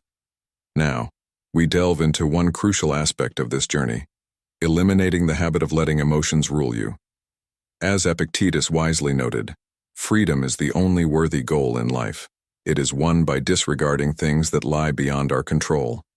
This profound insight sets the stage for our exploration of why and how we must learn to manage our emotions effectively, aligning with the Stoic philosophy. Emotions are a fundamental part of the human experience, bringing color and depth to our lives. However, when unchecked, they can be as unpredictable and destructive as a stormy sea. The habit of letting emotions govern our actions can lead to a myriad of problems, from regrettable decisions made in anger to relationships strained by impulsive outbursts. We've all experienced moments where we let anger dictate our words or sorrow overshadow our judgment, often leading to outcomes we later regret. Emotions, while powerful, can hijack our rational thinking, pulling us into a vortex of impulsive reactions that do not serve our best interests. In today's world, we receive mixed messages about emotions. On one hand, society encourages us to suppress them to appear strong and composed. On the other hand, we are urged to embrace and express our feelings freely. This dichotomy creates confusion and a constant inner struggle, leaving us wondering how to navigate our emotional landscape. The wisdom of Stoicism provides a different perspective, suggesting that we view discomfort not as something to be avoided, but as an opportunity for growth and self-improvement. This approach transforms emotional challenges into chances to build resilience and wisdom. Empowerment through Stoicism means acknowledging our emotions without allowing them to control our actions. It's about steering through life's challenges with a calm and deliberate mind, much like a sailor navigating turbulent waters with a steady hand. As Marcus Aurelius aptly stated, "You have power over your mind, not outside events. Realize this, and you will find strength." By mastering our emotions, we can approach life with intention and purpose, making choices that reflect our true values and long-term goals rather than momentary feelings. Imagine the clarity and peace that come from not being a slave to your emotions. When you control your reactions, you transform potential conflicts into opportunities for constructive dialogue and personal growth. This doesn't mean suppressing your feelings or denying their existence. Instead, it's about recognizing them, understanding their origins, and choosing how to respond in a way that aligns with your principles and long-term objectives. In practical terms, Managing your emotions involves several strategies. First, practice mindfulness to become aware of your emotional triggers and responses. This awareness is the first step in taking control. Second, develop the habit of pausing before reacting. This simple act of taking a breath and considering your response can prevent many regrettable actions. Third, engage in regular self-reflection to understand the root causes of your emotions. Are they stemming from unmet needs, past experiences, or external pressures? By identifying these sources, you can address them more effectively and reduce their power over you. Additionally, cultivating a mindset of gratitude can significantly alter your emotional landscape. By focusing on what you have, rather than what you lack, you can shift your perspective from one of scarcity to abundance, reducing negative emotions like envy and resentment. Remember the words of Seneca, "We suffer more often in imagination than in reality." By reframing your thoughts, you can diminish the intensity of your emotional responses. In modern life, where stress and fast-paced living can easily overwhelm us, mastering our emotions is more crucial than ever. It enables us to maintain composure in the face of adversity, build stronger relationships, and make decisions that are aligned with our true selves. This practice is not about becoming emotionless, but about achieving a balanced state where emotions inform, but do not control our actions. Let the wisdom of the Stoics guide you in this endeavor. By recognizing the power of your mind over your emotions, you can navigate life's challenges with grace and strength. Embrace the discomfort as a stepping stone to personal growth, and remember that true freedom comes from within. As you integrate these principles into your life, you will find that you can handle any situation with a calm and steady demeanor, ultimately leading to a more fulfilling and empowered existence. Thank you for being part of today's video. Before we proceed, I want to thank you for your participation in our community. Feel free to share your thoughts, or simply comment, "I am a newbie," if you're new, or "I am a Stoic," if you've been around. Your interaction is a great source of motivation for us. Let's continue this journey together, shall we? Number 5, being a victim of circumstance. Seneca, a prominent Stoic philosopher, once said, "Difficulties strengthen the mind, as labor does the body." This quote perfectly captures the Stoic view on life's inevitable challenges. In our complex journey through life, we will inevitably face adversities, whether it's losing a job, ending a relationship, or dealing with unexpected health issues. These moments test our resilience and shape the direction of our lives. The crucial factor is how we respond. Do we become passive victims of our circumstances, or do we take proactive control of our lives? A victim mentality is characterized by a sense of helplessness, where external events are seen as uncontrollable forces that dictate our destiny. This often leads to feelings of frustration and despair, with thoughts like, "Why me?" or "I can't change my fate," echoing in our minds. Stoicism offers a different perspective. It teaches us to view life's events as neutral, with our judgments giving them value.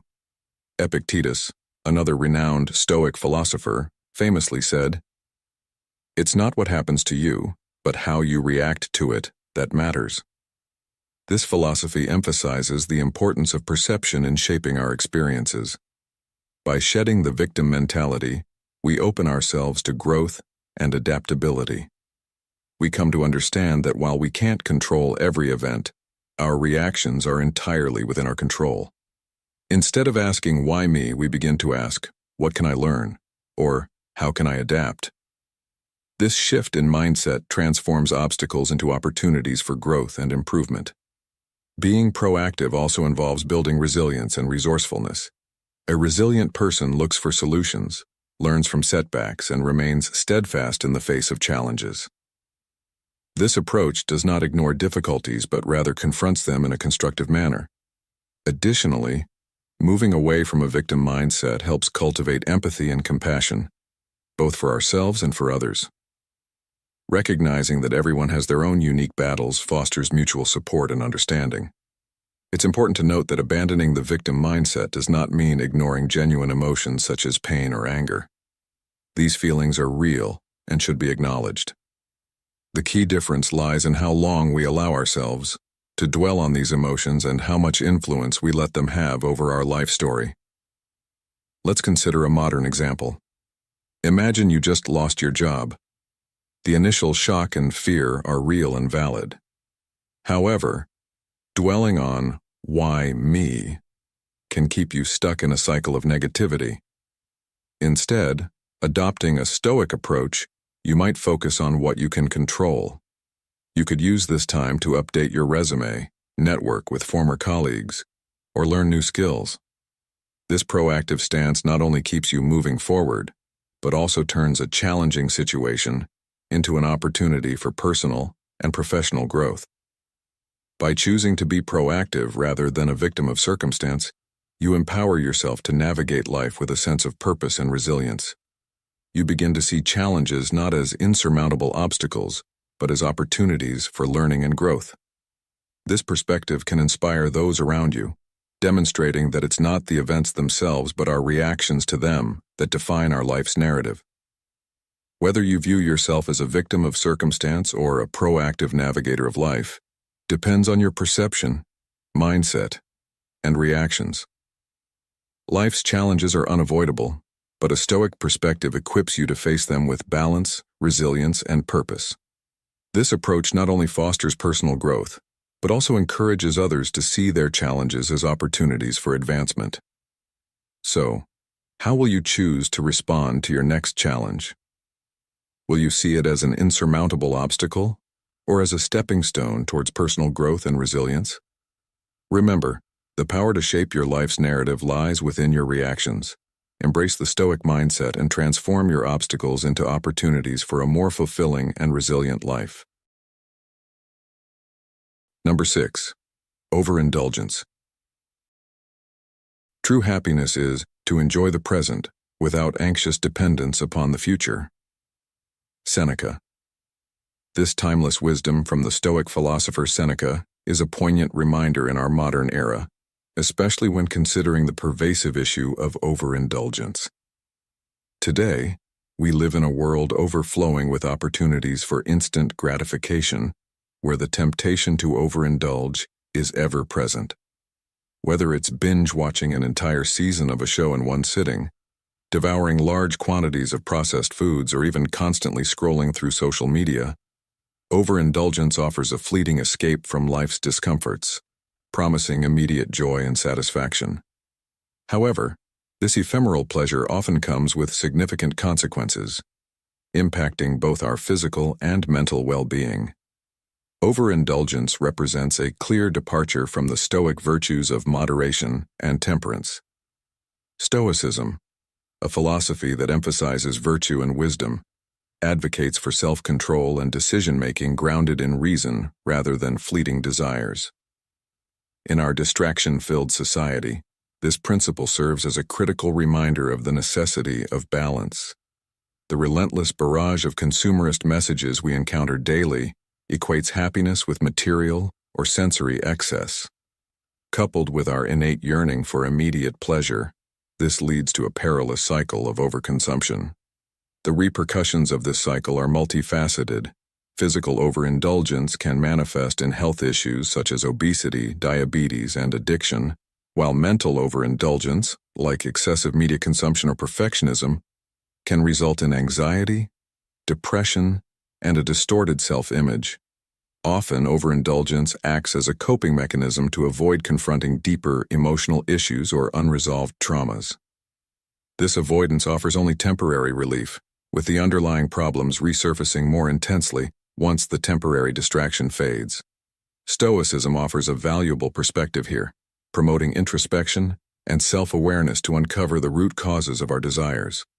It encourages us to question the validity of our cravings and to align our actions with our core values and long-term aspirations.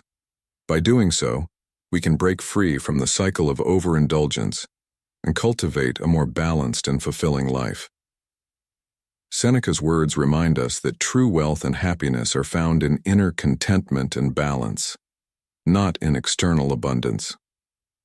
In a society that glorifies excess and instant gratification, Stoicism presents a counter-narrative centered on moderation, introspection, and equilibrium. By acknowledging the dangers of overindulgence and actively fostering temperance, we can significantly enhance our overall well-being. This shift in perspective not only leads to improved physical health, but also fosters a more positive and stable mental state, paving the way for a more meaningful and satisfying life. Consider this. What drives your own habits of overindulgence? Are they a response to stress, boredom, or deeper emotional discomforts? By examining these questions, we can begin to understand the underlying motivations for our actions and take steps toward healthier, more intentional living. Imagine a life where you are not constantly chasing the next moment of pleasure, but instead finding joy and fulfillment in the present moment, grounded in your values and aspirations. How would that change your daily experiences and overall sense of happiness? Reflecting on these questions and incorporating Stoic principles into our lives can lead to profound changes. We can start by practicing moderation in small ways, such as setting limits on our screen time, choosing healthier foods, or dedicating time each day to quiet reflection and mindfulness. These small steps can build a foundation for greater self-control and a deeper sense of inner peace. As we navigate the complexities of modern life, it is essential to remember that true happiness and fulfillment do not come from indulging our every whim, but from cultivating a balanced and intentional approach to living. By embracing the Stoic virtues of moderation and temperance, we can break free from the cycle of overindulgence and create a life that is rich in meaning and purpose. The challenge of overindulgence is one that many of us face in today's fast-paced, consumption-driven world. However, by drawing on the wisdom of Stoic philosophy and committing to a path of moderation and self-awareness, we can overcome this challenge and achieve a more balanced, fulfilling life. So I invite you to reflect on your own habits and consider how you can integrate these Stoic principles into your daily routine. What changes can you make today to move closer to a life of true happiness and inner contentment? Number 7. Avoiding responsibility. Do not seek to have events happen as you wish, but wish them to happen as they do happen, and you will go on well, taught Epictetus, encapsulating a core tenet of Stoic philosophy. This wisdom profoundly resonates when examining the critical importance of responsibility in our lives. Responsibility is not merely a burden, but a vital aspect of crafting our future selves through deliberate choices, and it is essential for self-empowerment and personal growth. One of the most detrimental habits to harbor is the avoidance of responsibility. This evasion might offer short-term comfort, yet it leads to personal stagnation, strained relationships, and a life unfulfilled. Dodging responsibility is akin to surrendering control of our destiny, attributing outcomes to external forces, and reducing ourselves to mere spectators in our own lives.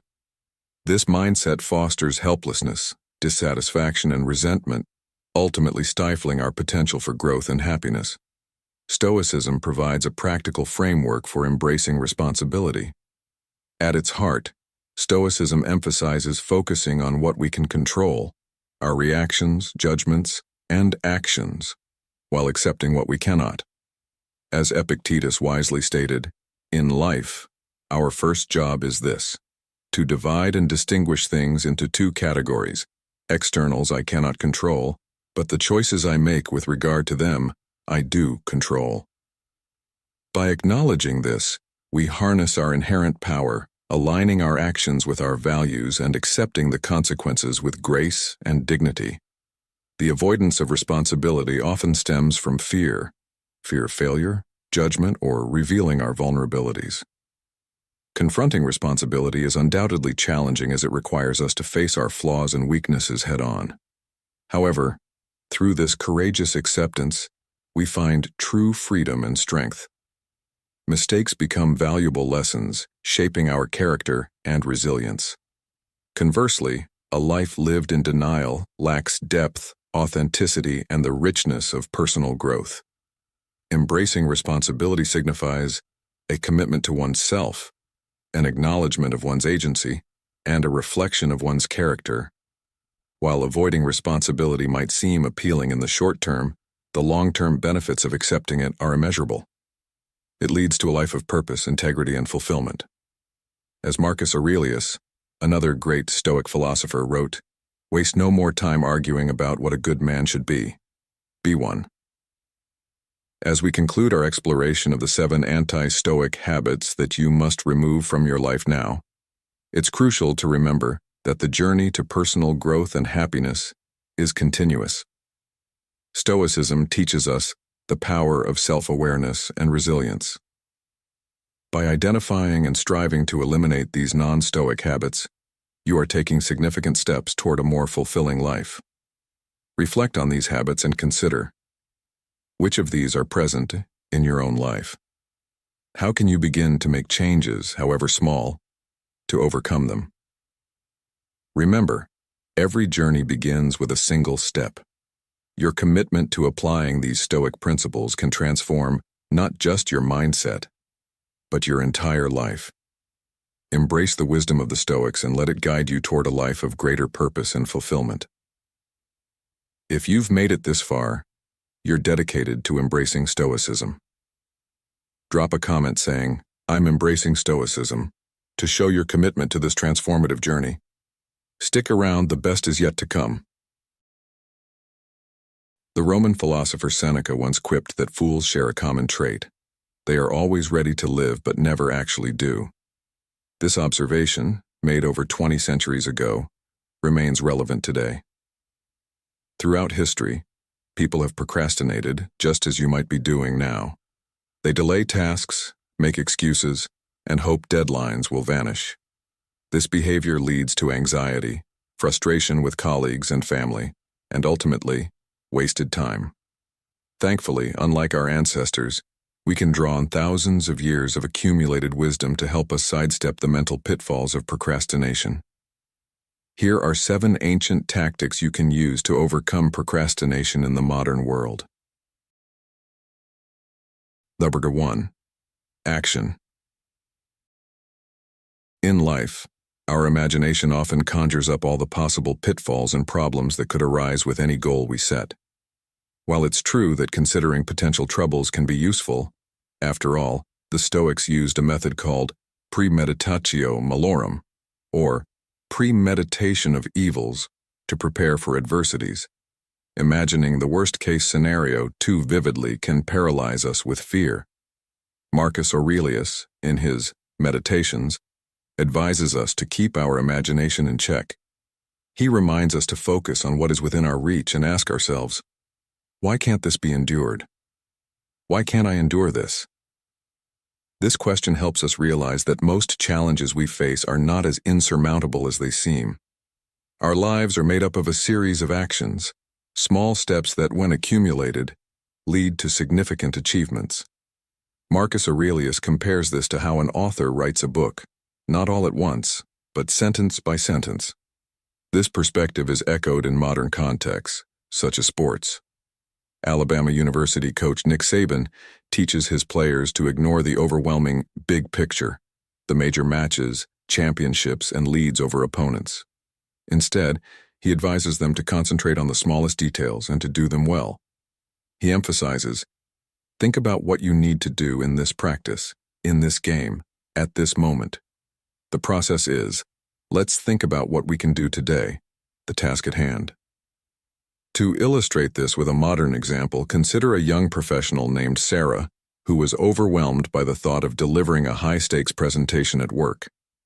She spent sleepless nights imagining everything that could go wrong, the projector failing, her mind going blank, or the audience being uninterested. However, Sarah decided to adopt a Stoic approach. She broke down her goal into manageable steps. First, she focused on crafting a clear outline. Next, she concentrated on creating engaging slides. And finally, she practiced her delivery in front of a mirror. By focusing on these small actions, Sarah was able to deliver her presentation confidently and effectively, realizing that each step she took was more significant than the imagined catastrophes. Reflecting on your own life, what tasks or goals have you been avoiding because they seem too daunting? Could breaking them down into smaller manageable actions help you move forward? By shifting your focus to the present moment and what you can control right now, you might find that the seemingly insurmountable becomes much more attainable. This approach ties back to the core Stoic philosophy: control what you can and accept what you cannot. By concentrating on the task at hand and not allowing your imagination to be crushed by life's uncertainties, you embrace a more empowered and focused mindset. This shift in perspective not only reduces anxiety, but also enhances productivity and overall well-being. The lesson here is clear. Life's challenges are best tackled by focusing on actionable steps rather than being overwhelmed by the big picture. Embrace the Stoic mindset by keeping your imagination in check and concentrating on what you can do today. This approach not only leads to better outcomes, but also cultivates resilience and inner strength. So, next time you find yourself paralyzed by fear or doubt, remember to ask yourself, why can't this be endured? And break down your goal into manageable actions. You'll find that step by step, you can achieve more than you ever thought possible. Counterforce, building habits. In many situations, we do not solve our work based on correct assumptions, but we act according to immature habits. Musonius Rufus once said, "In many situations, we do not solve our work based on correct assumptions, but we act according to immature habits." Epictetus also emphasized this idea when he said, "Every habit and capability is confirmed and grows in its corresponding actions, walking by walking and running by running and so on. Therefore, if you want to do something, create a habit for it." He believed that if you don't want to do something, create a habit of doing the opposite. The Stoics valued habits and daily routines immensely. They saw that in a world where so much is beyond our control, adhering to a daily routine gives us a sense of strength and control. Without a regular schedule, we are at the mercy of procrastination, which brings chaos, complacency, and confusion. We end up asking ourselves, what did I plan to do? What should I wear? What should I eat? What should I do first? Then what? What work should I do? Should I try to solve the problem quickly or slowly? This lack of direction can be torturous. Seneca called it a problem of intention. He wrote, "Life without a plan will be very erratic. As soon as one of the principles is applied, they become necessary." I think you will admit that there is nothing more shameful than hesitant and wavering behavior and a cowardly retreat. It will happen in all our work unless we eliminate the errors, the ones that have captured and restrained our spirit, preventing full drive and effort. Haruki Murakami, a renowned writer, talks about why he always follows a daily routine. He says, "Repetition itself is important. It's a form of mesmerism. I mesmerize myself to reach a deeper state of mind." Our hesitation fuels procrastination, but routine eliminates that hesitation because we know what we need to do and when to do it. Have you ever felt overwhelmed by the sheer number of decisions you have to make each day? Imagine the relief of knowing exactly what your day will look like, because you've built a routine that works for you. This doesn't mean your life will be boring. Rather, it means you'll have more mental energy to tackle the important things. By building strong, positive habits, we can free ourselves from the tyranny of indecision. Think about the routines you already have in your life. Are they serving you well, or are they based on immature habits that are holding you back? Consider the words of Aristotle. "We are what we repeatedly do." Excellence, then, is not an act, but a habit. This wisdom suggests that if we want to achieve greatness, we must cultivate great habits. What habits do you want to build that will lead you to excellence? Let's take a moment to reflect on how you start your day. Do you have a morning routine that sets you up for success? Many successful people swear by their morning routines. They start their day with activities that energize and focus them, such as exercise, meditation, or reading. Think about implementing a morning routine that includes activities that nourish your mind and body. What could you do each morning to start your day on the right foot? Now, consider how you approach your work. Do you have a set routine that helps you stay productive? Or do you find yourself constantly distracted? If you're struggling with productivity, try creating a work routine that includes specific times for focused work, breaks, and reflection. By setting clear boundaries and sticking to them, you'll find that you can accomplish more in less time. What steps can you take to build a work routine that maximizes your productivity? Let's not forget about our personal lives. Do you have routines that help you maintain strong relationships and take care of yourself? Building habits around spending quality time with loved ones and practicing self-care can greatly enhance your overall well-being. Think about the relationships in your life. How can you create routines that strengthen these bonds and ensure you are taking care of yourself? It's also important to remember that building new habits takes time and effort. James Clear, author of Atomic Habits, says, "You do not rise to the level of your goals, you fall to the level of your systems." This means that while setting goals is important, what really matters are the systems and habits we put in place to achieve those goals. What systems can you implement to support the new habits you want to build? Finally, let's address the challenge of breaking old, unproductive habits. This can be just as important as building new ones. Think about a habit you have that you know is holding you back. What steps can you take to replace this habit with something more positive?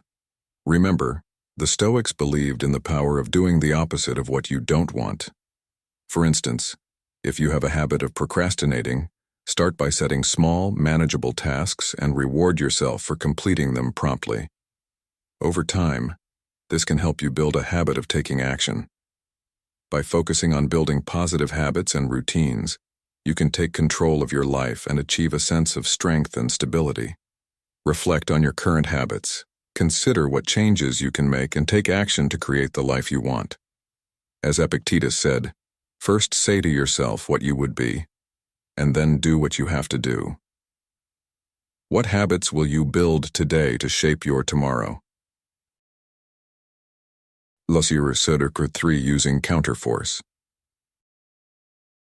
Engaging in a journey of self-improvement can often feel like an uphill battle, particularly when trying to break free from ingrained habits that hinder our growth.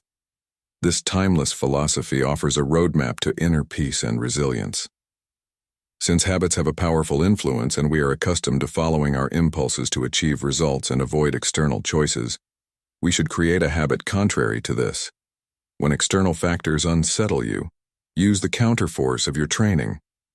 Epictetus, Discourses 3:12-16. Imagine a dog barking loudly at the door because someone is approaching. If you respond by yelling, you're essentially joining in the chaos, akin to barking back. Similarly, if a dog runs away and you chase it, you are both just running aimlessly. Instead, the wiser course of action is to break this negative pattern. Command the dog to sit or run in a different direction, effectively disrupting the unwanted behavior. This concept, when applied to our own lives, can significantly alter our responses to negative habits. When faced with a bad habit, countering it by doing the opposite can be a game changer. For instance, if you catch yourself procrastinating rather than fighting this urge head-on, consider redirecting your energy.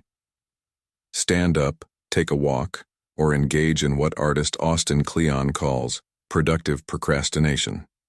This technique involves switching between projects to maintain productivity, thus turning procrastination into a tool for progress. By doing so, you harness the counterforce of your training to steer your momentum toward something positive. In modern life, our routines are often plagued by habits that do more harm than good. The counterforce strategy not only helps in breaking these patterns, but also instills a sense of control and purpose. Consider how often we reach for our phones out of sheer habit, only to lose ourselves in mindless scrolling. Instead, practice the counterforce by setting your phone aside and picking up a book or engaging in a meaningful conversation. This small shift can lead to a significant change in how we interact with the world and our impulses. Expanding on this, let's consider the role of emotional reactions in our daily interactions. When confronted with anger or frustration, our instinct might be to react immediately. often exacerbating the situation. By applying the counterforce, we can choose to pause, breathe, and respond thoughtfully. This approach not only diffuses potential conflicts, but also aligns with the Stoic principle of maintaining inner peace despite external turbulence. The effectiveness of counterforce lies in its ability to transform our automatic responses into deliberate actions. Think about the daily grind and the stress it brings. Instead of succumbing to stress, redirect your focus to activities that rejuvenate you. Exercise, meditate, or engage in a hobby that brings you joy. By consciously choosing positive actions over negative reactions, you build resilience and foster a healthier mindset. Incorporating Stoic wisdom into our lives requires a commitment to continuous self-improvement. As Marcus Aurelius aptly put it, you have power over your mind, not outside events. Realize this, and you will find strength. This quote underscores the essence of using counterforce. Recognizing that while we cannot control external circumstances, we have the power to control our responses. As we strive to remove anti-Stoic habits from our lives, let us embrace the practice of counterforce. It encourages us to act with intention, transforming our habits and ultimately, our lives. By doing so, we align ourselves with the Stoic ideals of wisdom, courage, and tranquility. Remember, each moment presents an opportunity to choose differently and forge a path toward a more fulfilling existence. Using counterforce to break negative habits is a powerful tool rooted in Stoic philosophy. By redirecting our actions and thoughts, we can disrupt detrimental patterns and cultivate positive ones. This practice not only helps us navigate life's challenges, but also empowers us to live with greater purpose and clarity. So, as you embark on this journey of self-improvement, keep in mind the wisdom of the Stoics and let the counterforce guide you towards a life of resilience and inner peace. Or receive a small reward each day. Receiving a small reward each day is a powerful way to create happiness and fulfillment in your life. As Zeno, the founder of Stoicism, once said, "Happiness is something that is achieved bit by bit, but it is not a trivial matter."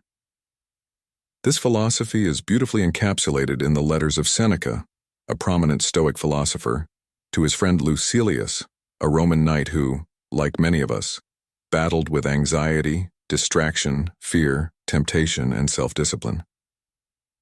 Seneca's advice to Lucilius was profoundly simple yet incredibly effective. Every day you should achieve something that helps you fight against poverty, death, and other misfortunes. Picture starting each day with the intention of achieving just one thing. This approach doesn't just limit procrastination, but cultivates a mindset of incremental progress. Think about how businesses grow, how books are written, how careers flourish, and how our bodies are strengthened. All these achievements are the results of consistent, humble, and persevering efforts made every single day. It's about building from small victories, day by day. Take Arnold Schwarzenegger, for example. He is a filmmaker, entrepreneur, author, former governor, professional bodybuilder, and father of 5 children. Despite his diverse accomplishments, he remains an ardent follower of Stoic principles.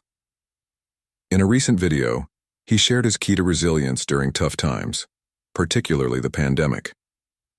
The important thing is, as long as you do something every day, his life is a testament to the power of daily, incremental achievements.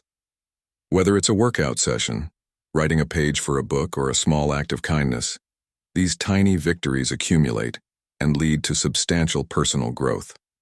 Let's delve into a modern story that illustrates this principle. Consider the journey of a young woman named Emma, who started a small online business selling handmade jewelry. Initially, she felt overwhelmed by the vastness of her goal and the competitive market. Instead of succumbing to these pressures, she decided to follow the Stoic advice of daily achievements. Every day, she committed to completing one small task, designing a new piece, reaching out to potential customers, or improving her website. Slowly, but surely, Her efforts compounded. Within a year, her business had grown significantly, and she had built a loyal customer base. Emma's success wasn't the result of one grand gesture, but rather a series of small, consistent actions. Reflect on your own life for a moment. What is one small thing you can do today that will move you closer to your goals? This practice is not just about productivity, but also about building self-discipline and resilience. It teaches us humility as we recognize the importance of small steps and perseverance in the face of challenges. Each tiny victory strengthens our ability to handle larger obstacles and builds a foundation of confidence and achievement. The beauty of this philosophy lies in its simplicity and accessibility. You don't need extraordinary talent or resources to implement it. All you need is the commitment to take one small step each day. This could be as simple as reading a page of a book, making a healthy meal choice, or spending a few minutes meditating. Over time, these small actions create a ripple effect, leading to profound changes in your life. To keep the momentum going, ask yourself open-ended questions that inspire introspection and action. What small achievement can I accomplish today that will bring me closer to my goals? How can I apply the principle of daily victories to overcome my current challenges?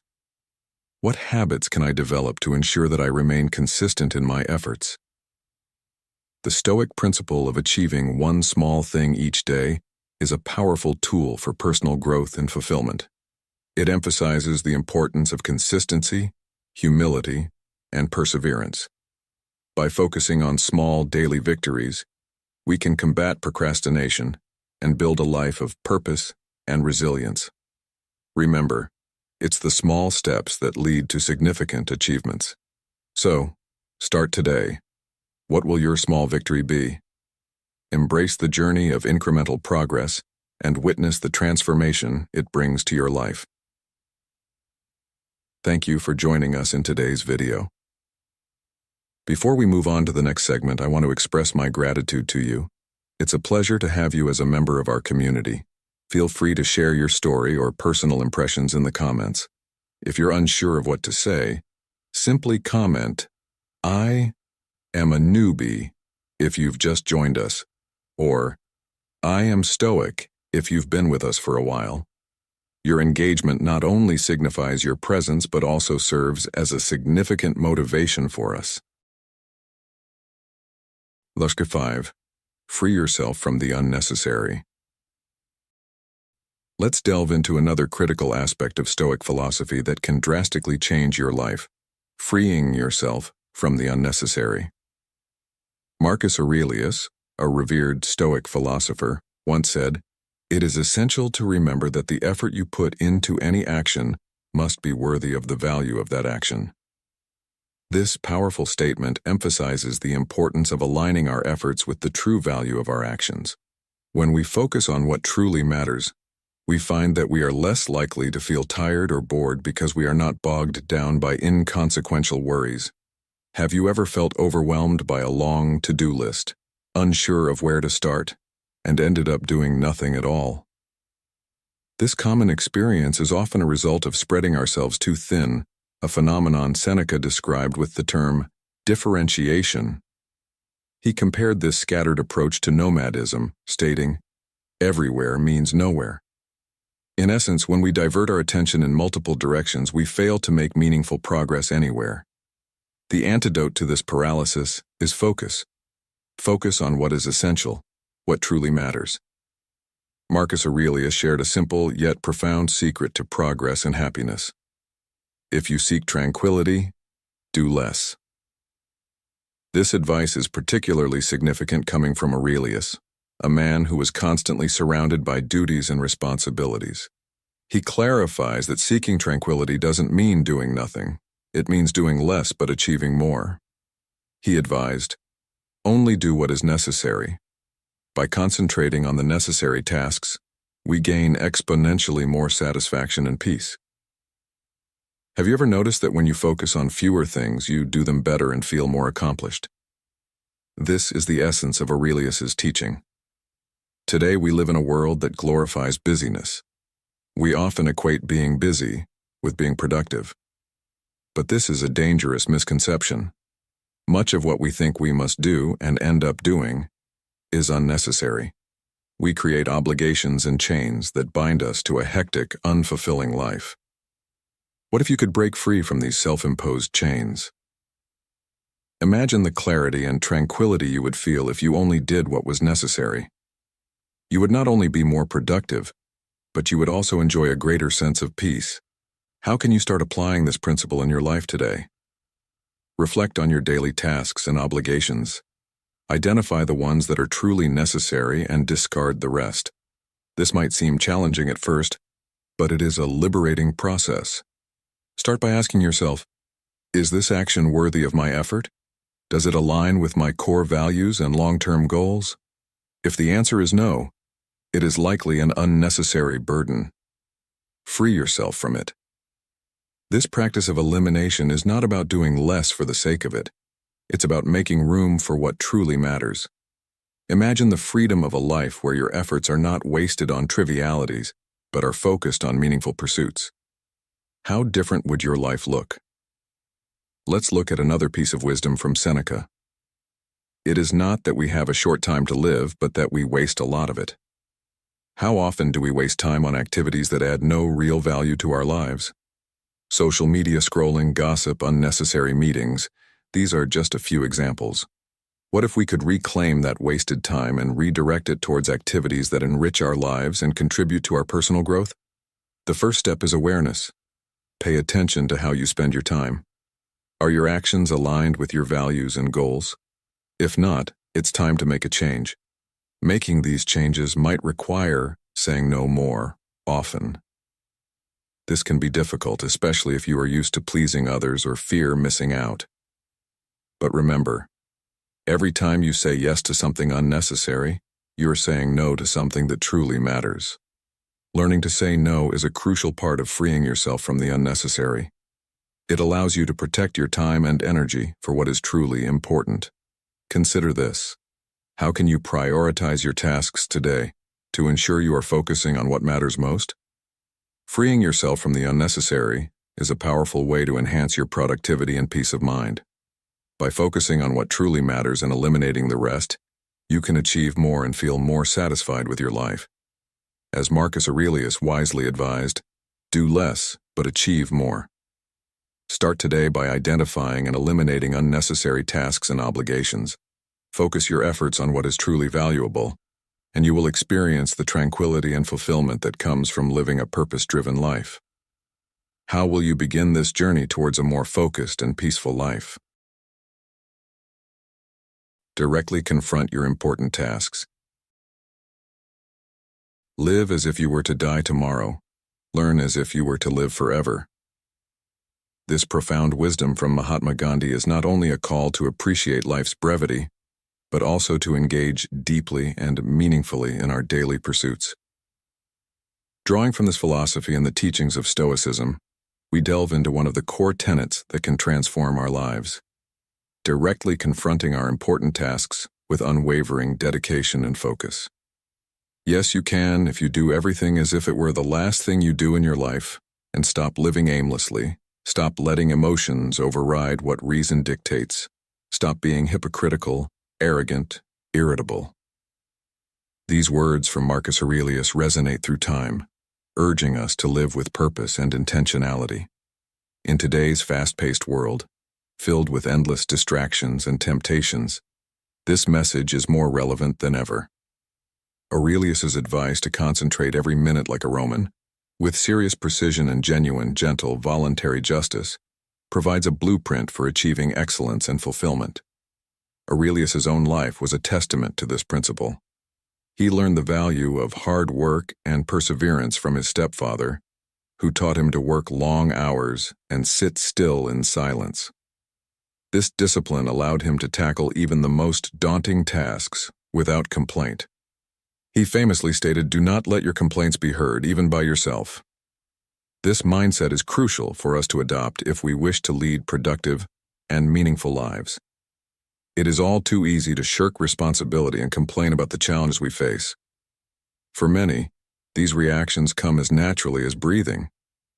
However, the fleeting relief they provide is overshadowed by the long-term consequences. Venting frustration or procrastinating never changes our circumstances for the better. Instead, they often exacerbate our problems, leading to increased stress and inefficiency. Consider this. Has complaining ever solved your problems or made you happier? Has procrastination ever made your life less stressful and more efficient? The answer is invariably no. This is why we must follow Aurelius's lead and focus on the important tasks at hand. When we confront our most critical responsibilities head-on, we lay the groundwork for a more manageable and productive day. In modern life, this principle translates into practical steps. Start by identifying your most important tasks and tackle them first. Prioritize your workload and break down large projects into manageable chunks. This approach not only makes daunting tasks more approachable, but also provides a sense of accomplishment as you make steady progress. Remember, the discipline to focus and the resolve to work diligently are muscles that strengthen with use. As Epictetus said, "No great thing is created suddenly, any more than a bunch of grapes or a fig. If you tell me that you desire a fig, I answer you that there must be time. Let it first blossom, then bear fruit, then ripen." Furthermore, eliminate distractions that can derail your focus. Create a conducive environment for productivity by setting specific times for checking emails, social media, and other potential interruptions. Use tools and techniques, such as the Pomodoro technique, to maintain concentration and efficiency. The goal is to immerse yourself fully in the task at hand, much like a craftsman dedicated to his art. This dedication not only enhances the quality of your work, but also brings a deep sense of satisfaction and fulfillment. Additionally, cultivating a mindset of resilience is crucial. Accept that challenges and setbacks are part of the journey. Instead of viewing them as insurmountable obstacles, see them as opportunities for growth and learning. As Seneca wisely noted, difficulties strengthen the mind, as labor does the body. Embrace these difficulties with the understanding that overcoming them builds character and fortitude. The essence of directly confronting your important tasks lies in a disciplined approach, a focused mindset, and a resilient attitude.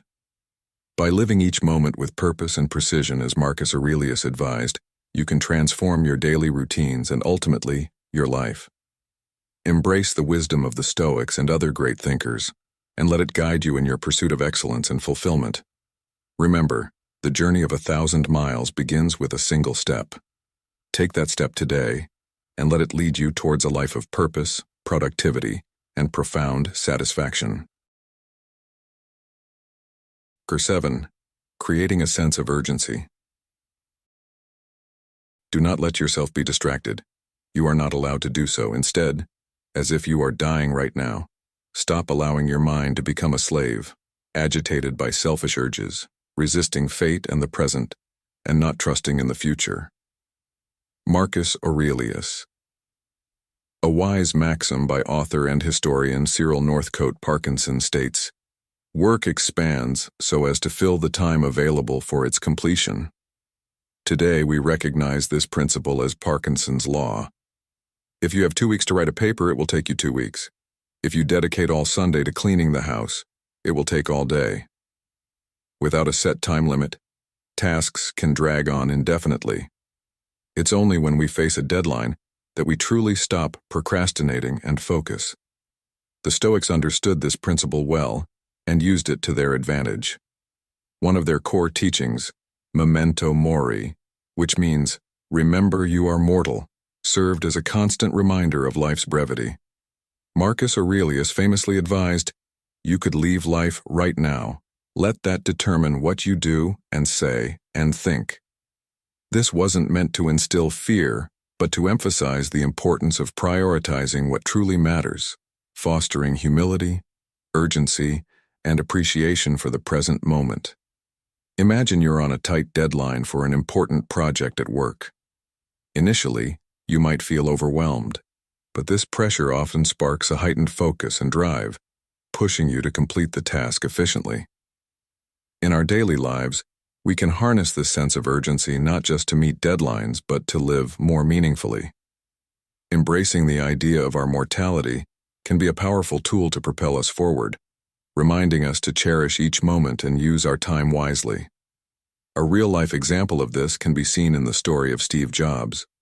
Diagnosed with a rare form of pancreatic cancer, Jobs faced his mortality head-on. He often spoke about how knowing he could die soon was a major motivator in his life, driving him to make bold decisions and focus on what truly mattered to him. This sense of urgency led to some of his most innovative work and a legacy that continues to inspire millions. Think about your own life. Are there tasks or dreams you've been putting off, waiting for the perfect moment? What if you approach them with the mindset that your time is limited? Would you start that business you've been dreaming about, spend more time with loved ones, or take that trip you've always wanted to? The awareness of our finite time can help us break free from procrastination and focus on what truly matters. As you reflect on these ideas, consider how you can create a sense of urgency in your own life. What can you do today to move closer to your goals? How can you ensure that your actions align with your values and priorities? By contemplating our mortality, we can cultivate a deeper appreciation for life and make each moment count. The lesson here is to use the awareness of our mortality as a tool for living a fuller, more intentional life. Rather than allowing tasks to expand indefinitely, set clear deadlines and approach them with focus and determination. Remember Marcus Aurelius's advice. You could leave life right now. Let that determine what you do and say and think. Use this wisdom to prioritize what truly matters, live with urgency, and appreciate each moment. This mindset not only helps us achieve our goals, but also enriches our lives with purpose and meaning. Thank you for watching. I hope these insights on the 7 anti-Stoic habits help guide you towards a more fulfilling and peaceful life. I'd love to hear your thoughts and experiences. Which habit are you going to tackle first? Share your insights in the comments below, and let's support each other in this journey of self-improvement. Together we can grow stronger and more serene, embodying the true spirit of Stoicism in our everyday lives. Remember, your Stoic journey is not just about learning, it's about living. So take these lessons, apply them, and watch as your life transforms for the better. Don't forget to like, share, and subscribe to Stoic in Your Life for more content on embracing Stoicism every day.